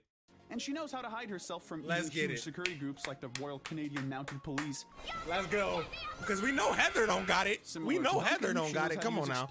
We know we know Heather don't got it. Tree sap in the episode Come on now. Up the Creek. Her more strategic If it's side between pops up in Alejandro and season Heather, 1 we know who it's as gonna she's be. the one who comes up with And the that's a ground plan that gets fact. Owen across the And that's finish a line. fact. What's interesting about Izzy is that there may That be she fine? genius hidden away Izzy in that is nutty fine. mind You're of right. hers. When she gets a bad bump on the head in Season 3, she briefly becomes a super genius who's able to complete impressive calculations. Even if her brain Zilla mind is only temporary, it hints at her potential in terms of intelligence. Although, given all that she accomplished before, we still Now, say Heather that coming she's up right pretty now, smart even without that brain Mitch. boost. What keeps her Heather from coming the up right very now. top, however, Number 2. is her Just tendency watch. to make impulsive choices, like making out in the woods during a serial killer avoiding challenge, or doing things the exciting Heather way coming right up. instead of being more thoughtful. Speaking It of the was devil. a bit of a toss-up, but for our silver medal of smarts, we're giving it to Alejandro. Believe us, it was incredibly close. Like Noah says, Alejandro is like Heather if she had better social skills.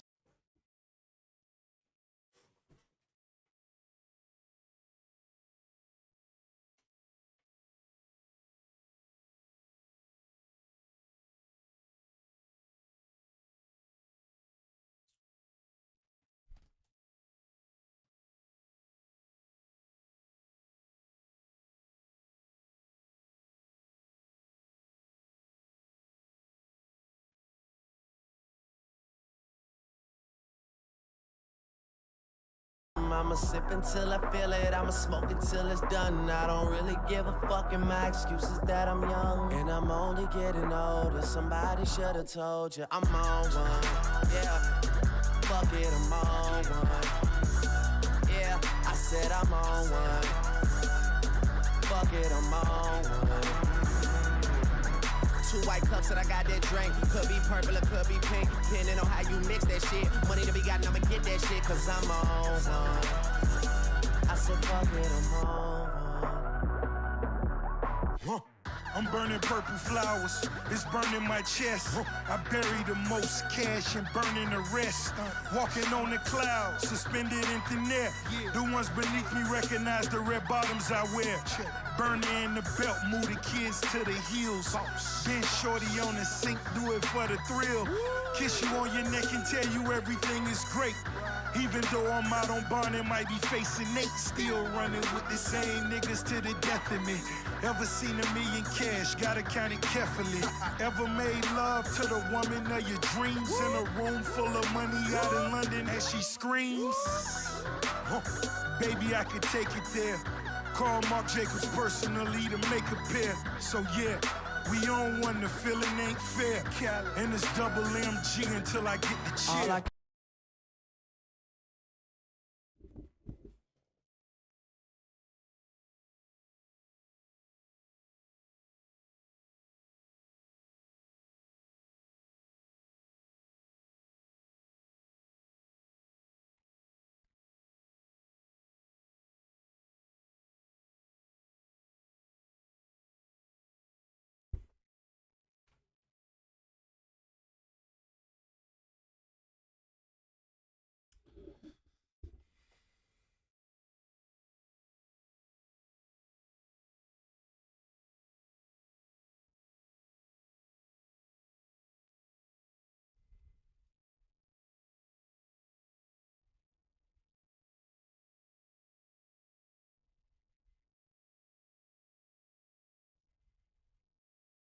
Often being called a snake or an eel, Alejandro is both slippery and a total manipulator, managing to get to nearly every single person in the Total Drama World Tour cast. Whether he was picking characters off or choosing who he would ally himself with, Alejandro always made incredibly smart moves when it came to the game, until the very end, where his confidence got the better of him and he ended up getting distracted and tricked by Heather's so-called love confession. Something called victory! What about All-Stars? What about It's a dumb All-Stars? decision, but also poetic. What about and satisfying All-Stars? In a way, Alejandro returns in All-Stars, and while he's able to get back at Heather by getting her eliminated fairly early on, he is soon overshadowed himself by the newest. I don't one give on a the damn. block, It ain't Mal. about Mao. It's not about Mao. We're not talking about Mao.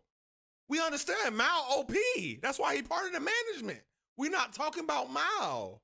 We're talking about Heather versus Alejandro. Come on now. Get the fuck The out of fact here, that he bro. outright told Mal of his suspicions was also a pretty dumb move, and it's these two notable mistakes that keep him from the very top. Finally, We our already gold know. medal of smarts is going We to already the know that original people queen that's bee, in All-Stars Heather. Maybe is our not choice exactly was a what bit they would have predictable, been but in the end, in no one under. could quite top Heather's killer manipulation skills. With how long she was able to stay in the game despite so many people hating. It's not manipulation. People hated her, right? People know who she was. What did she do? she kept getting invincibility. I think it was like 4 episodes in a row she got invincibility. And then she gave people ultimatums. I don't think it was like bro, it's not manipulation. If we're talking about master bro, this man in one season ran through a whole cast. A whole cast. He manipulated Chef, Blaney, name somebody, Chris. Everybody got manipulated. Ain't nobody safe.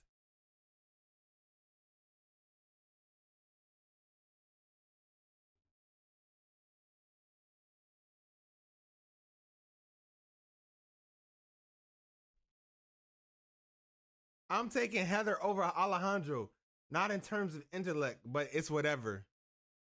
Oh, so Mitch is a freak boy. You with Wicked. You a freak boy. Hey, join the freak boy cast. There you go. Mitch Backhand and Wicked Bench together in a freak boy nasty shell. Bro, like, exactly, JJ, exactly. Eating her and freak how many boys, eliminations she yeah, avoided. that's There's no denying that Heather y'all. is incredibly smart when it comes to playing people. Maybe she Y'all didn't is always make freaks. smart decisions, like running into a freezer after her makeup Y'all kit, or being freaks. so rude to Beth that it destroyed their alliance. Take it back. But when They're it came looking to like playing Rudolph the game, Red-Nosed she Reindeer, still and you talking about, always hey, I'll strived to take make her. the Like, best bitch, she looking decisions like possible for a herself. Bratz She took doll a with bit of no. a backseat She in looking like the season two, but Angelica once doll World on Tour came Rugrats around, when Heather had a it didn't chance got to fucked up truly and you show gonna off her take her lying and over. manipulation Okay. skills once again, all culminating in her outsmarting Alejandro once and for all. While there have been other characters who have better book smarts or street smarts, Listen, Mitch, did you forget that this girl right here, the same girl that you being a freak boy simp over, lick jelly out of the belly button of Owen? She not special. She for the streets. She'll do whatever. So you got her on your team, right? Say something better comes along, she betraying you. She don't give a damn. She a freak too. Just like you a freak, she a freak. She gonna leave you. Telling you. If she's willing to lick and eat jelly out of Owen's belly button, what does that say for y'all relationship going forward?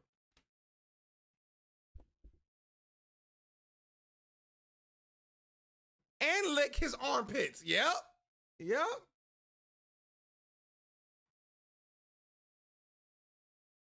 Quebec acting like he ain't call her fine.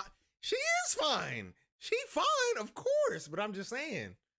You standing up for Heather like she solid, like she loyal. We don't know that about her. I don't trust her.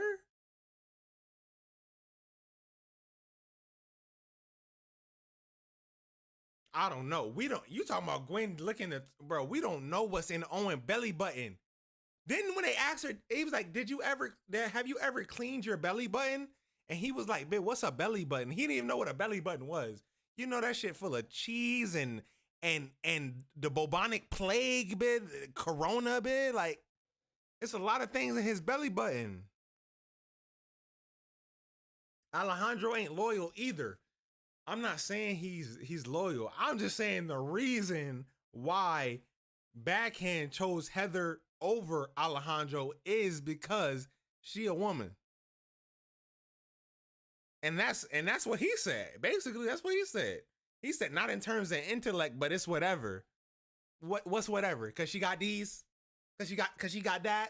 Come on now, you a freak boy. You a freak boy. Nah, she was in more seasons. And she was ass in a lot of seasons too. Come on now. Nah. No one who knows how to play the game quite like Heather. But let us know in the comment section if you agree with our ranking, and tell us what we should cover next. Remember to hit that notification bell and binge our Dumb to Brilliant playlist where we figure out which characters have the most relate to wit. it. I can't relate to it. What's up? Oh, I will say this. One more thing about Heather. Yeah. Oh? Yeah. Just in case we're all clear. Oh? I'm here, yeah. Yeah. Well, I would say that she was responsible for some of the stupidest moments in the show, like literally hiding Chris head literally plain sight for people can see. Exactly. And then who scooped that up? And who scooped that up? Alejandro. All right. All right. Oh, and one more thing. Remember the meat maker that they were gifted with in World Tour? When she got slapped up by Lashana? No. Maybe, I don't know. I mean, with you, that's when they had to do the Dance Revolution and with the sausage and shit, right? Yeah. I think she got slapped up by Lashana on that one, lost a tooth and shit. I was gonna say before they were making sausages, they were actually given an actual meat maker, but Heather was like, man, this is useless. She threw it out the meat grinder. She threw out the meat grinder. I was seriously. Yeah, I remember that. Like, even if you don't see use for it, at least try to keep it somehow. I remember that. I was like, why would you do that? I'm telling, I don't know. I mean, that was like Harold putting oars in the fire. That it made no sense. Yeah, because it was supposed to be a reward, and she was like, "How the fuck am I going to use this?" And just threw that shit off. I was like, "Oh man." I was like, I didn't know what it was for either. I was like, fuck it. I guess. I mean, the show's unpredictable like that. Exactly. It ain't no harm in keeping it. So like, I don't know why she didn't. I don't know. Yeah, even when people said no, we don't know what to do with it yet. That's like, nope. Yeah, I mean, I just don't agree with that. I don't see it because you. Like, if you're saying that only because she was in more seasons and she manipulated Alejandro once, you can say the same thing about how he manipulated her on All Stars. And then to say that he got manipulated by Mal when obviously Mal was meant to be this fucking OP character is just like nonsense to me. That doesn't even make sense. Because you're saying that Mal wouldn't have did the same thing to Heather? All I can say is Miles dead. But how do you feel about Heather in action? Heather in action? Yeah. When she was in action. I don't know. I'm drawing a blank. I don't remember how she was in action. Because I will admit the way you said. She is pretty average in action. Yeah, that's what I'm saying. I don't remember like many memorable moments from her. I didn't even. Yeah. I'm like, I don't know. I think her whole thing in action was just focusing on her hair and appearance, trying to cut some of Courtney's hair. But I must remember her for Andrea said she didn't do anything in action. I see Komet is grasping at straws for why Alejandro is second again. Nick, come on now. Two more things. The main thing I remember her from action is just reacting or just interacting with Duncan and Harold, pretty much being the third wheel in that type of dynamic. Yeah. And one more thing. What was I gonna say? Oh yeah, the guy you're talking about that said I'll take Heather over action, and not because of intelligence. I think at that moment I was like, I'm done. Yeah.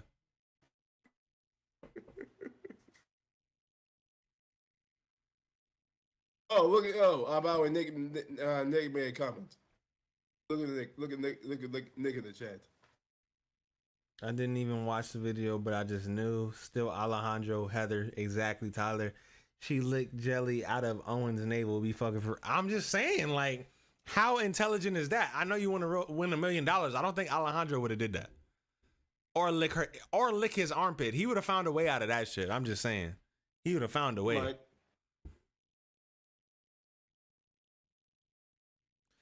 Well, I'll talk to you after the chat because I send the cast to the thing. Because I like to make fancy cast lists. Yeah. Oh, by the way, someone said, find a way, like what exactly? He got a weak stomach. Can't come up with a good reason. Bruh, man, I'm telling you, right? At that point, he probably, look, this is what I would have did if I was Alejandro. I would have used my beauty somehow, took off the shirt, showed a 12-pack, and everybody would have been so dazzled and amazed that they would just forget about the challenge. On to the next person. Just like that. I don't care. I'm not eating no jelly out nobody's belly button. Like, you got me fucked up. I'm not drinking out of the toilet. He would have found a way, is what I'm saying. I was lying across the line there. I'm not drinking out of the toilet. Do you agree? Wait, Augustine, do you agree that he would have found a way out of that challenge? I mean, I don't know how he would be in that challenge. I mean, everybody was in a challenge. Everybody would have. I'm about what you just said. Yeah. So pretty much Justin. That's what he said. So pretty much Justin. He's a smarter Justin. I've been saying that. He is. Alejandro is literally like I wouldn't even be surprised if they were cousins. Alejandro is a smarter Justin. That's just. I will say this. I never got why. I think it's just design wise, but I never really got why people found Justin so attractive. But I get Alejandro, maybe because he's drawn a little better. I don't know. I feel like my man Lightning can compete with the best of them. I'm just saying. Oh, wait, hold on. I just remembered something. I just remember something funny while I was making the tour drama post. I'm just gonna put it right here. Drama. So do what Justin would have probably done. Sometimes the most simple solutions are the best, backhand. I promise you. Sometimes you don't all need to be all scientifical and intraventical and just intellectual. Like sometimes you just keep it simple, and that's the best solution. Really? Sometimes. That's exactly. It's a reason why people say that ignorance is bliss. Sometimes it's the best, man. It's the best. Yeah, fair. Oh yeah. What I wanted to show you. Well, at least tell you. Remember those pictures that I sent you when someone made some tour drumming pictures? I made them more realistic. Mm-hmm.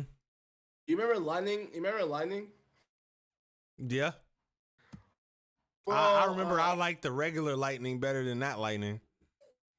Oh, fair. But because people said that Lightning looks like he's related to Quandale Dingle. Who is that? You might want to look him up. I think because when I first saw him, I felt like, is that actually a person? Or is that just a racist caricature? Quandale. You said Quandale. Glendale. Quandale Dingle. Quandale. Jingo? Dingle? I think, yeah, there is. Yeah, there is. No, not Pringle, Dingle. Him? Yeah. Him right here? Yes. Y'all gonna, bro. They disrespected my nigga Lightning, bro. This is what Lightning would be if he was a live action. Let me show you something.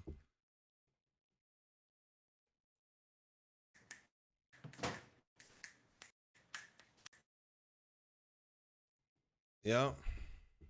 This would be Lightning. This would be Lightning right here. Yeah, Michael B. Jordan. Exactly. That's Lightning right there. That's Lightning right there. Well, also someone did suggest Trevor Jackson, so. Trevor? Okay. I can see Trevor Jackson. I can see Trevor. Let me see. Yeah, look at the latest comment. Look at the latest comment about Lightning.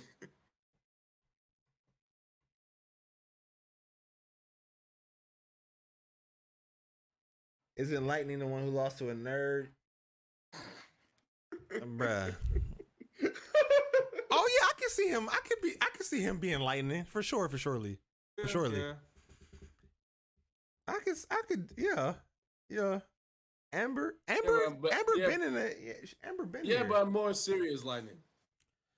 A more serious, yeah. I don't know how, He looked real serious. I don't know how they would, but I mean, he could play somebody that's dumb, but I guess I don't know if he would take that role.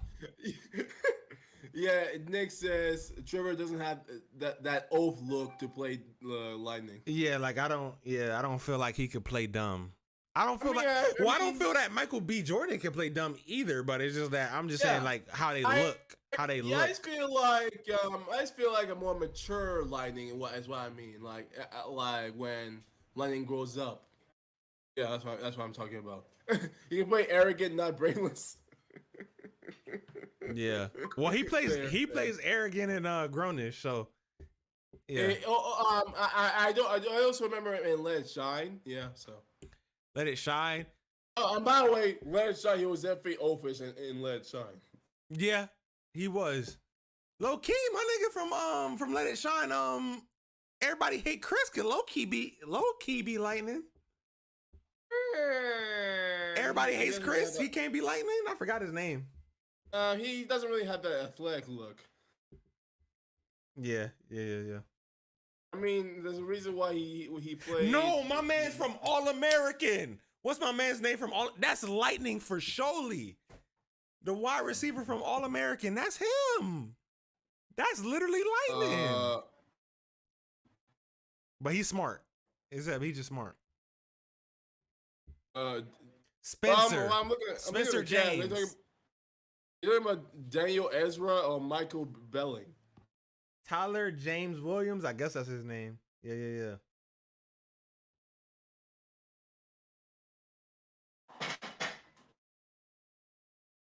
Spencer James. That's my man. That's Lightning right there. Spencer James. Oh. Young Spencer James. AKA low-key should be Spencer Baker, but we ain't gonna talk about that. I can see it. I'm looking at the picture. I can see it. Stop stalling, Tyler. How am I stalling? Like, what do you think I'm stalling for? Mr. Nightmare's 3 Scary Real Christmas Horror Stories? Like, nobody's scared of this shit. What you want me to get to your video so bad so we can watch 2 Hype shit I've already seen, so we can watch Flight Reacts versus Aiden Ross shit I've already seen? Like, what you want us to get to that? Like, what you want? I seen both of these shits. That's what you want me to get to so bad? All right, let's get into it. Mr. Nightmare 3 Scary Real Story. Let's get to it then. I just want to show you how I'll react to the videos you suggested.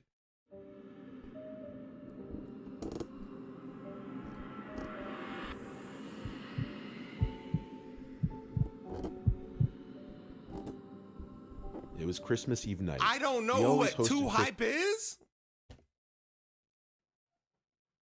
I don't know what 2 Hype is. Okay.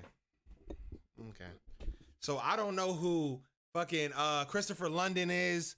I don't know who Cash Nasty is. Who Jesser is. Who all them other white niggas is. That one black nigga that's low key white with the blonde hair look like Chris Brown in the face. Low key look like Trevor Noah in the face. He don't look like Chris Brown, but Trevor Noah from the Daily Show. Be like, I don't know who none of that is. Come on now. Christmas Eve at our house when I was a kid. My grandparents, uncles, and my cousins would always come. This year I must have been like 12. Glad we away from the misogyny. My mom was making duck, as she always did on Christmas Eve. That I was helping her cook and prepare this year because my dad actually had a really bad cold and was trying to not touch anything or stay too close to anyone.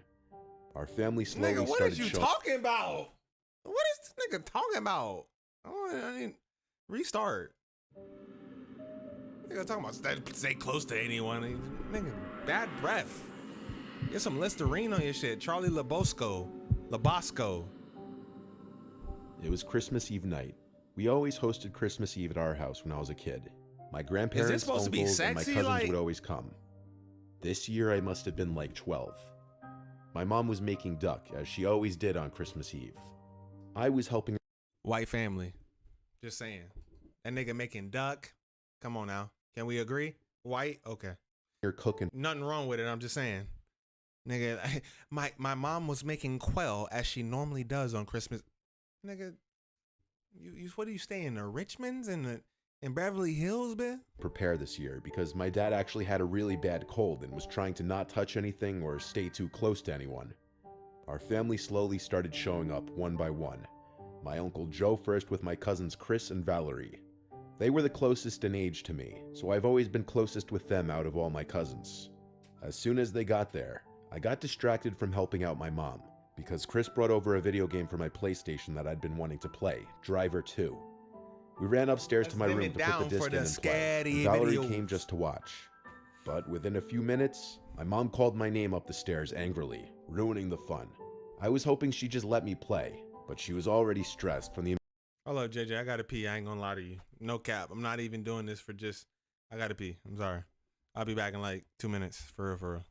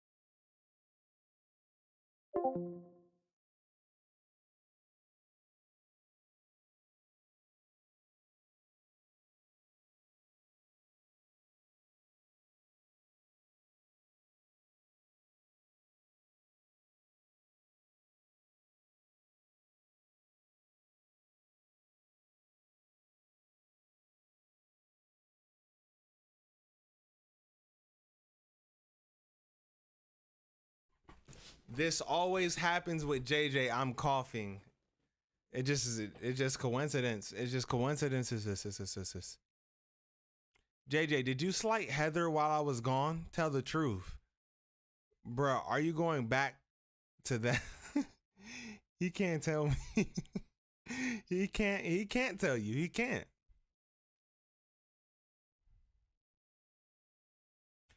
Listen. You won this one. I'm just talking about the majority. I feel like the majority would agree that ain't no way Heather is smarter than Alejandro. Just from practical means. Just from practical means alone. You know what I'm saying? That's all I'm saying, bro.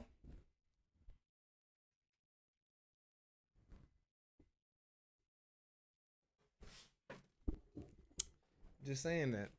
I'm just saying.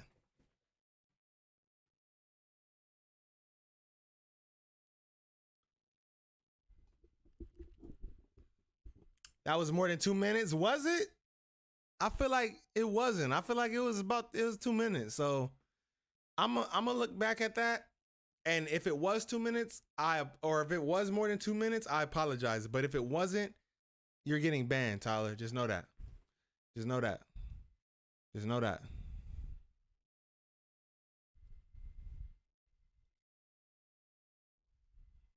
It was great. It was great. The amount of work so that cooking and preparing for a big family duck and is. shit. Your parents making duck and shit. What else is happening? She was already stressed from the amount of work that cooking and preparing for a big family is. So we had to resume playing the game later. We left it on pause, and all three of us went back downstairs. Most family had arrived already. I was juggling saying hi to everybody while helping set up the table and stuff. Within half an hour, the whole family was there, and dinner was almost ready. The table was already set, and half the family was already at the dinner table, including myself. Then I remembered my mom yelling, "Ah, shit." She yelled for me to run to the basement to grab the stuffing, which she forgot to make. Our house didn't have an actual pantry closet, so my mom used the backside of the bar in the This big ass house you got. I'm just imagining this house. It don't got a pantry closet. My apartment got a pantry. basement as a pantry. I went down to the basement to fetch the stuffing. I was behind the bar looking for the damn stuff when I noticed a blanket covering something in the corner next to the two sofas. At first glance, I assumed it was a person, one of my cousins hiding, trying to scare me. As I See, this would be my setup. You see how the bar and the entertainment area right there with the gym? So I'll work out. One of them workouts, immediately after a workout, get a shot of Hennessy, wash up wherever the shower is, come down here again, play some games, watch some videos, or this is my setup right here. I walked a little closer. I could confirm it was a person based on the shape of what was underneath the blanket. I could see the person's head. I stood there waiting to see if they'd react to my not I don't know if that's noise. counterproductive to the gains I that I would receive at the was gym, wondering how he or she but would know when to jump out I to mean, scare one shot me of if Hennessy they ain't couldn't gonna see hurt me nobody, under that right? blanket. Suddenly, the lights to the basement turned off, and I heard the basement door slam shut. I yelled "screw you" to whoever it was, Valerie or Chris.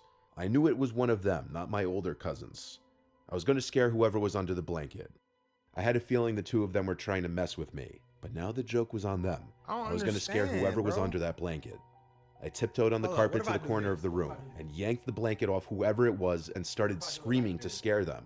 But instead of hearing one of my cousin's childish screams, I heard nothing. Hold up, you talking about under the blanket and shit? Hold up, chill out.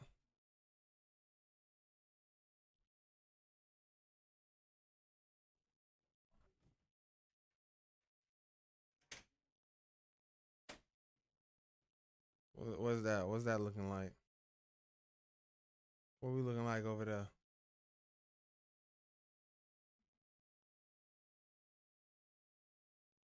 I look a little bit better. I'm gonna lock in, JJ. Calm down. I'm trying to get the visuals and the audios and calm down. I'm not gonna get spooked by none of this. Like, what you want me to lock in for? There ain't no jump scares in it. Lights to the basement turned off, and I heard the basement door slam shut. I yelled "screw you" to whoever it was, Valerie or Chris. I knew it was one of them, not my older cousins. I was going to scare whoever was under the blanket. I had a feeling the two of them were trying to mess with me, but now the joke was on them. I was going to scare whoever was under that blanket. I tiptoed on the carpet to the corner of the room and yanked the blanket off whoever it was and started screaming to scare them. But instead of hearing one of my cousin's childish screams, I heard nothing. Then a very strong grip grabbed me. Whoever it was went for my neck as soon as they felt where it was in the dark. For a few seconds, I thought it was Chris roughhousing me, and I was screaming at him to stop, but this felt like... Well, so obviously this is not an extraterrestrial or like a demonic being, because they would have knew where your hand was at off rip. They wouldn't have to feel for it. So this is a human. We can deal with a human. Charlie Labasco, we can deal with a human. Drop kick, in the words of Ghost Host will drop kick him. I'll probably hit him with a swanton bomb, you know, or something from the top rope of that maneuver. And that's an easy dispatch. That's an easy disposal. Like the grip of a grown man. I started to scream for my life with whatever air was able to escape my lungs. The door to the basement opened and the light turned on, revealing an old, dirty, disheveled-looking man. He let me go and ran to the basement door which led to the backyard, not the basement door that led to the upstairs. Half my family came rushing down. I was crying and screaming he went that way, pointing at the open backyard. He was crying and screaming. How old is this nigga? I just want to know, like, I'm not going to judge him. Like, just how old was he when this happened, though? Like, did he say his age on here? It sounds like he, like, in his, at least teenagers, like high teens, like 17, 18, and he crying from what? What is he? He 10? Oh, okay. Bet he 10? Okay, okay. I don't judge him. He 10. Okay. Basement door. Two of my uncles ran outside to try to find him, He 10. while my mom It and ain't that aunts deep. came to my side He to in try to fifth grade and comfort me shit. as I It's was not- crying. He in I fifth was grade. literally shook. My whole body in was shaking and I elementary. felt ill. My mother called the police to report this. My uncles were out in the streets for like 20 minutes looking from house to house for the man. It made no sense because it didn't I mean, I understand he was getting choked out, but I'm saying if he was old enough, it wouldn't even got to that predicament where he was getting choked out. This is what I'm saying. look like he would have been able to make it too far, which makes me think he was hiding somewhere in the backyard or a neighbor's yard. The officer said it sounded like some homeless squatter hiding from the cold, and that they'd gotten a number of these calls that month.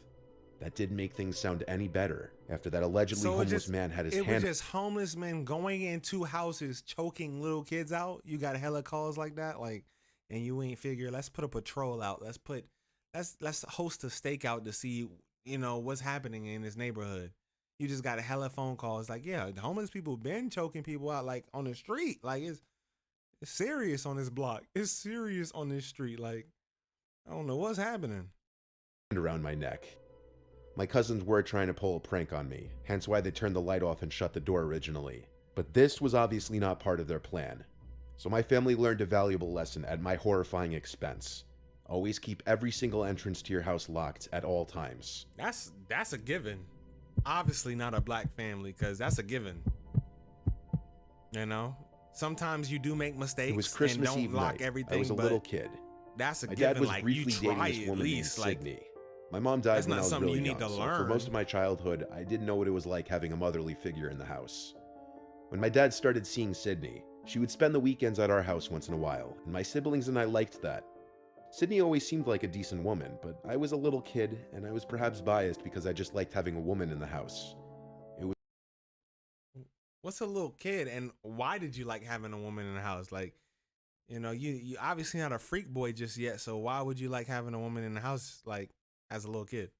Like, you didn't have a mother? Like, what are you talking about? My childhood, I didn't know what it was like having a motherly figure in the house. Never mind. I'm not listening at all. Let me, because I'm like, what do you mean? Like, okay, you don't have a mother. Okay, damn, that's tough. It's tough, Cody Blaze. You don't have a mom. It was Christmas Eve night. I was a little kid. My dad was briefly dating this woman named Sydney. My mom died when I was really young, so for most of my childhood, I didn't hear none of that, Cody. Damn. I didn't know what it was like having a motherly figure in the house. That's tough. My bad. When my dad Cody. started seeing Sydney, I understand. she would spend the weekends at our house once in a while. Shout out and my to Sydney. siblings and I liked that. Sydney always seemed like a decent woman, but I was a little kid, and I was perhaps biased because I just liked having a woman in the house. It was Christmas Eve. Sydney was spending the weekend with us for Christmas. I don't think she had much family herself. We watched the movie Elf as a family, my brother, sister, dad, and Sydney. After the movie ended, my dad and Sydney went to bed. I stayed up with my brother a little later to watch the Polar Express. Around the time the I ain't gonna cap. What character would you have been on the Polar Express? Off rip, I'm the conductor, and you can't tell me nothing differently. Y'all can be the little baby ass kids. You can be Santa. You can be the elf. But you can be the homeless person on top of the roof. That was, I think, was low key Santa or Frost or whatever his name was. You could be them, but I'm gonna be the conductor because he a solid ass nigga. He a solid ass individual. Solid ass individual. The movie ended. Sydney came Tom downstairs Hanks, to tell us that it's maybe time to go to I'm sleep. the conductor.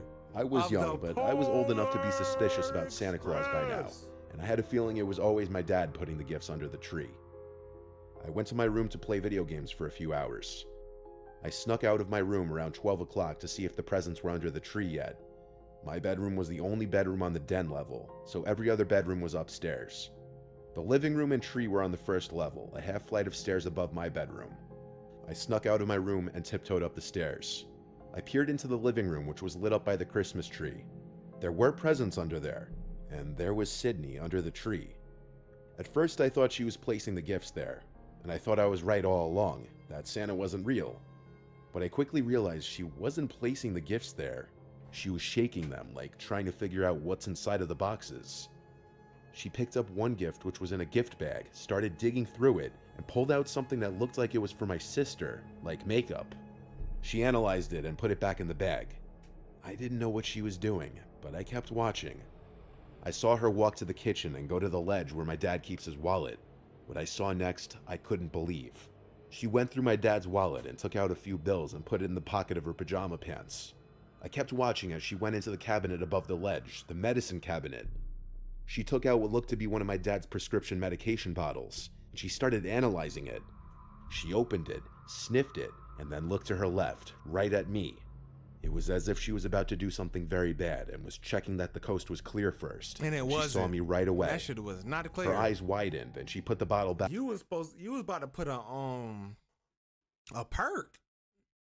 You was about to put a real perk, you know? You was about to knock him out when he came home from work and rob him. Sydney. Back in the cabinet. Sydney is I a hurried Cardi down the B. stairs back to my room and crawled into bed, with my little kid mind thinking I somehow could still pretend to be asleep. Seconds later, the door creaked open and then shut. I didn't look, but I didn't know if she entered the room or not. A few minutes passed, and I finally felt it was safe to check if she was gone. I looked up, and Sydney was standing right over my bed. I gasped and almost screamed. She looked down at me. All I could see was the silhouette of her figure, making the sight of her even creepier. She said she saw me watching her, and said in this angry whisper that she wasn't doing anything wrong. She just wanted to make sure my dad was taking his medication. Okay. I replied, okay. Cool. She said Merry Christmas and left the room. Love you. Mwah. The next day, after we opened gifts, my dad came into the living room angrily and said, "Who took $60 out of my wallet?" I looked at Sydney right away, who glanced back at me as if she knew that I knew. At that moment, I didn't tell my dad what I saw. But later that day, when my dad was still angry at my siblings and I, thinking one of us did it, I told him the truth of what I saw. My dad didn't believe me at first, but when I told him that she was going through his medication too, he started to believe me, because why would I lie about that? Later that night, this created for a rather loud conversation between the two of them. But shockingly, my dad didn't ask Sydney to leave. She didn't admit to stealing his money, and I think my dad simply didn't know what to do. That night, I had my bedroom door locked, which my dad always told us to never do. You know why Pops didn't let her go, because she was obviously a magician in that bed. She was skilled in what she did. And she a master manipulator, just like Heather. She was doing something strange for a piece of change. One of them said it was going to from the back. You know what I'm saying? I ain't never had that. It was like, you know what I'm saying? Like she was doing all that. So obviously that's why you don't know. That's grown folk business. Now, obviously, you know, because you grown now, but that's what was happening. That's why he didn't ask her to leave. But I just felt safer with it. And that's a fact. If we just being real, like, it was either because he was lonely or she was doing that thing right. You know, either one of those. He was lonely or she was going stupid. Houdini with it. And thank God I did lock it, because around the same time as the night before, I heard the doorknob to my bedroom door jiggle a few times. It was undoubtedly her. Jiggle. The next day I confirmed when I asked my dad if it was him, and he said was no. Both? After she left that night, I begged and pleaded my dad to not have her over anymore because she scared me, and it looked like she was going to do something to his medication. I'm grateful my dad listened to me, because he stopped seeing Sydney shortly after that. I wonder what she was actually going to do to his medication if she didn't notice me watching her. No. I've never had that. It's never been a point in my life where, you know what I'm saying, I felt like I needed a woman or I couldn't let a woman go, except my mother. Like, that's pretty much it. My family, my auntie, like, where like I couldn't live without a woman, or it's like, oh, like I would forgive her for shit that she done just because the sexual acts that we've had together. Like, nah, it's never been a point in my life where it was like that. It's always been like, I'll cut you off quickly. I'm telling you, because sex is not the priority in my life, especially if we're talking about a relationship. It's up there. It's like top 5, but it's not the main factor. It's definitely not.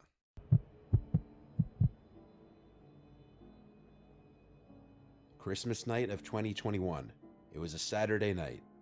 I went up to Vermont to be with my family for the holiday and stay with them for the weekend. I was staying there from Saturday, Christmas Day, to Monday. For Christmas Eve, I went with my girl. Oh, you don't. Oh, yeah. Is that the case? Hey, Nick, come on now. Come on now. No cap with the cap on? No cap? Of course. I had some very, listen, you know, some very good experiences. Some very good. I call all those girls that I had those experiences with me, I call Mystique off of X-Men. Because they different. They mutants. They're not the same as regular humans. I call them Mystique. For actual Christmas, I'd be with mine. And it's a she couple didn't come with Mystiques me, I done though. had. Our Christmas gathering wasn't huge, since our family's It's so a spread out over couple the of East Coast. Mystiques I done had. It was my parents, my older brother, his girlfriend, my aunt and uncle, and myself. The house is big enough to accommodate all of us. We all did our family tradition of watching a movie together after dinner with the fireplace going. This year we watched Bad Santa, one of my dad's favorite Christmas movies. After the movie, we had pumpkin pie and ice cream, and afterwards played cards. Around 11, everyone started to get situated wherever they were sleeping. My brother and his girlfriend took one of the 2 spare bedrooms, and my aunt and uncle took the second. They getting they freak on. There was a both nice of them. pull-out couch in the living room that I'd be sleeping on, which Wait, I did not mind. both of them because it's an aunt and uncle. But your brother and his girlfriend, they getting they freak on. I liked being able best to believe sleep it. by the fireplace. It's Christmas. and tree. Come on now. It was very cozy. One of the most I had the romantic TV on times as I of was the year. nodding off. New Year's Eve, Christmas. I felt is that I probably was about to top fall 5 asleep. I Romantic turned off the times of the TV year. and Christmas tree lights. The fire was breathing its last breaths, and the room was just about pitch black. My memory faded into a dream actually about Christmas and my family. Only in my dream, we weren't at my parents' house, we were at my uncle's house, and more of my family members were there, like my cousin Jackie and my aunt Melissa. It wasn't a very exciting or unusual dream. We were at the dinner table, when suddenly all of my family members in my dream stopped talking, turned and looked at me, and my aunt Melissa said in a very serious voice, "There's someone in the house, wake up." I actually woke up after this, and my heart was already racing for some reason. The way my dream ended genuinely disturbed me.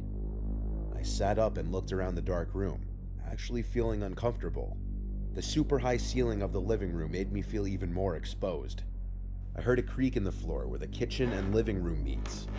I looked in that direction. The fire was completely out now. There was no light in the room. Yet I thought I could see a person standing right where the kitchen starts. I said, "Is someone there?" expecting one of my family members to answer back. They didn't. The silhouette-looking shadow in the doorway of the kitchen was still there, though. I sat up just a little more to look closer at the doorway. The silhouette then started moving. It was a person. "Who is that?" I said louder. Whoever it was went towards the back door, and I heard the back door close. You've had dreams? See, y'all is the craziest dream I've ever had, because that's why I can't relate to this, because I'm like, the craziest dream I've ever had was probably like, I think I've watched like Freddy versus Jason that night. And I think I had a dream where I was like getting chased by Jason or Freddy. I think it was Freddy.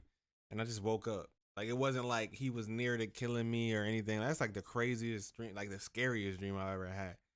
Other than like having a kid and like having to go through a life as, you know, as a father. That was a crazy dream. Like, I was like, it's very fearful. I ain't gonna cap to you.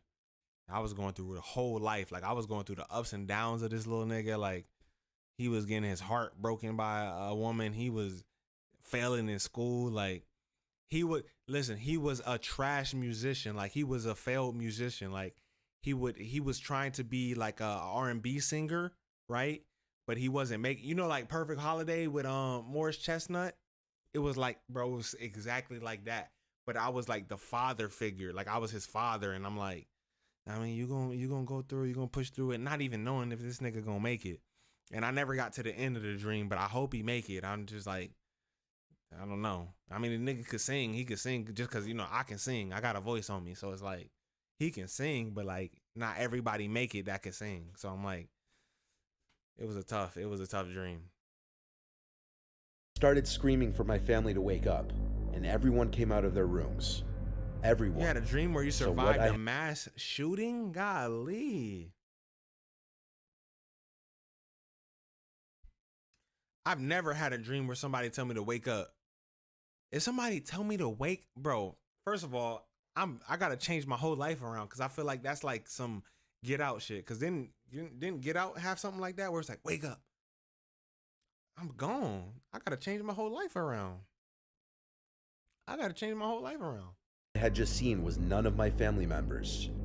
So my dad, brother, uncle, and I threw on our shoes and coats and ran out into the cold looking around. We found a set of footprints in the snow leading into the woods. I was dodging and Mind hiding you, it from was my like 2 life. in the morning. Hey, The neighboring I houses believe it. aren't exactly on top of each other, so none of us were exactly eager to go into the woods following some unknown person's footsteps. We instead called the police, and while we waited for them, my brother and I stood in the backyard watching the woods. The creepy pitch black woods where someone was hiding, potentially looking back at us without our knowledge. Cabin in the woods. Everyone else was inside, looking to see if anything was stolen, and surprisingly, nothing of serious value was missing. But also, it's not like my parents had jewelry or money just sitting out in the open on the first floor. The police officers who came followed the footprints into the woods as far as they could until the trail seemed to disappear or just became impossible to follow. Listen, They had not gotten any other calls regarding break-ins that night. horrible situation, whether it be like a zombie apocalypse, The next day, assault nothing was on the game, news or about any break-ins anything either. that's like So it may have very just been a one-off traumatic fluke or thing when my very parents' house dangerous. happened I to be feel the like target I'm of someone trying to surviving steal it valuables, like unless expensive I'm the Christmas first to presents die. potentially. Like if I'm the first to get bit I'll in the tell you one zombie thing, though. apocalypse, if I I'm had the a rough first time to falling get asleep that clipped following off in night a in that assault living room game, again. or if I'm the first The image of that person in the anything doorway to the to kitchen die in like still a haunts me. war scene or something, I'm surviving after that. I promise you I am. Unless I'm the very first, like patient zero on everything, I'm surviving. That's just my mentality though. That was fire though, but it wasn't really because it was all white. It was white people stories. I ain't gonna lie to you. I can't relate to them. Maybe if they said all like I don't know, Christmas stories. Maybe they said they had no presents under that bill, or you didn't get what you wanted, like you just got socks or some shit. Like you got drunk Santa Claus that was really your uncle dressed up, and that's how you found out that wasn't really a Santa Claus. And then I'll be like, yeah, I relate. That's a horror story right there. You know how many days I done cried because I realized that Santa wasn't real? Tough. And with that being said, Tyler, we finally got the 2 hype. But I'm going to do you just like I do JJ. Hey, we're going to do it in the next stream. We've been streaming for what, 4 or 5 hours? Exactly. We're going to get that up. We're going to hit that up in the next stream. And that's a fact. We're going to hit that up in the next stream. It's dark and it's light at the same time. Yeah.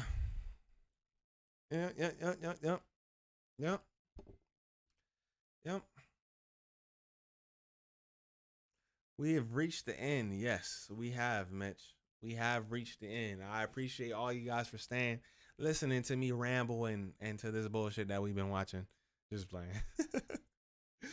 Hope y'all had a good Christmas. Hope y'all have a good New Year's Eve. I'm trying to have a good New Year's Eve too. Cause you know, Christmas is really the holiday for the, you know, the married people, the people that's family related, the people that's family oriented, for marriages. New Year's though is the holiday for the freaks, for the singles. I promise you it is. So I'm looking forward to it. Great stream. Hey, yeah. I feel the same, Parker. The fam lie. Exactly, Nick. Exactly. The family.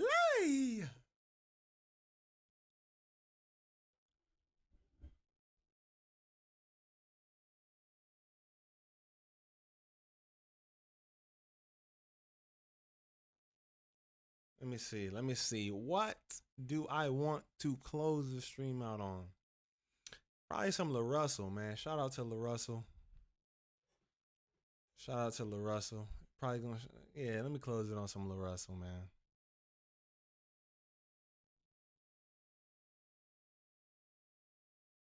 Mm-hmm.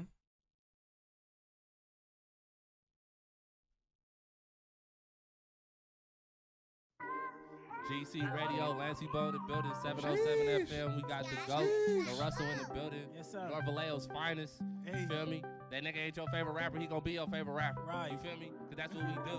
We go dumb. Facts. What's up? So, like I said, can you check out the Castro Rainbow Wellness thing?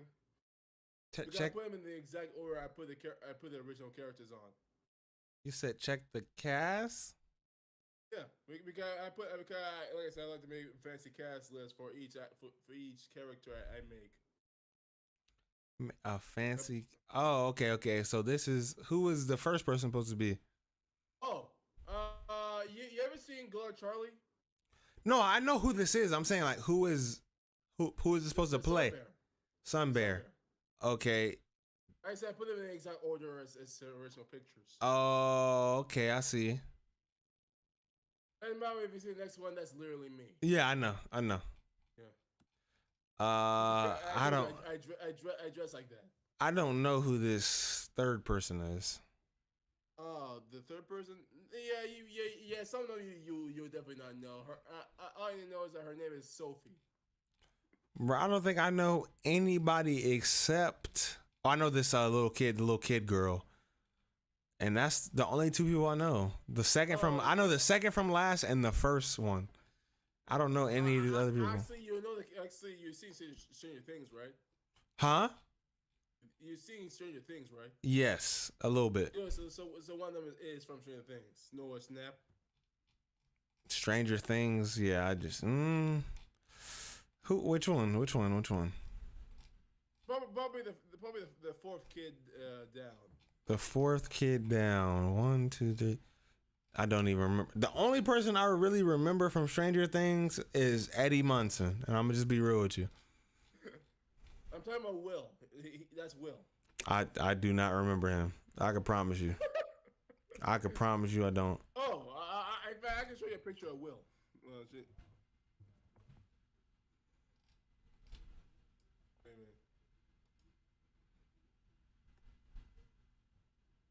You get what some people are saying about certain characters, like Will, for example. But I see like Will actually. Oh, there he is. That's Will. Oh, the one that's The one with the hair. with Levin or whatever her name is. Oh no, that's a different character.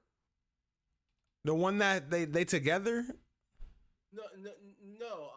Actually, her and him and Millie Bobby Brown are best friends, but he did, 11 Days Mike, not Will. Oh, okay. Then I got it confused now. In fact, there's actually a recurring thing that Will would have more of an interest in Mike than any other person. That's what a lot of people say nowadays. Even the actor agrees. Okay. So like I said, you probably wouldn't recognize a lot of the cast because I know a lot of these people, so I watch a lot of certain content like from Cobra Kai or some old movies and TV shows. Like, yeah. Like Disney Channel. Mm-hmm. Like some of them are literally from Disney Channel. Yeah, I can't remember some of it. I know she from Good Luck Charlie. I know that, of course. Yeah. But everybody else, I just don't remember from anything. But do they look like they fit the characters though? Yes, yeah, I can say that. Except this last one, I don't know if he would fit it. Well, actually, I did get everyone pretty young because I'm hoping to be a lot older in the future. Working on this project. In fact, I actually would do some work beforehand. Even make a YouTube series at some point, where it's kind of like the personality types, the personality skits. Oh, okay, yeah. It's like that, but a community style. So it's just 60 personalities in the college. And they literally have a study group. What is this? Oh, and by the way, the one with the dark hair. Let's just say I actually have an idea to give him a twin role. So the hair. Fun fact: the hair that they see on the Peacock character that's he's a fake blonde. In fact, I can show you his twin who also plays a bird. Okay. Okay. But yeah, it's just gonna be one last thing.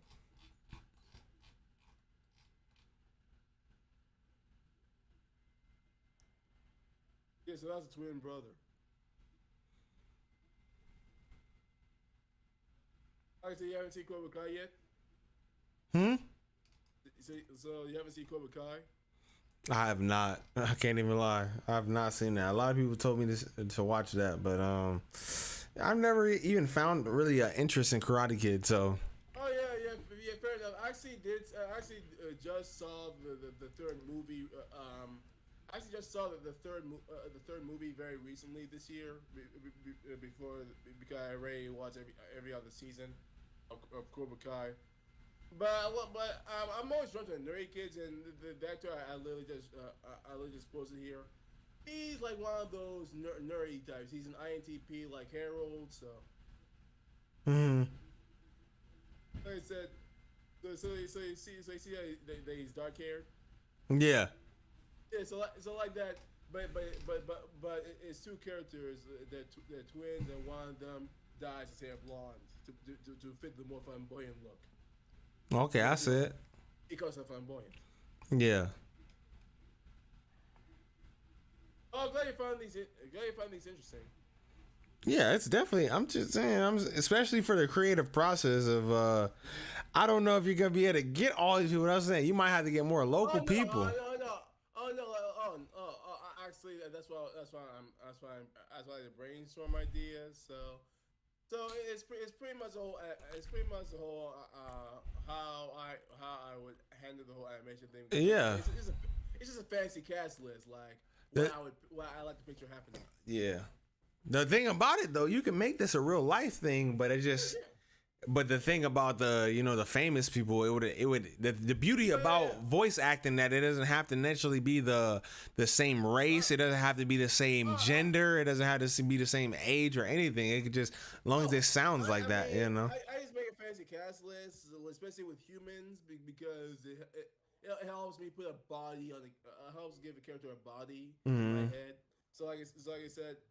A lot of these are based on actual appearances that I see. This is humans, and you said you're talking about The Office.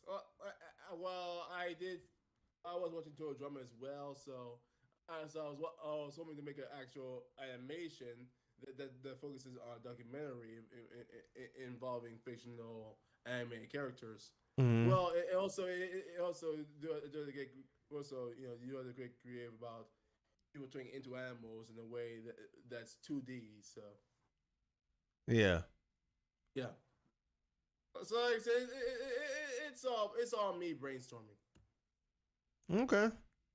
So obviously nothing is concrete. That's just how I think. That's cool. But like I said, like Faded Cats and Curious. That's why I plan to minimalize and really focus in on at least one storyline involving a certain character, because I hope to make it character driven, kind of like one of those wait, hold on. Those like Black Mirror, which focus on one storyline. Well, does it? I don't know if Black Mirror focus on one storyline. Do they not? Because I'm pretty sure I mean, I feel like it's about like robotics and all that stuff, but a series of standalone dramas. Yeah, it's not just one thing. Like I remember, like they went from, being stuck in a video game to like anthology. So it's like an anthology, but not really, because focusing on kind of like the Undercover Boss. Yeah. Wait, yeah. The premise is the same, but the story is not. Yeah. Yes. So like I said, it's just an overarching story, but focusing on different types of people, that type of thing. Yeah. That could be dope. Yeah. Especially if you put it on YouTube, I can see that blowing up. Especially if you make it a YouTube series. I was hoping to actually expand more on that, because I told you about the YouTube series about the whole MBTI college thing. But I'm hoping that in the way future, I could possibly get like a Netflix deal and actually like hopefully make a lot of money beforehand. Hey, that's a good goal. I like that.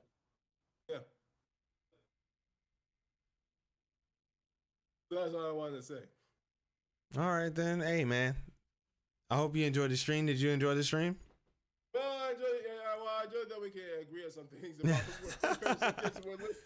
Yeah. Because seriously, hey, by the way, I'm gonna go for fall off a chair accidentally. That's gonna lower my IQ. Yeah. Talk to you later. I definitely agree. Yeah. Hope you have a wonderful day too, Rosie. Hey, I can't even promise y'all. Like, I keep trying to promise y'all when this R&R or whenever this is gonna come out. I can't even promise y'all. I'm just gonna say it's gonna come out hopefully before the next year. I'm gonna say that. Hopefully before the next year. That's only like 3 days, so that doesn't give us that much time, but hopefully before the new year. You know what I'm saying? Peace out, JJ. Thank you for the suggestions. W suggestions. W stream, I feel like. Yeah. End up making 2020 my bitch, all my niggas getting splits. And fuck your top 10 if I ain't make it on the list. Let's see who be around when it's 20. You gonna have some R&R before you post it? Maybe. Hopefully. You know what I'm saying? I don't always hopefully. I always take the risk. Dropped 100 songs, everything. Appreciate it, Rosie. They never cheer for you till it go over the fence. Never too convinced, I get off on the suspense. Cop the OnlyFans, just helping her with the rent. Shit breaking hearts have never been my intent. Hold on, don't judge me, let me vent. I love pretty women that smoke weed and fuck well. I'm a walnut, yeah, that's me in a nutshell. I've been fucking hoes since Fonny had the ducktail. Beat up Air Forces, peacoat yelling fuck 12. Rapping my ass off, still broke, I just got my cast off. Rocket on me, Fonny next to me yelling blast off. I let it rip like I'm trying to take the tag off. Faux ply, you really ain't that guy, boy, your ass off. You ain't gotta be a street nigga to be a real nigga. You ain't gotta lie in your songs and say you kill niggas. I ain't tryna hear all that fake shit, I don't feel niggas. That's your big homie, why you always with the lil niggas? I don't understand, I probably never will. Haven't signed a deal, I probably never will. Tell your nigga chill, he aggressive off them pills. Help them get addicted but won't help that nigga heal. Hanging out with rats that wanna kill them when they squeal. It's y'all niggas for real. Everything about the bag. Came here with game, but ain't no set and ain't no rag. Niggas throwing signs to a set they never knew. Album full of verses, full of shit they never do. Please put an end to it. Proper communication, that's how men do it. You know how much it hurt if you been through it. Why would you put your next to kin through it? Cause niggas really die over auto-tune lies. Come to where you live just to kill you on live. Focus on yourself, we trying to establish wealth. Got it off the flow, then put it on the shelf. That's called feng shui. How you feel about yourself? Are you incapable or just scared to ask for help? Shit, either way, get the fuck about your way. I'm trying to get a bag and get the fuck about the bay. Might not make a meal, but I damn sure made a way. Put my niggas on and split the pie from every play. Don't think I'm the best because the type of shit I say. Nigga, I'm the best cause I practice every day. 10,000 shots, I'm trying to retire pops. And fuck bad bitches in my Crocs, no socks. I'll shoot a cop before I ever kill a op. I'll be dead before I be something I'm not. With nothing left in me cause I gave it all I got. Bitches Northside, GC until I rot. Yeah. Get this man some water. It's too Right. hot. Shout out to Lil Russell. Let you guys have a good rest of your day.